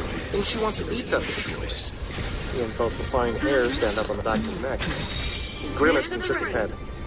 "No, I don't know. There's something wrong with her though, for sure. Hey, I gotta get going, okay? I'll see you tomorrow. Molly had to stay behind." He pretended he didn't catch what she'd said and started to walk away. Frankly, he didn't want to catch it. All he wanted was to go home and curl up under a blanket. He'd close the curtains, watch the TV, and not think about Miss Wright, Molly Rogers, or anyone else for that matter. He would curl up in a safe little hidey hole. The morning would take care of itself. "I'll see you later," Ian said, over his shoulder. He picked up the pace until he was almost jogging down the street, thumbs hooked in the straps of his knapsack to keep it from bouncing around in his back. There'd be no more of that kind of talk, not today. It was officially blanket time. Ian was dismally unsurprised that Molly Rogers didn't come to school the next day. Ian did his best to ignore her empty seat. Looking at it made him feel like a bird was fluttering in his chest, hammering around in a panic to fly away and escape. It was best to not think about it. Try as he might, however, Ian couldn't stop himself from staring at Mrs. Blackmore's handbag. It stared right back at him, its brass button eyes full of animal cunning. The more he looked at it, the more it seemed to Ian that the bag had a face. It crumpled peaceful, bold face. Patchwork Gollum made shadows, stains, creases in the ancient leather. The illusion was completed by that wide, unsettling zipper mouth. Today it was partially unzipped, giving it a lopsided, degenerate lead. Ian didn't like it at all, not one bit. He was scared of his new teacher, but he was even more afraid of her handbag. Just before first recess, Mrs. Blackmore made a heinous discovery. Richie Gamble was chewing gum in class. This unforgivable act of rebellion was deemed disruptive behavior, and Richie was ordered to stay behind when the bell rang for recess. Something over. Richie was nowhere to be seen. No one asked where he went, or even dared to mention the fact he was gone. No one said anything at all. For the rest of the day, the classroom was as silent as a tomb. When the 3 o'clock bell rang, everyone drifted out like a ghost, all of them striving to remain unseen and unheard. Mrs. Blackmore positioned herself by the door and glared down at each student in turn, offering each of them a flashing, scintillating smile as they sidled past. There was a clear warning in that smile. There were rules, and the rules would not be broken. Not ever. Ian swung on his backpack, shoved his trembling hands into his pockets, and steeled himself to walk past the teacher's desk on his way out of the classroom. He wanted to get a better look at her handbag. It was even uglier up close. It smelled awful. It reeked like a wet, moldy basement. Beneath that, there was the faintest hint of advanced decay. Ian had a nasty mental image of a pile of rotting corpses, all of them churning with maggots, moldering in the dark. Made a stump to him. As he shuffled past the desk, Ian swore he heard a faraway babble of intermingled voices, as if a radio was playing something in the distance. The voices were too far away for the words to be intelligible, but it sounded like they were all screaming at the top of their lungs. Mrs. Blackmore snapped, "Is there something you need, dear?" And Ian's head moved. His own incoherent thought was, shit. Ian looked up into those wide, wild eyes, felt the blood drain from his face. He shook his head and stammered, "No, no, I was just, I was just leaving." Ian tried to smile. He thought, "Keep going, dummy. You don't look guilty at all. That was totally smooth." He steeled himself to walk past her and focused on the door, casually strolling along like everything was right and fine and normal as could be. Mrs. Blackmore's sickle grin collapsed a little further into a fierce snarl with every step he took. Ian attempted to slink around her, a big, terrified smile plastered on his face as he turned himself sideways to avoid physical contact. He opened his mouth to say, "See you tomorrow," and the substitute's hand darted in with the speed of a cobra strike, seizing him by the shoulder and stopping him dead in his tracks. It felt like he'd walked into a giant and invisible blob of crazy glue. The soles of his shoes were stuck to the floor, and he couldn't move a single muscle. He couldn't even blink. Mrs. Blackmore's broad, angry features filled his line of sight, blocking out the ceiling with the black curtain of her frazzled mop of hair. In a breathless rush, she told him, "There are 3 rules for my class. Don't interrupt. Don't be a disturbance. The most important rule of them all.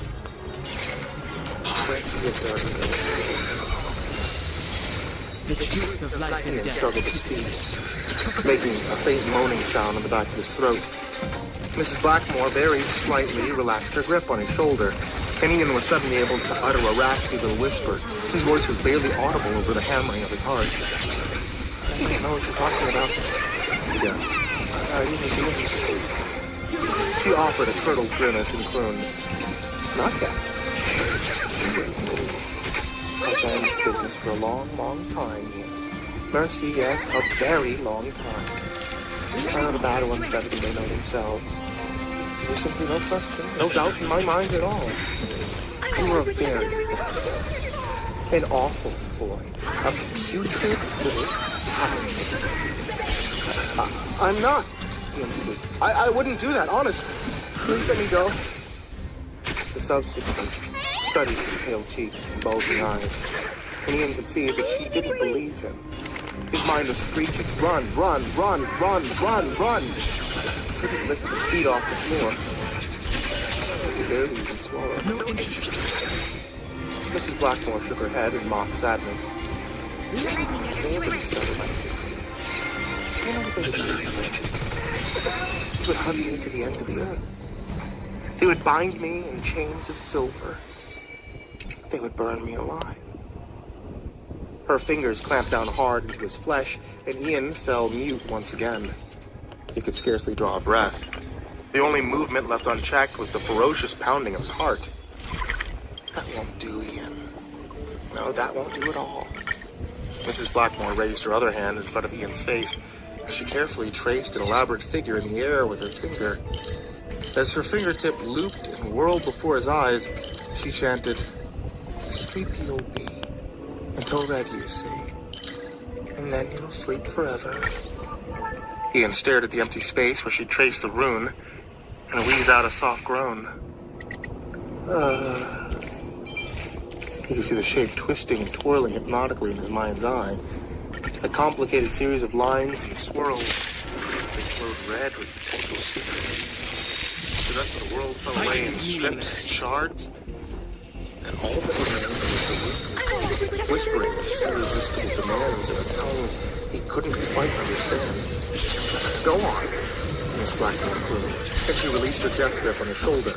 Ian was abruptly free of the invisible force that was holding him in place. He stumbled away on rubber legs, taking big, shambling strides out the door and all the way down the hall to the front entrance. Scott and Mariana were waiting for him outside, but Ian pushed right past them and kept striding along. His eyes rendered blind, his ears struck deaf to all sounds save the whispering of the room. The people around him were nothing but vague shadows and inaudible background noise, dull flickers of motion in a world made of layers of nothing. It was all distant and completely unimportant to his mission. He couldn't stop moving his legs, nor did he want to. His legs walked him across the schoolyard, putting one foot in front of the other, all on their own. And there was nothing he could do but come along for the ride. He heard Scott yell, "Ian! Hey, dead face!" It didn't matter. Scotty was unimportant. His words were faint buzzings of a housefly in a distant corner of the room, easily ignored. A few more steps and I'll sleep forever, Ian thought. And tears started rolling down his cheeks. Would that be nice? From somewhere far, far away, Mariana shrieked, "Ian, stop!" There would be no stopping. Not until he saw red. A big, beautiful wave of red would come crashing over him, and then he would sleep. 4 more steps. 3 more. 2 more. Now he would sleep. His eyes would close, and he would sleep forever. Scotty thundered, "Ian!" directly behind him. And he was abruptly hauled off his feet by a mighty tug on his knapsack. He fell hard onto the sidewalk, and a split second later, a lifted Ford pickup truck screamed past at 30 miles over the speed limit. The driver laying on the horn as the brakes locked up with a tortured screech of rubber on pavement. The truck fishtailed wildly and scraped against the curb, leaving a long scuff across the cement as it shuddered to a halt. Ian stared at the truck in a daze. He would have been reduced to a grisly smear on the road. He took in a shuddering breath and choked. Fucking shit. Mariana was suddenly standing over him, her face frozen in a shocked expression that matched his own, almost perfectly. She slapped him weakly on the shoulder and croaked, "Are you serious right now? He almost died, dumbass! What the hell?" Beside him, Scotty reached over and slapped him at his shoulder. This time hard enough to sting, and he hissed, "Fuck, Ian! What's wrong with you?" And he could only look back and forth between them and shake his head. He felt sick to his stomach. If Scotty had reached for him just a bare millisecond later, there wouldn't have been anything to grab. Ian would have been gone. A young man in jeans and a plaid shirt jumped out of the pickup and wailed, "Oh my God, is he dead?" A swarm of parents quickly surrounded the driver in a boiling cloud of righteous fury. He warded them off with outstretched arms and shouted, "I don't know what happened. My truck kept picking up speed. I couldn't slow down. I said I don't know what happened. Get away from me." A portly woman in a pink tracksuit detached herself from the milling ranks of a lynch mob and stormed over to check on Ian. She knelt down and shook a finger at him, her face a puffy blob of orange-tinted bread dough, oversized sunglasses. "I thought you were dead," she screeched at him. "If your friends didn't grab you, you would have been killed. Why weren't you paying attention?" Ian barely recognized what she was saying. He was staring at the fan of papers the woman was holding in her other hand. Her shrill, nasally whine faded to a faint drone as he blinked at them. A stack of 8x5 by 11 sheets, with missing printed across the top in large, bold letters. Miss Wright would soon have company. Molly Rogers was now starring in her very own poster. She was 5 feet tall, weighed exactly 85 pounds, and she was missing. The woman reached to seize Ian by the arm, and he surged to his feet, knocking her over and scattering her papers in the wind in the process. Ian ignored her high-pitched squawking and started to run. He ran all the way home and collapsed on his front porch with a burning stitch in his side.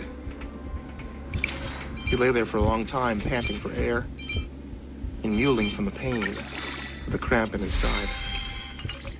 "Until you see red," he wheezed out loud. And he'd seen red, hadn't he? Yes, the pickup truck was painted a deep, glossy red. The red is freshly spilled blood. Despite the greasy sweat that was rolling down his face and soaking his clothes to his skin, Ian broke out in goosebumps. Mrs. Blackmore's attempt to make his death look like an accident had failed. She would be coming for him. But what was he supposed to do? The substitute was a lioness, clothed in rustling shadows, an elemental force that clunked along in square-toed leather boots. She tried to make his death look like an accident and nearly succeeded, but next time, she wouldn't bother. Ian would simply cease to exist just like the rest of them, and his picture would appear on a stack of posters the very next day. It was a loose thread, and it was certain that Mrs. Blackmore wouldn't tolerate a loose thread. When a monster hides in plain sight, camouflage is everything. Her existence depended on skepticism of rational minds. It depended on no questions being asked and no suspicions being allowed to take root in the stony soil of an adult's barren imagination. Her existence depended on 3 rules, and rule number 3 was the most important of them all. There was only one thing he could do, and that was to break her precious rule. He had to tattle on her as loud as he could and hope for the best. The front door opened, and Ian's mother poked her head out to stare at him with a puzzled expression. She asked, "Why are you lying down on the porch? Come on, get inside, get washed up. Supper's gonna be early tonight." The door swung closed again before he could answer. Ian hugged his knees to his chest and murmured to himself, "She already knows I'm alive. She's gonna come after me." As soon as he said those words out loud, it dawned on Ian that Mrs. Blackmore had somehow known every student's name on the first day. Every single kid in the class. She'd never taken so much as a quick peek at the attendance list, not once. But she'd still known every kid's name. How? Ian already knew the answer to that question. Her hand it was alive.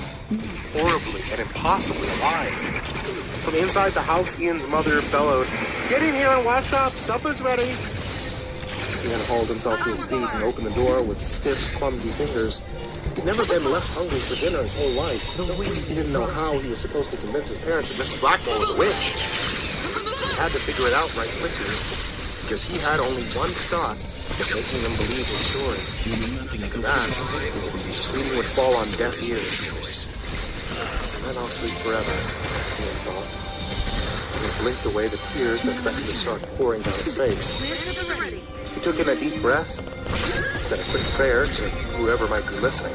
He stepped inside, to face whatever might happen next.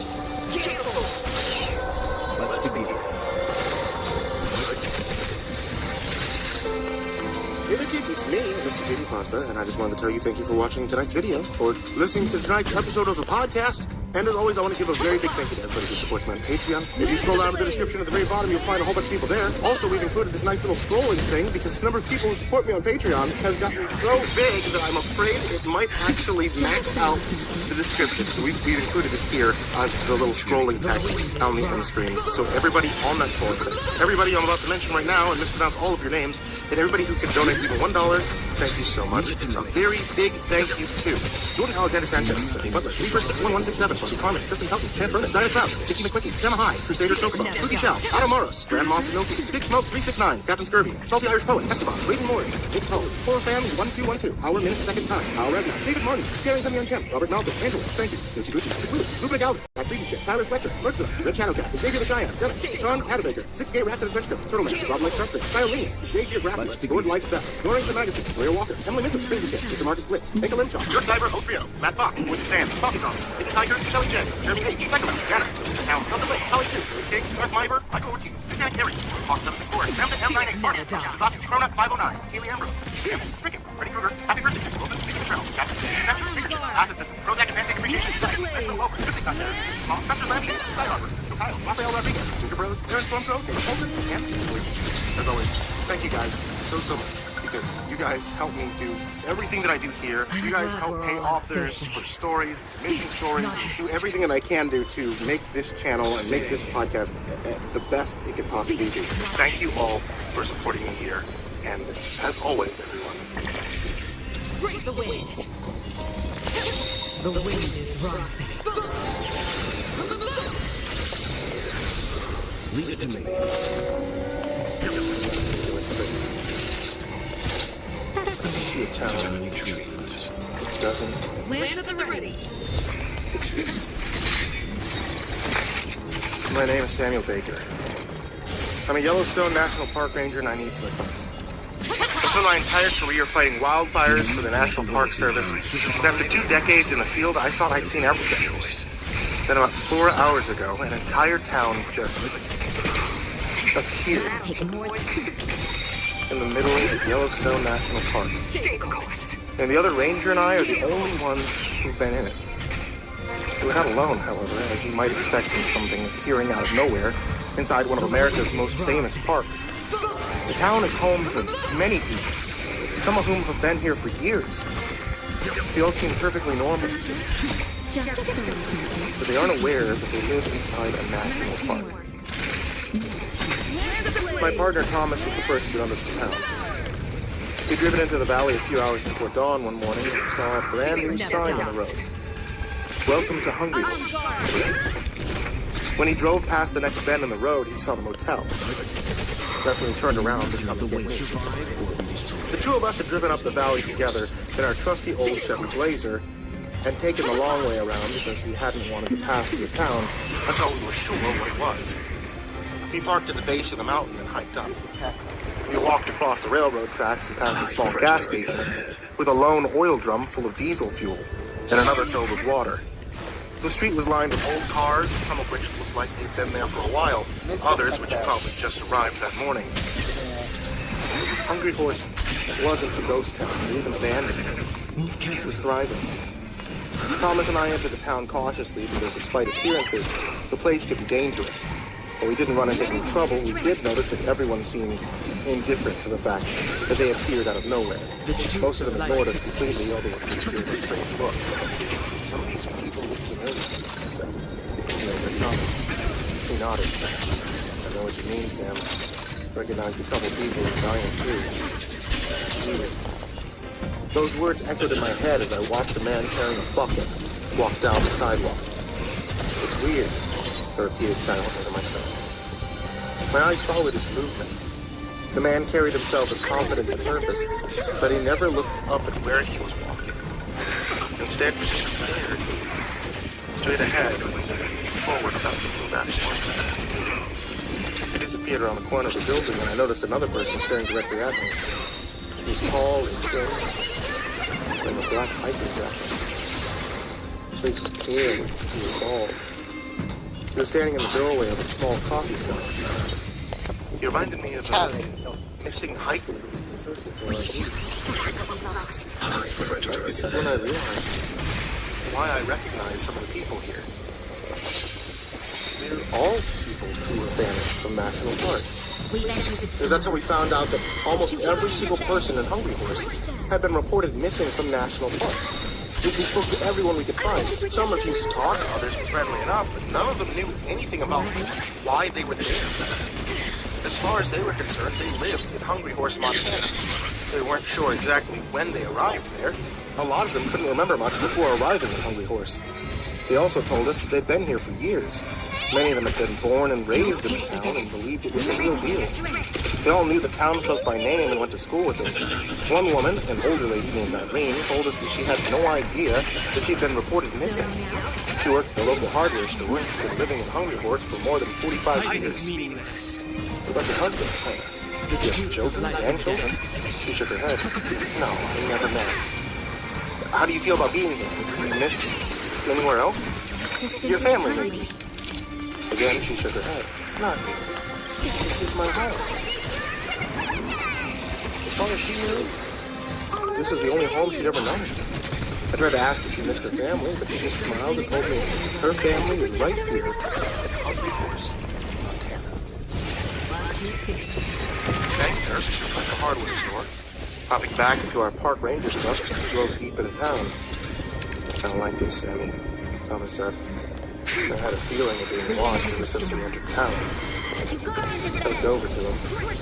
He was staring at a man standing by a large semi-trailer outside the diner. The man was holding a jug of milk. I couldn't help but think of the hiker that we found dead last week. Sam, you listening? I snapped back to reality and looked over at my partner. Thomas had started quivering in fear. Sorry, wait, what did you say? I said, I think we should leave. I don't want to be here anymore. I looked around the town. There's some people here. Well, we're gonna handle that. So many people who shouldn't be here. All of them were perfectly normal. Some of them even knew each other. How could there be so many people in a town that doesn't exist? I agree. Let's go. We drove away from the town and back to the ranger cabin. Thomas was still shaking. Don't call it sick, he said. The whole thing's bullshit. Better document it anyway. I mean, how could an entire town full of missing people just appear in the middle of Yellowstone? I nodded. Okay, I'll be in the cabin. I need some time to process this shit. I sat down on the couch and I closed my eyes. It's unreal. I kept thinking about the hiker that we found out in the woods last week. He died while out on a bike in the wilderness. He'd been alone, confused. I just saw him alive and well in a town that doesn't exist. I opened my eyes, looked around, and breath and let it out. Of life and death. Wood smelled and pine. I stood up and started tasting the room. I must just make this. Kind of sick joke. Definitely put a town in Yellowstone for some reason. What if it's not a town? Maybe it's a cover-up for something worse. Before zoning out. There was a knock at the door. It startled me out of my daydream. Men! Two men came inside, both dressed in black suits. I have no interest. You the one in charge here? I looked at him and nodded. The guy was wearing a badge on his chest and a gun on his hip. Some kind of FBI agent. I have to talk to him. I don't know if they'll believe me, but what do I do? First off, let me clarify a few things from my first book. I was a wildland firefighter up until about a year ago when I decided I needed to change things. So they weren't FBI agents. Okay, they said they're from a private company that deals with the other world. I sat in front of the two men waiting for them to start asking questions. So, you know why I've been assigned to this? You're the only one in the park who knows anything about this. I know. Thomas also knows anything like that. Pretty weird. The town you described doesn't exist, according to the GPS and satellite data. Yeah, it does. I answered, surprised. That's a lie, the second man said. He had short blonde hair and wore glasses. Checked every point on the map, every house, every business. Bullshit, you didn't tell me that. Then everywhere in the park I first came to the park, I saw the sign for Hungry Horse. I thought that it was a joke at first, but then I saw the motel, the gas station, the diner, the hardware store. I saw the people inside of them. Meaningless. The man with the glasses understood. But we've checked every inch of the surrounding area. We've looked at aerial photos, satellite images, flown over the valley with a helicopter. I'll never forget you. Maybe you should look again. Because clearly you missed something. You did. There's nothing there. To protect everyone too. It's not possible. Do I have to fucking show you where it is myself? Old man exchanged glances. I'm not sure about Nada. Very well. You're so sure you've seen something unusual. But thank you. Thank you. I got on my chair and I followed the two men out of the cabin. They were in their early 50s, both with short hair, blue eyes. They were talking quietly to each other as I followed them out of the cabin on my car. Now, if you could lead us to your town, sure. We drove deeper into the park. Our vehicle was equipped with photographic GPS, which made it easy to navigate through the rugged terrain. After an hour of driving, we came to a hill overlooking a wide valley. We passed the sign for Hungry Horse. I've no interest in See that sign? I yelled. The men just looked at each other. I'm sorry, what? There's a sign here. It says Hungry Horse, right? The man shook his head. I don't see anything. He pulled off the road and stopped right before the sign. Turned off the engine and looked at me. Maybe we should get out and look again, he suggested. I agreed. I got out of the car and I ran over to the sign. Right here! I shouted. He walked up behind me and looked over my shoulder. The hell is it? It's a sign. It says Hungry Horse. He looked at me and glared. I grabbed his arm and pulled him over to where I could see the sign. Can't you read? He pulled away and rolled his eyes. Read what? It says Hungry Horse. The hell are you talking about? I pointed at the sign. Look! The name of the town! The man sighed. There's no sign there. I was about to yell at the agent when out of the corner of my eye I saw someone walking towards us from out of the woods in the direction of the town. It was Irene, the older woman from the hardware store. My eyes lit up and I pointed at her. Irene! I yelled at excitedly. The agent turned to face the old woman. His eyes widened in surprise and he opened his mouth to say something. But before he could, Irene hit him and sent him flying into the tree. Come back.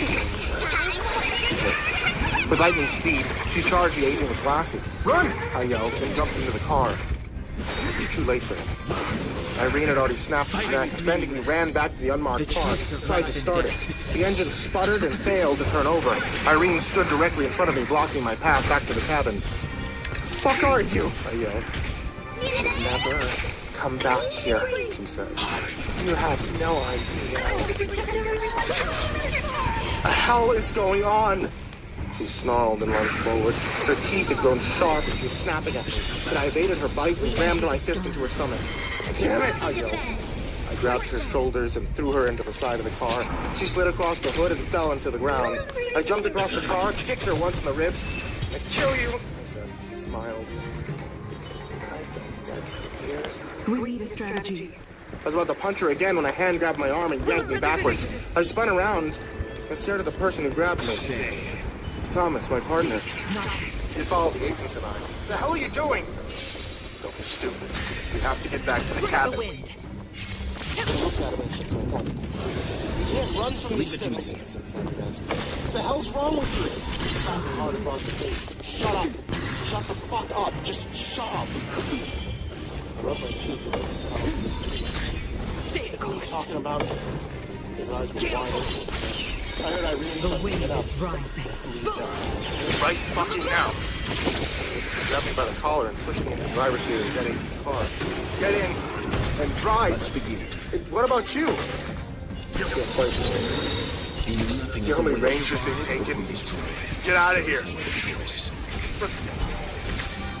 We just found out about the town yesterday. How do you know this shit? You just found out about the town. Go. I'll keep Irene occupied. Just get back to the cabin, read my journal. I don't believe this shit. I I pulled a 180 and sped back down the road towards the cabin. I saw Thomas jump on Irene in the rearview mirror. Bigger than he usually does. She was standing on top of her, pinning her arms to the ground. Fuck you! Irene yelled. Thomas punched her in the face and she went limp. Stayed out. Last thing I saw was Thomas running towards the town. The back of the cabin, reading through his journal. It's just so much. Stay close. I never knew about it. The wind is rising.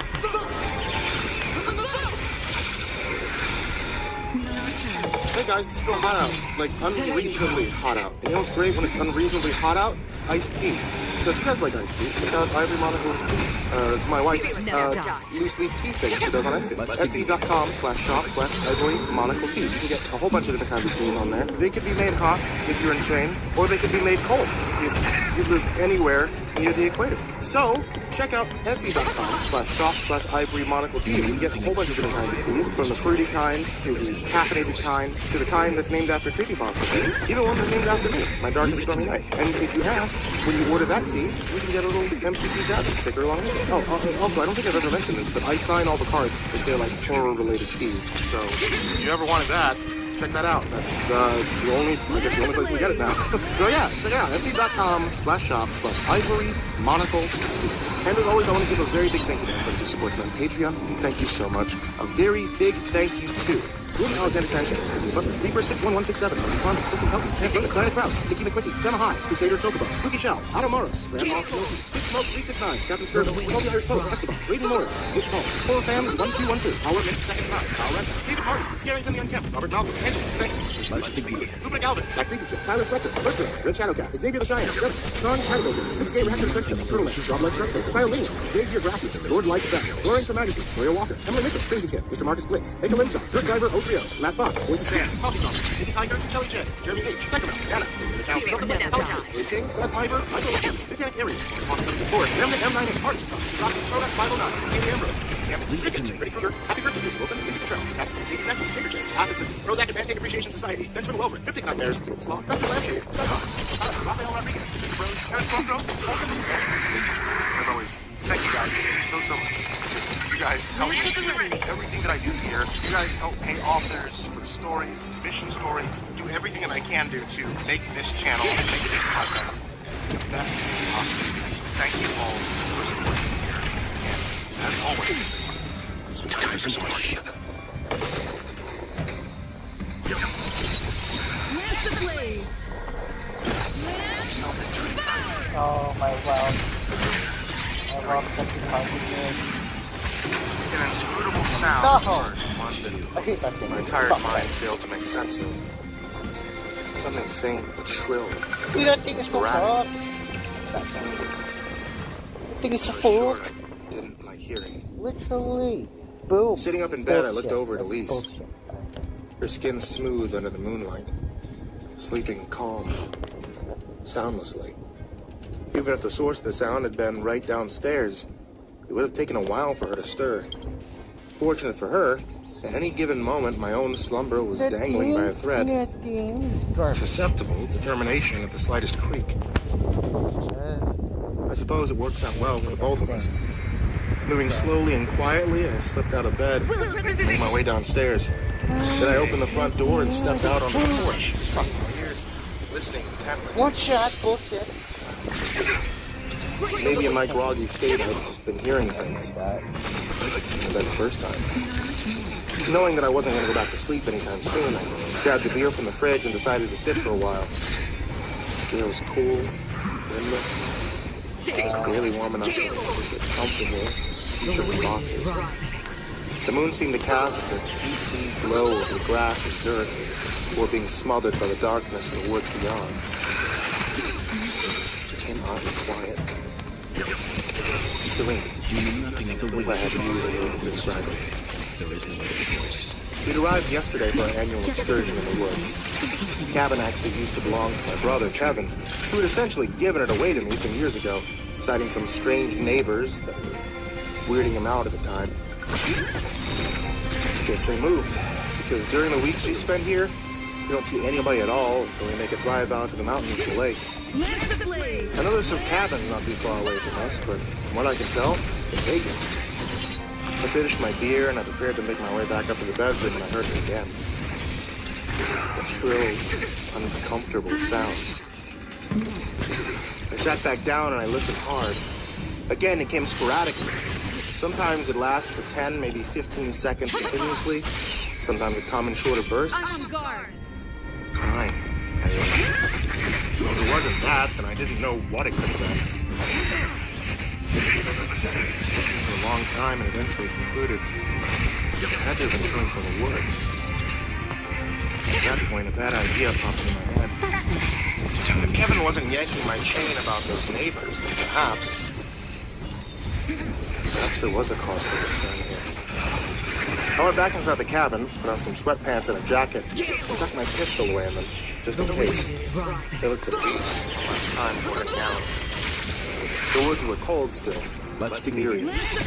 At times I could catch clouds of my breath swirling in the beam of my flashlight. It was a bad idea. Nothing of survival. But at the same time, there was something exciting about it. The adrenaline slowly building as the sound got louder. Besides, I felt safe enough. Marksman, I could still shoot. A few minutes later, the sound became unmistakable. Then I froze up, feeling the cold sweat.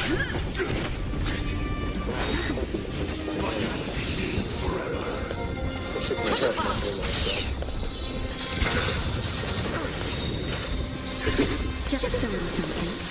The baby crying.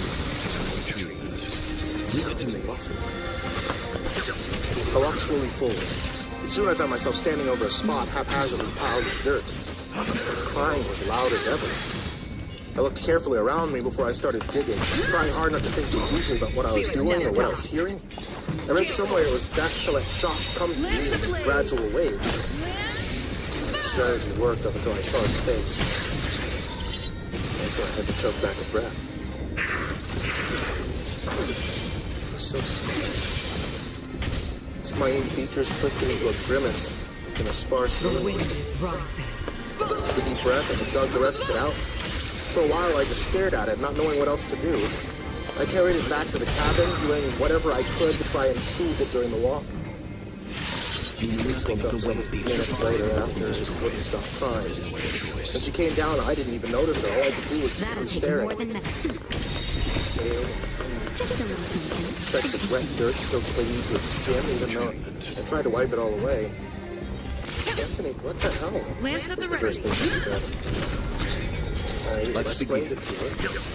At first, I could tell that she didn't believe me, but then I guess she realized there would have been no reason for me to lie to her. How about something like this? Immediately, we drew it a bath, and that's when I got a good look at its eyes. I'd never seen anything like them before. Its irises were red-orange like lava. It even had small streaks and spots of black to it. For a while after, we thought about what to do. With no baby food in the cabin, we both didn't have the faintest clue how to begin to take care of it. Given the fact that it had been buried in cold, wet dirt for who knows how long, meant it was probably sick and well. At the very least, it had stopped crying. I wasn't sure if that was a good thing. Till the rest stopped. It was about a 15-minute drive away. We decided to do the only thing that made sense. Drive it over there, they called the police. The reception was good out here. We made it not even a mile from the driveway before something caught my eye. One of the surrounding cabins we thought had been empty had its lights on. I pulled over to the side of the road. Now we had another decision to make. I was in favor of talking to them. At least, adamant against it. If they're the ones who did this, do we really want to confront them? That's a good point. I wasn't convinced just yet. Move carefully.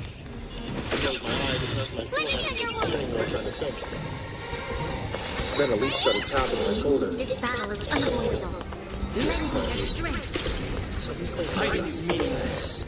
I raised my head and looked over at the cabin. The truth of life Seeing a shadow coming down from the lawn, clearly headed our way. First on my breath, hide the baby. I whispered to her. She looked at me for a second, and then nodded, placing it on her lap and covering it up with a blanket that we had in the back seat. I turned the lights off and prayed that it wouldn't start crying. Soon a man came into view. Appearance-wise, there seemed to be no red flags. He had glasses, he wore a dress shirt and khakis. He was well-built, seemed reasonably clean-cut overall, though the darkness did make it hard to engage his expression. I rolled the window down slightly. "Hey there," he said. "Can I help you with something? You all in trouble?" I swallowed and committed myself to lie. We're fine. We're on our way to get some groceries. Just put the address into the GPS. I held out my phone for him to see. The man nodded. I think his expression changed. So, no trouble at all.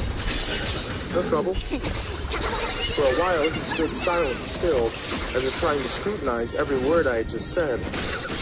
Then he raised his arms to scratch his neck. That's when I saw the dirt on his sleeve. "Well, if there's no trouble, I'll let y'all go." He made what I think was a smile, and shuffled off in the gloom. Not in the direction of the cabin, but the woods on the other side. I cursed again, and drove off. By the time the rest stop came into view, I couldn't stop my arms from shaking. Our signal had come back a while ago, but I still felt safer stopping where there might be people around. I parked in front of the gas station and stood outside with a cigarette while Elise made the call inside the car. A few minutes later, she opened the door. "They're coming," she said, visibly relieved.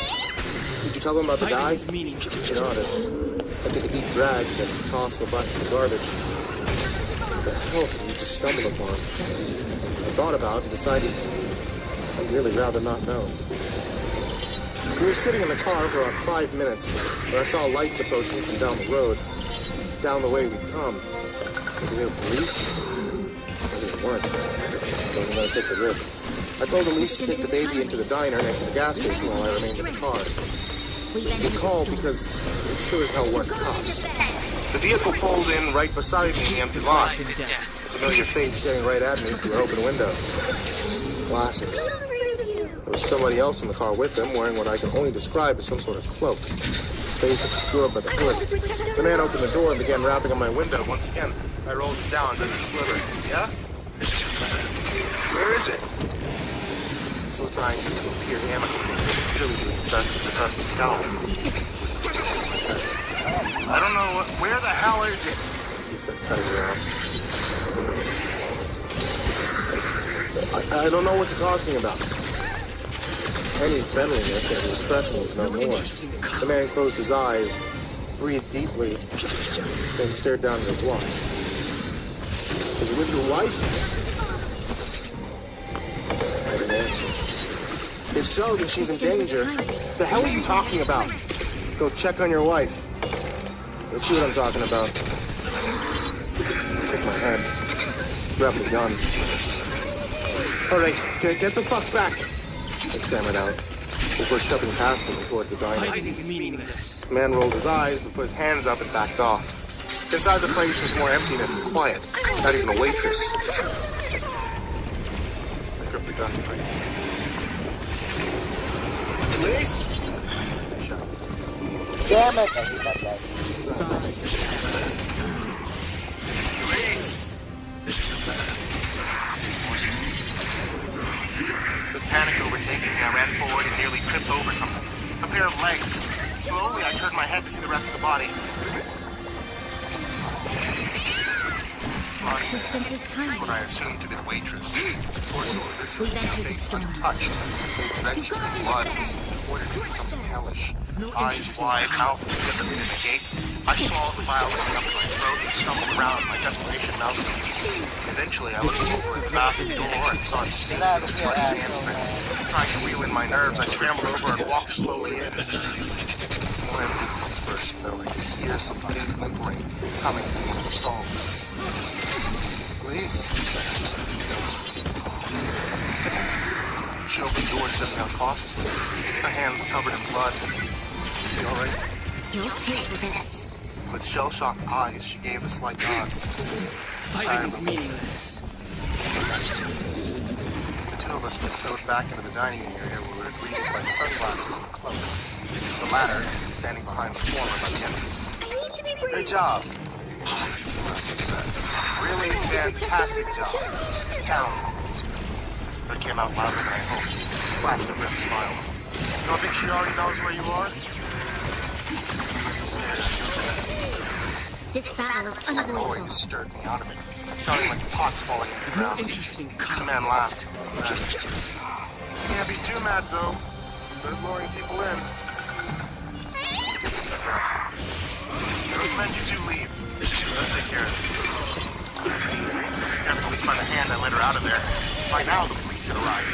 Soaking the lot was red and blue. 2 cars sat there. A bit overkill for what we had originally called for. In an area like this, I suppose they had nothing better to do. 2 cops got out of each. One stocky, one lanky. Both laser-eyed on Lisa's bloody hands and clothes. The stocky one grabbed his pistol, and soon I realized I was still holding it high. I set it down slowly and held up my hands. Evidently, awaiting some explanation I couldn't provide. I closed my eyes, tried stuttering some sentences together that may as well have been gibberish. Sensing the terror in my expression, the cop lowered his weapon and approached me curiously. Sir, you hurt? I shook my head. Where did the blood come from? I shook my head again. The cop's eyes wandered over to the diner. I wouldn't go in there. I choked out. The cop stared. Why not? I wouldn't go in there. The cop looked back at his partner, gave him a nod. Then he headed for the door, and I found myself devoid of anything left to say. The lanky one looked at me. Walk towards me. Slowly now. We'll figure this out. I tailed and shuffled forward a few steps before gunshots filled the air. The cop cursed, looking between us and the diner before drawing his pistol and running in, all the while yelling for us to stay put. I looked at Lise, who hadn't said anything the entire time. Her expression now blank, her skin paler than I'd ever seen it before. I picked the pistol back up, walked her over to the car, and planted her in the passenger seat. Before getting in and putting the key in the ignition, I put on the brakes, ready to peel out of there at any given moment. But not yet. I had a hunch that we were better off knowing what was going to happen here. So, more gunshots, more shouts. At one point, some unearthly screech. I feel my foot slowly easing up on the brakes, but I forced myself to remain steadfast. A few moments later, something came crashing out through the wall, spraying bricks and dust. Something large. I could only really get a glimpse of it at first, but I could make out 2 figures, clearly struggling against each other. One of them appeared to be the cloaked man. Whatever the other thing was, I couldn't tell you. Close to 7 feet tall, wielding bony and lanky limbs, clammy gray skin, dark wet hair flowing down its slender waist, clawed hands the size of bowling balls. I looked on and I saw flashes of its face, those familiar red irises now contained within horrible bulging eyes. A long serpent-like tongue hung out of its cavernous mouth, whipping itself in rapid bursts at the cloak. I carried them feverishly as though it could be some kind of giant medieval knight sword. Eventually, the cloak caught the creature's tongue with one of his gloves, then brought the sword down on it with his other, splitting it in 2. The creature reeled away but pushed forward, driving that blade through its throat before chopping through one side of its neck. It made a horrible croak as it fell. Its body sprawled into a bloody, bony mass on the pavement. Watching the inexplicable sequence play out put me into a near trance. Then I felt the vehicle shift down, and suddenly the cloak was sitting in my back seat. I looked at him through my rearview mirror. His face pale, bony, blood-stained, expressionless. The sword lay flat on his lap. He raised his head to look back at me, and I saw that his lips were stitched together with metal. I looked at Elise, who I could only describe as being catatonic by this point. The cloak pushed against the back of my seat and pointed towards the steering wheel. Seconds later, I was driving. It seemed rather obvious where he wanted me to go. I parked in front of the cabin. The cloak got out first. He rapped against my window, gesturing for me to do the same. I breathed deeply, stepped out, and went to grab Elise. The cloak grabbed my shoulder before I could. I shook my head. I'm not fucking leaving you here. He just stared at me. Then he started heading for the cabin. I picked her up and followed him inside, carefully placing her down on the couch. By now, her skin was the gray of wet concrete. Her eyes blinked erratically. I stared at her in disbelief. I stared for a long time. At some point, the cloak snapped me out of it by tapping the sword on the floor. I looked up and saw him leering over me, and only then I could grasp how large this guy was. He stood 6'5", maybe 6'6". His shoulders broad, his chest protruding and blocky. Underneath his eyes were tattoos of strange symbols. I swallowed. We need to help her. I think he tried to smile at me. It looked forced, unnatural. He then walked towards the back of the room and used the sword to cut through a large lock that had been protecting an inconspicuous wooden chest in the corner. One slight swing of it split in two, old metal dropping to pieces on the ground. He lifted the chest open with the tip of his blade, and then bent down and grabbed something and pulled it out to toss it to me. A gun. Heavy, automatic. More disbelief as I stared at the weapon. The cloak had gone as he discarded his sword for another, a smaller blade that he kept in a scabbard at his side. In his arms, he held a large assault rifle. What the hell is this? The cloak set his rifle down and picked up a notebook on the table in front of him. It wrote something. He held it up to me. The words, "We kill it," were scrawled messily across the page. Kill what? I asked. The cloak just stared at me, apparently perplexed by my question.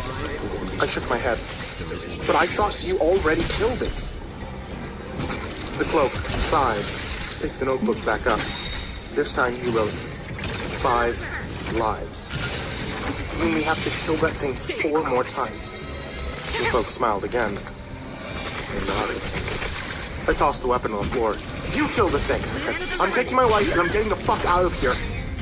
I suppose that was a bit overzealous of me.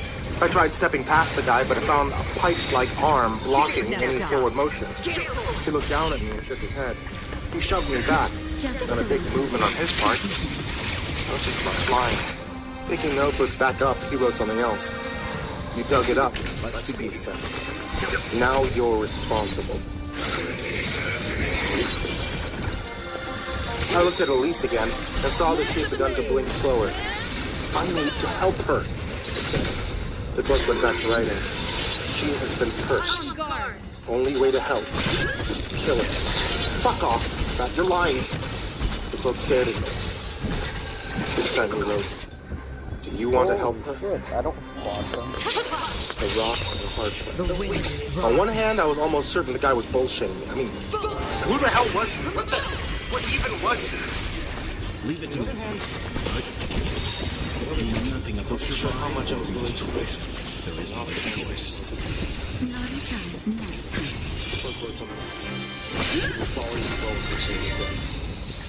Spirit never dies. I sighed. Should have started with that. I carried Elise up to one of the bedrooms while the cloak did his thing downstairs. Preparations, in his own words. As I closed and locked the door behind me, I had to reconcile to myself how wrong this all felt. Like being lost in the woods in the dark only to be offered a way out by someone who had no business being there to begin with. Do you trust him? I suppose it depends on what you have on the line. Back downstairs, I sunk into the couch and ran my fingers across it. Plastic. I've had experience shooting. A lot of experience, in fact. But the cloak couldn't have known this. He's really trying to help me. The expression is not the way to tell the voice. Just a little something. I don't know how long to tell the truth. Stay course. The wind is rising.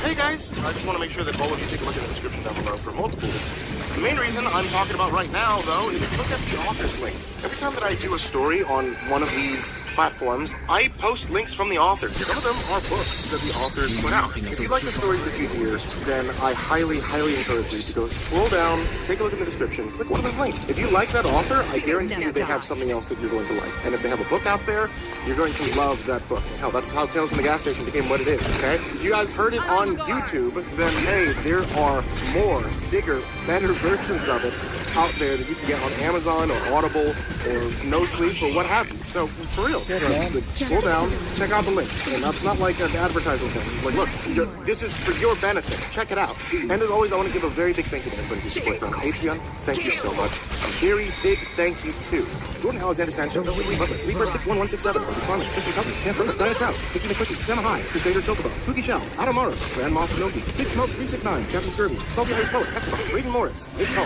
Horror Fan 1212, Hour Minute Second Time, Kyle Resnick, David Martin, Scary Hoodie and Camp, Robert Malcolm, Angela, Spanky, Snoochie Gucci, Saputo, Luca Galvin, Matt Creepy Chick, Tyler Fletcher, Mertzner, Red Shadow Cat, Xavier the Giant, Sean Hatterbaker, 6K Raptor Christian, Turtleman, Rob Like Trumpster, Kyle Lee, Xavier Graphics, Lord Life Best, Lauren Madison, Maria Walker, Emily Mitchell, Mr. Marcus Blitz, Make a Limb Chop, Dirt Diver 030, Matt Fox, Voice of Sand, Coffee John, Hidden Tiger, Shelly J, Jeremy H, Second Jana, Deleted Accounts, Melted Lake, Holly Sue, Old King, Beth Meinberg, Michael Ortiz, Titanic Aries, Hawk 764, Nemda M98, Arkansas, Sasaki, Cronut 509, Kiwi Amber, Cricket, Ready Cougar, Happy Birthday, Jason Wilson, Mr. Trap, Casper, Baby Nephew, Paper Chip, Acid System, Prozac Advanced Appreciation Society, Thanks for the Welcome, Cryptic Nightmares, Sloth, Spectre's Lampshade, Sky Harbor, Nico Kyle, Rafael Rodriguez, Mr. Bros, Aaron Stormflow, Jamie Polson, and Boy Kinship.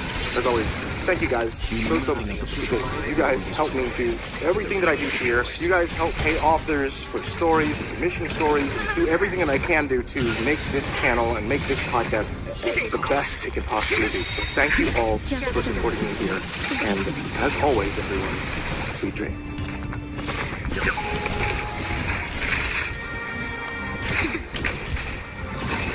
Hey there kids, it's me, Mr. Pasta, and before we get started on tonight's story, I want to let you know about tonight's author, Jordan Groove. Jordan Groove Horror is a channel on YouTube and also an author of many stories you may have heard here before. If you want to see more stories directly from the author himself, take a look at Jordan Groove Horror on YouTube or click the link in the description down below. Now, on to tonight's story. I was scrolling YouTube and I saw the channel pop up on my feed. It said, recommended for you. It means a dark thumbnail image. Something about it called out to me and I clicked on it unthinkingly. A loud baritone voice began to speak, filling my living room with sound. Strangely, I can't remember what it said.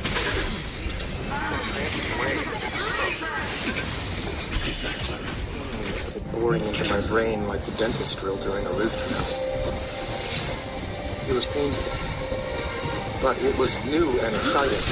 It's hard to explain, but I suppose the sensation could be compared to eating spicy food or some other less PG-13 activity. It hurts so good.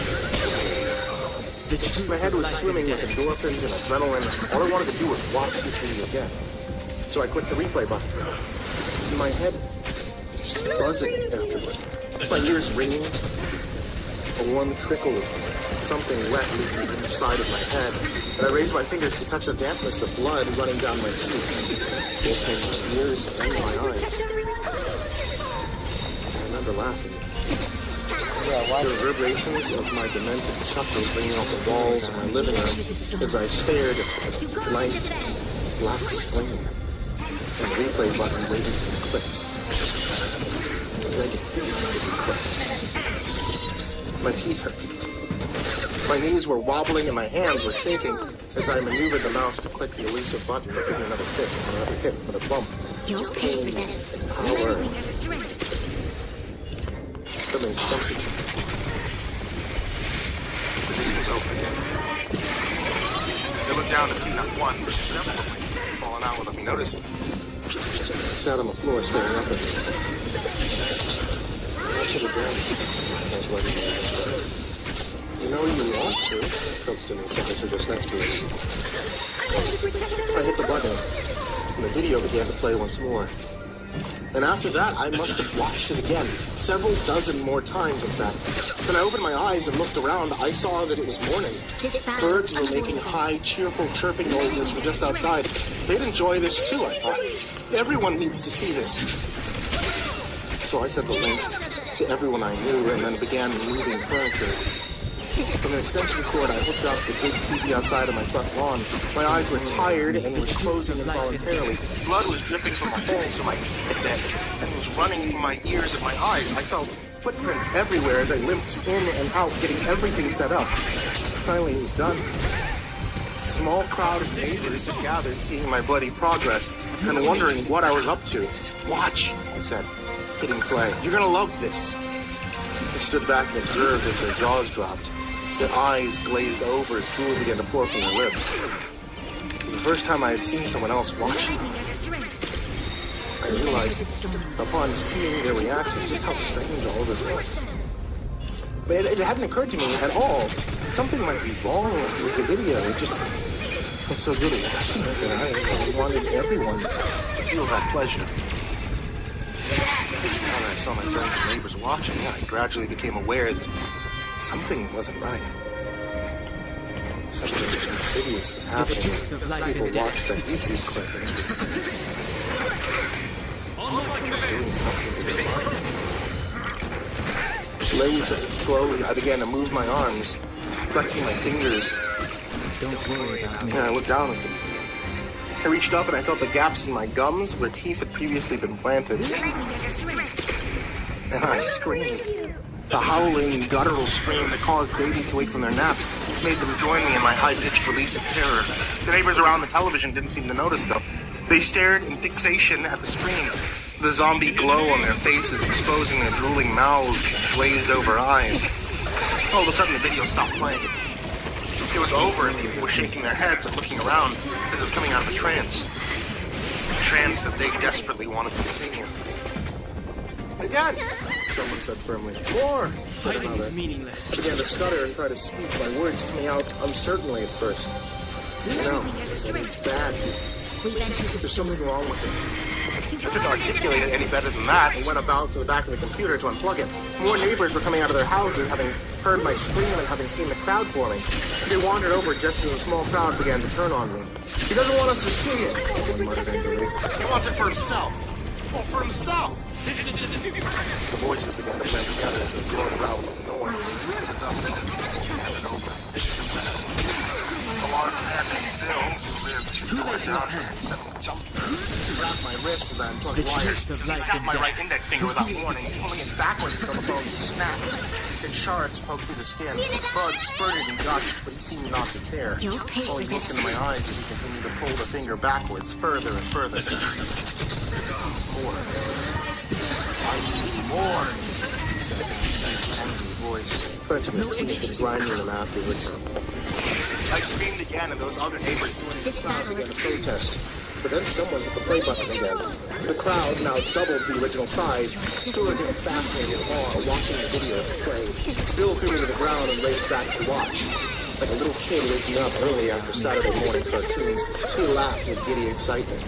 And his jaw dropped and drool began to drip as he observed the screen once again. His laughter turned to an imbecile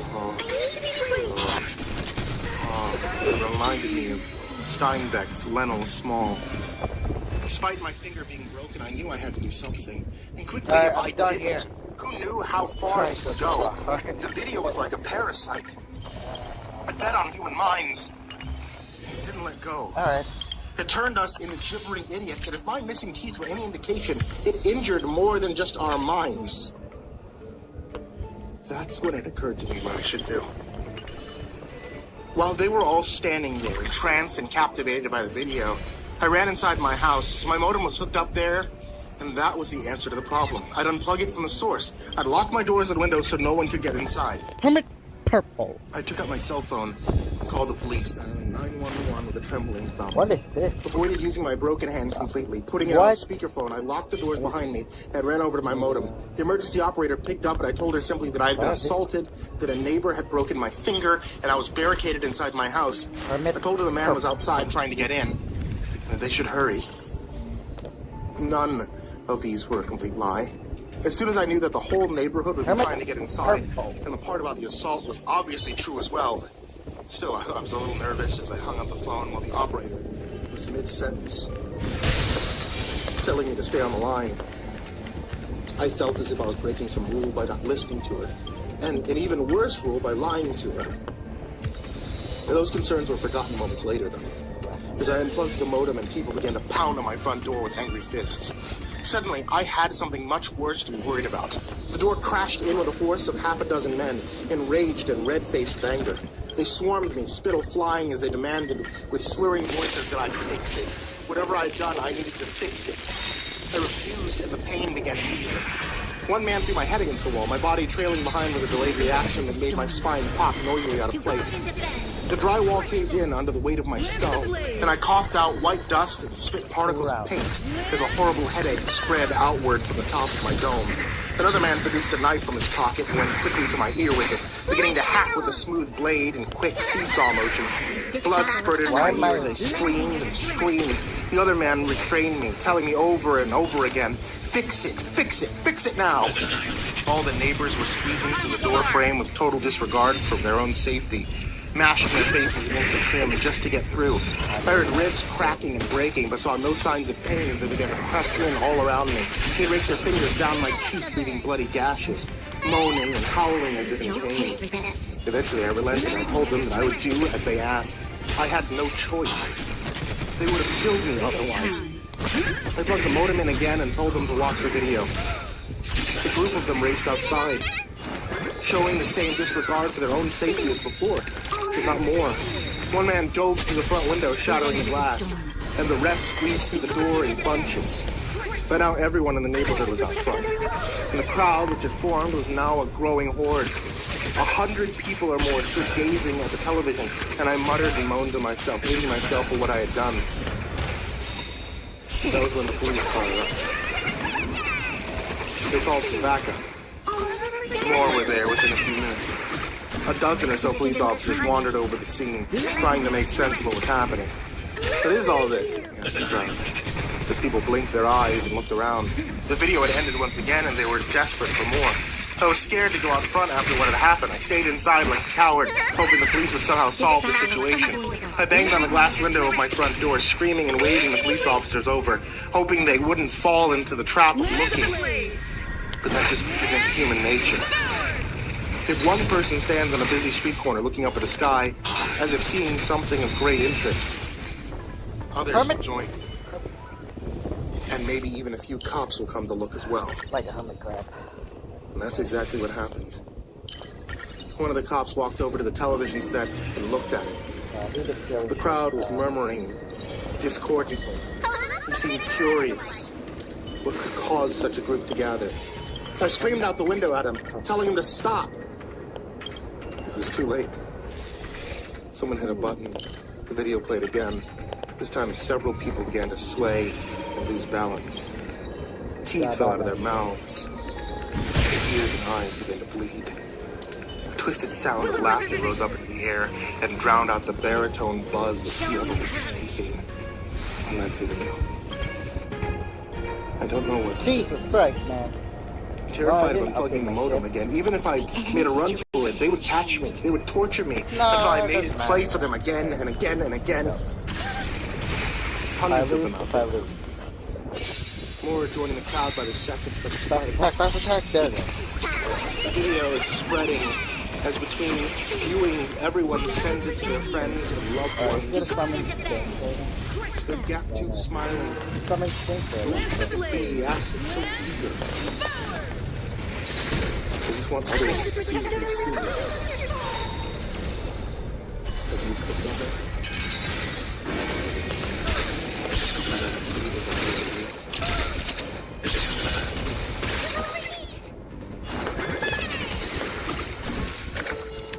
Hey there, kids, it's me, Mr. Baby Pasta, and I just wanted to tell you thank you for watching tonight's video, or listening to tonight's episode of the podcast. And as always, I want to give a very big thank you to everybody who supports me on Patreon. If you scroll down to the description at the very bottom, you'll find a whole bunch of people there. Also, we've included this nice little scrolling thing, because the number of people who support me on Patreon has gotten so big that I'm afraid it might actually max out the description. So we've included this here as the little scrolling text on the end screens. So everybody on that scrolling text, everybody I'm about to mention right now and mispronounce all of your names, and everybody who can donate even $1, thank you so much.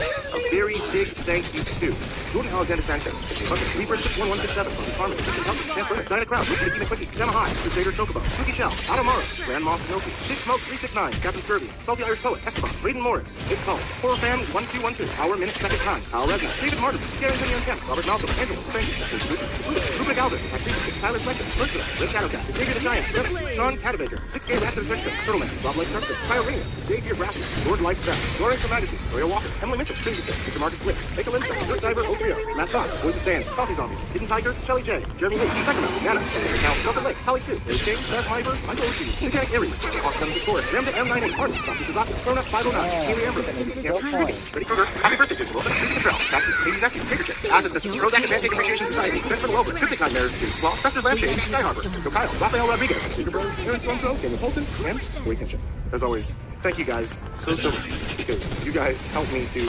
everything that I do here. You guys help pay authors for stories, mission stories, do everything that I can do to make this channel and make this podcast the best it can possibly be. So thank you all for supporting me here. And as always, everyone, sweet dreams.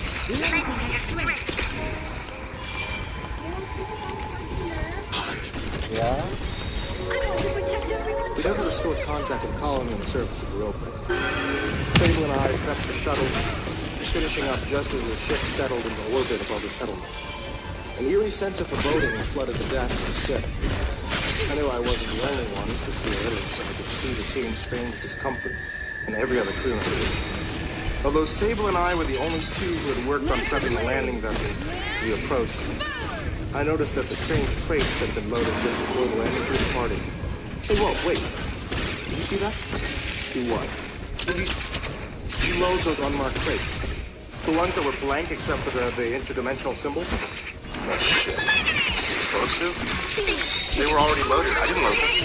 If you didn't either, then how the hell did I just see them on the landers before they left? Was it baffling?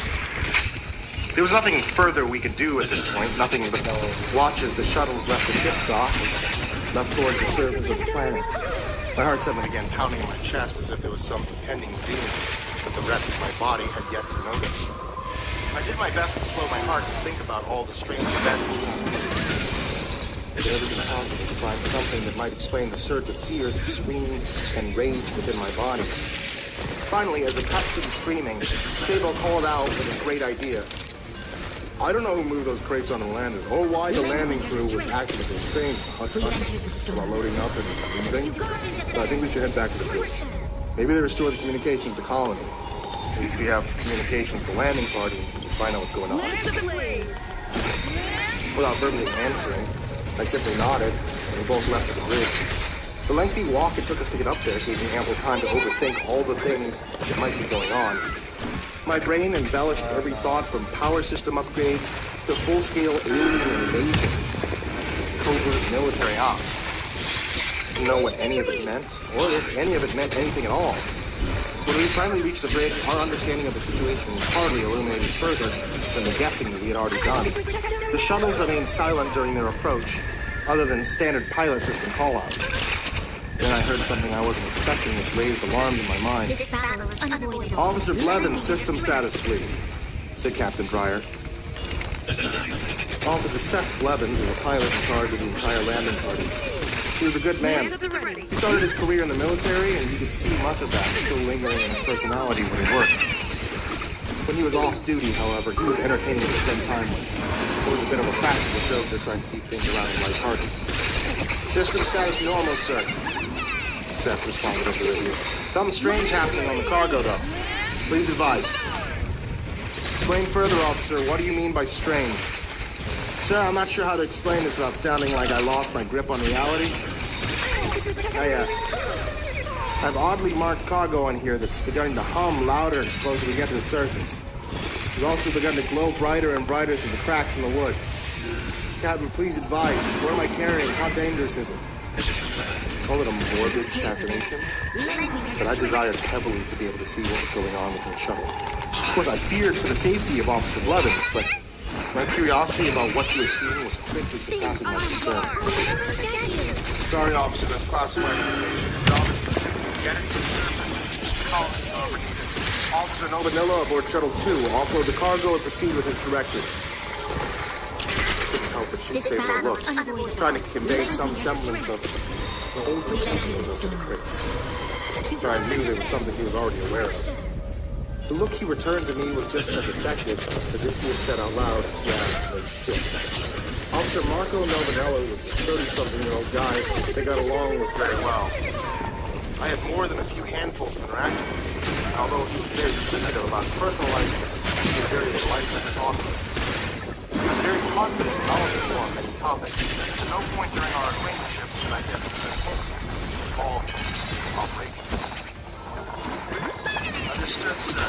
All three shuttles are college now. Decom with industrial college. One last time. Assistance is timely. The bridge fell silent as everyone sat. The next voice to come through the speakers. Everyone knew there was nothing to do. The call might come in any moment. Lend me your strength. There's no way to tell. I want to protect It could be 30 minutes or 3 days. Or the most stressful option is that we didn't know if it would ever come. After a few short moments that felt like an eternity, one of the crew broke through the deafening silence that crept over the bridge. Sir, I've lost all forms of tracking on the shuttle. But they just vaporized from existence. What do you mean? You better figure out how to get it back. Okay, sir, I'll see what I can do. I don't think the problem lies with this equipment, at least. It's on the shuttle set. The tension on the bridge rose, so did my anxiety. I began to beg inside my head for something to break. I selfishly wished for something to fall apart and give me an excuse to go and do anything else. Instead, Sable nudged me with ribs, which was annoying, but albeit ineffectively get my attention. Only for him to ask me the same questions I was afraid to ask him. We've entered the storm. While I contemplated my existence, some critical conversation had been happening on the bridge. I only know because as soon as I came back to reality, I was getting yelled at by the captain, having been told what I would be doing next. John, grab the other shuttle, you're going down there. What? Oh, no. I love my job, but I love it more like a, hey, go clean the toilets, not a go investigate the sound of certain death. John, shut up and get on the fucking shuttle. Sable began to tell me, careful, when Captain Dryer interrupted him. You will be careful, too. Your ass is going with it. Sable's smirk quickly faded and was replaced by a silent but visibly apparent groan. And as the two of us left the bridge, Captain, Scanners picked up 2 shuttles headed our way. One of them is ours, the other is on the surface. Good. Can you pull him on the screen? No, Captain, I've been trying. There's no response. Captain, another shuttle appeared on the screen. We now have 4, 5, 6 shuttles headed our way. Sable and I never quite made it off the bridge. This sudden excitement held us both in place in the doorway. Far too curious about what was going on. No! A quick look of fear and panic flashed over Captain Dryer's face. He could only remain visible for a split second before returning to his typical confident demeanor. John, Sable, change of plans. Get on the dock and head of the shuttles. Right. Sable responded faster than I could. I told the captain, he'd be happy to. Directing me by the control doorway of the bridge. We hurried down the hall, silently towards the docking base. Once we had made it nearly 3/4 of the way there, I couldn't contain myself any longer. I had to speak. Dude, doesn't something feel extremely off to you? Nothing about this feels right. Yeah, no shit, John. There's some very serious shit going down right now, but of course it doesn't feel right. None of this shit feels right. We watched out the giant bay door through the invisible plasma door that held back the harshness of open space. The first 3 shuttles approached slowly but awkwardly. I hope I help. As if whoever was flying it was intoxicated to some extent. Shit, look out! Sable yelled just as the first shuttle sped through the barrier. Sable pushed me out of the way and dove just barely in time to avoid getting crushed. Then the shuttle slammed into the dock. The second and third shuttles sped into the bay, crashing against the back wall as if mimicking the first shuttle. Sparks flew, chunks of metal shot through the air, and the insanely loud sound of bending and scraping steel filled the area. Scrambling to my feet, I looked over the wreckage that nearly killed both Sable and me. I calmly chirped, and Captain Dryer's voice immediately screamed through the small handheld device. What the actual fuck is going on down there? Before I could answer, one of the shuttle doors opened, and 2 colonists stumbled out. There was something wrong with them. Beyond the wounds sustained from the crash, they looked severely disfigured and bloodied. My mouth hung agape as my brain sparked and smoked in ground gears trying to process everything happening as fast as possible. The 2 colonists spotted me and began to shuffle towards me. Just before I turned to Sable, a dark silhouette emerged from the shuttle behind them and suddenly seemed to phase from existence. With my brain overheating, trying to make sense of what I was seeing, I wasn't entirely sure if what I had seen had truly happened or not. Look out! Sable yelled from behind me. His warning only made a split second before the following 2 shuttles burst through the barrier and crashed behind the first 3. 2 of the shuttles smashed the 2 colonists in front of me, rendering them into nothing more than red streaks of blood and a faint memory. I turned and sped as fast as my legs would carry me towards Sable and the main door to exit the docking bay. As I covered half the distance between myself and the door, the final shuttle slammed into the wall directly behind us. Chunks of metal flew through the air, and 2 spots on my back suddenly burned and flooded my body with pain. Some piece of the shuttle tagged Sable in the right shoulder, causing him to spin and trip over his own feet. As he turned and tripped, the look on Sable's face seemed to shift suddenly from surprise to sheer terror.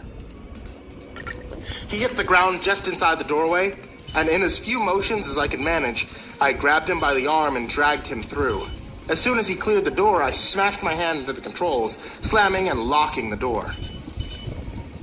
As we sat there, catching our breath, Sable's comlink chirped, causing me to realize that I had apparently thrown mine as the shuttle took the 2 colonists. Even with my adrenaline at full throttle, I could feel the pain set in as I thought the back of my shirt began to seem wet. Sable's shoulder was bleeding profusely, and a massive chunk of shuttle protruded from a wound. It looked deep, very severe. What's happening down there? We have damage reports flooding our control panels up here, Captain Dreyer yelled through the comlink. Captain, all 6 of the shuttles crashed into our docking bay. It's like they didn't even try to slow down. I'm not... Oh, God damn it! Sable winced in pain and yelled out, causing him to stop mid-sentence. I took the comlink from him and began to explain as best as I could. What we had just witnessed still had my mind going full tilt, trying to make sense of it. Captain, something's wrong with the colonists. They look deformed or mutated or something like that. I don't know if any survivors are still in there or not. Sable and I are alive, but we both sustained severe injuries. The door is shut and locked, and we're going to try to get ourselves to medbay before we both bleed out. Have either of you come in contact with anything unusual down there? Asked the captain. I was truly dumbfounded at the captain's ridiculous question, which caused me to leave a pause before answering. Anything strange? Are you fucking serious? Nothing down here is normal. All this is unusual and quite honestly, fucked up.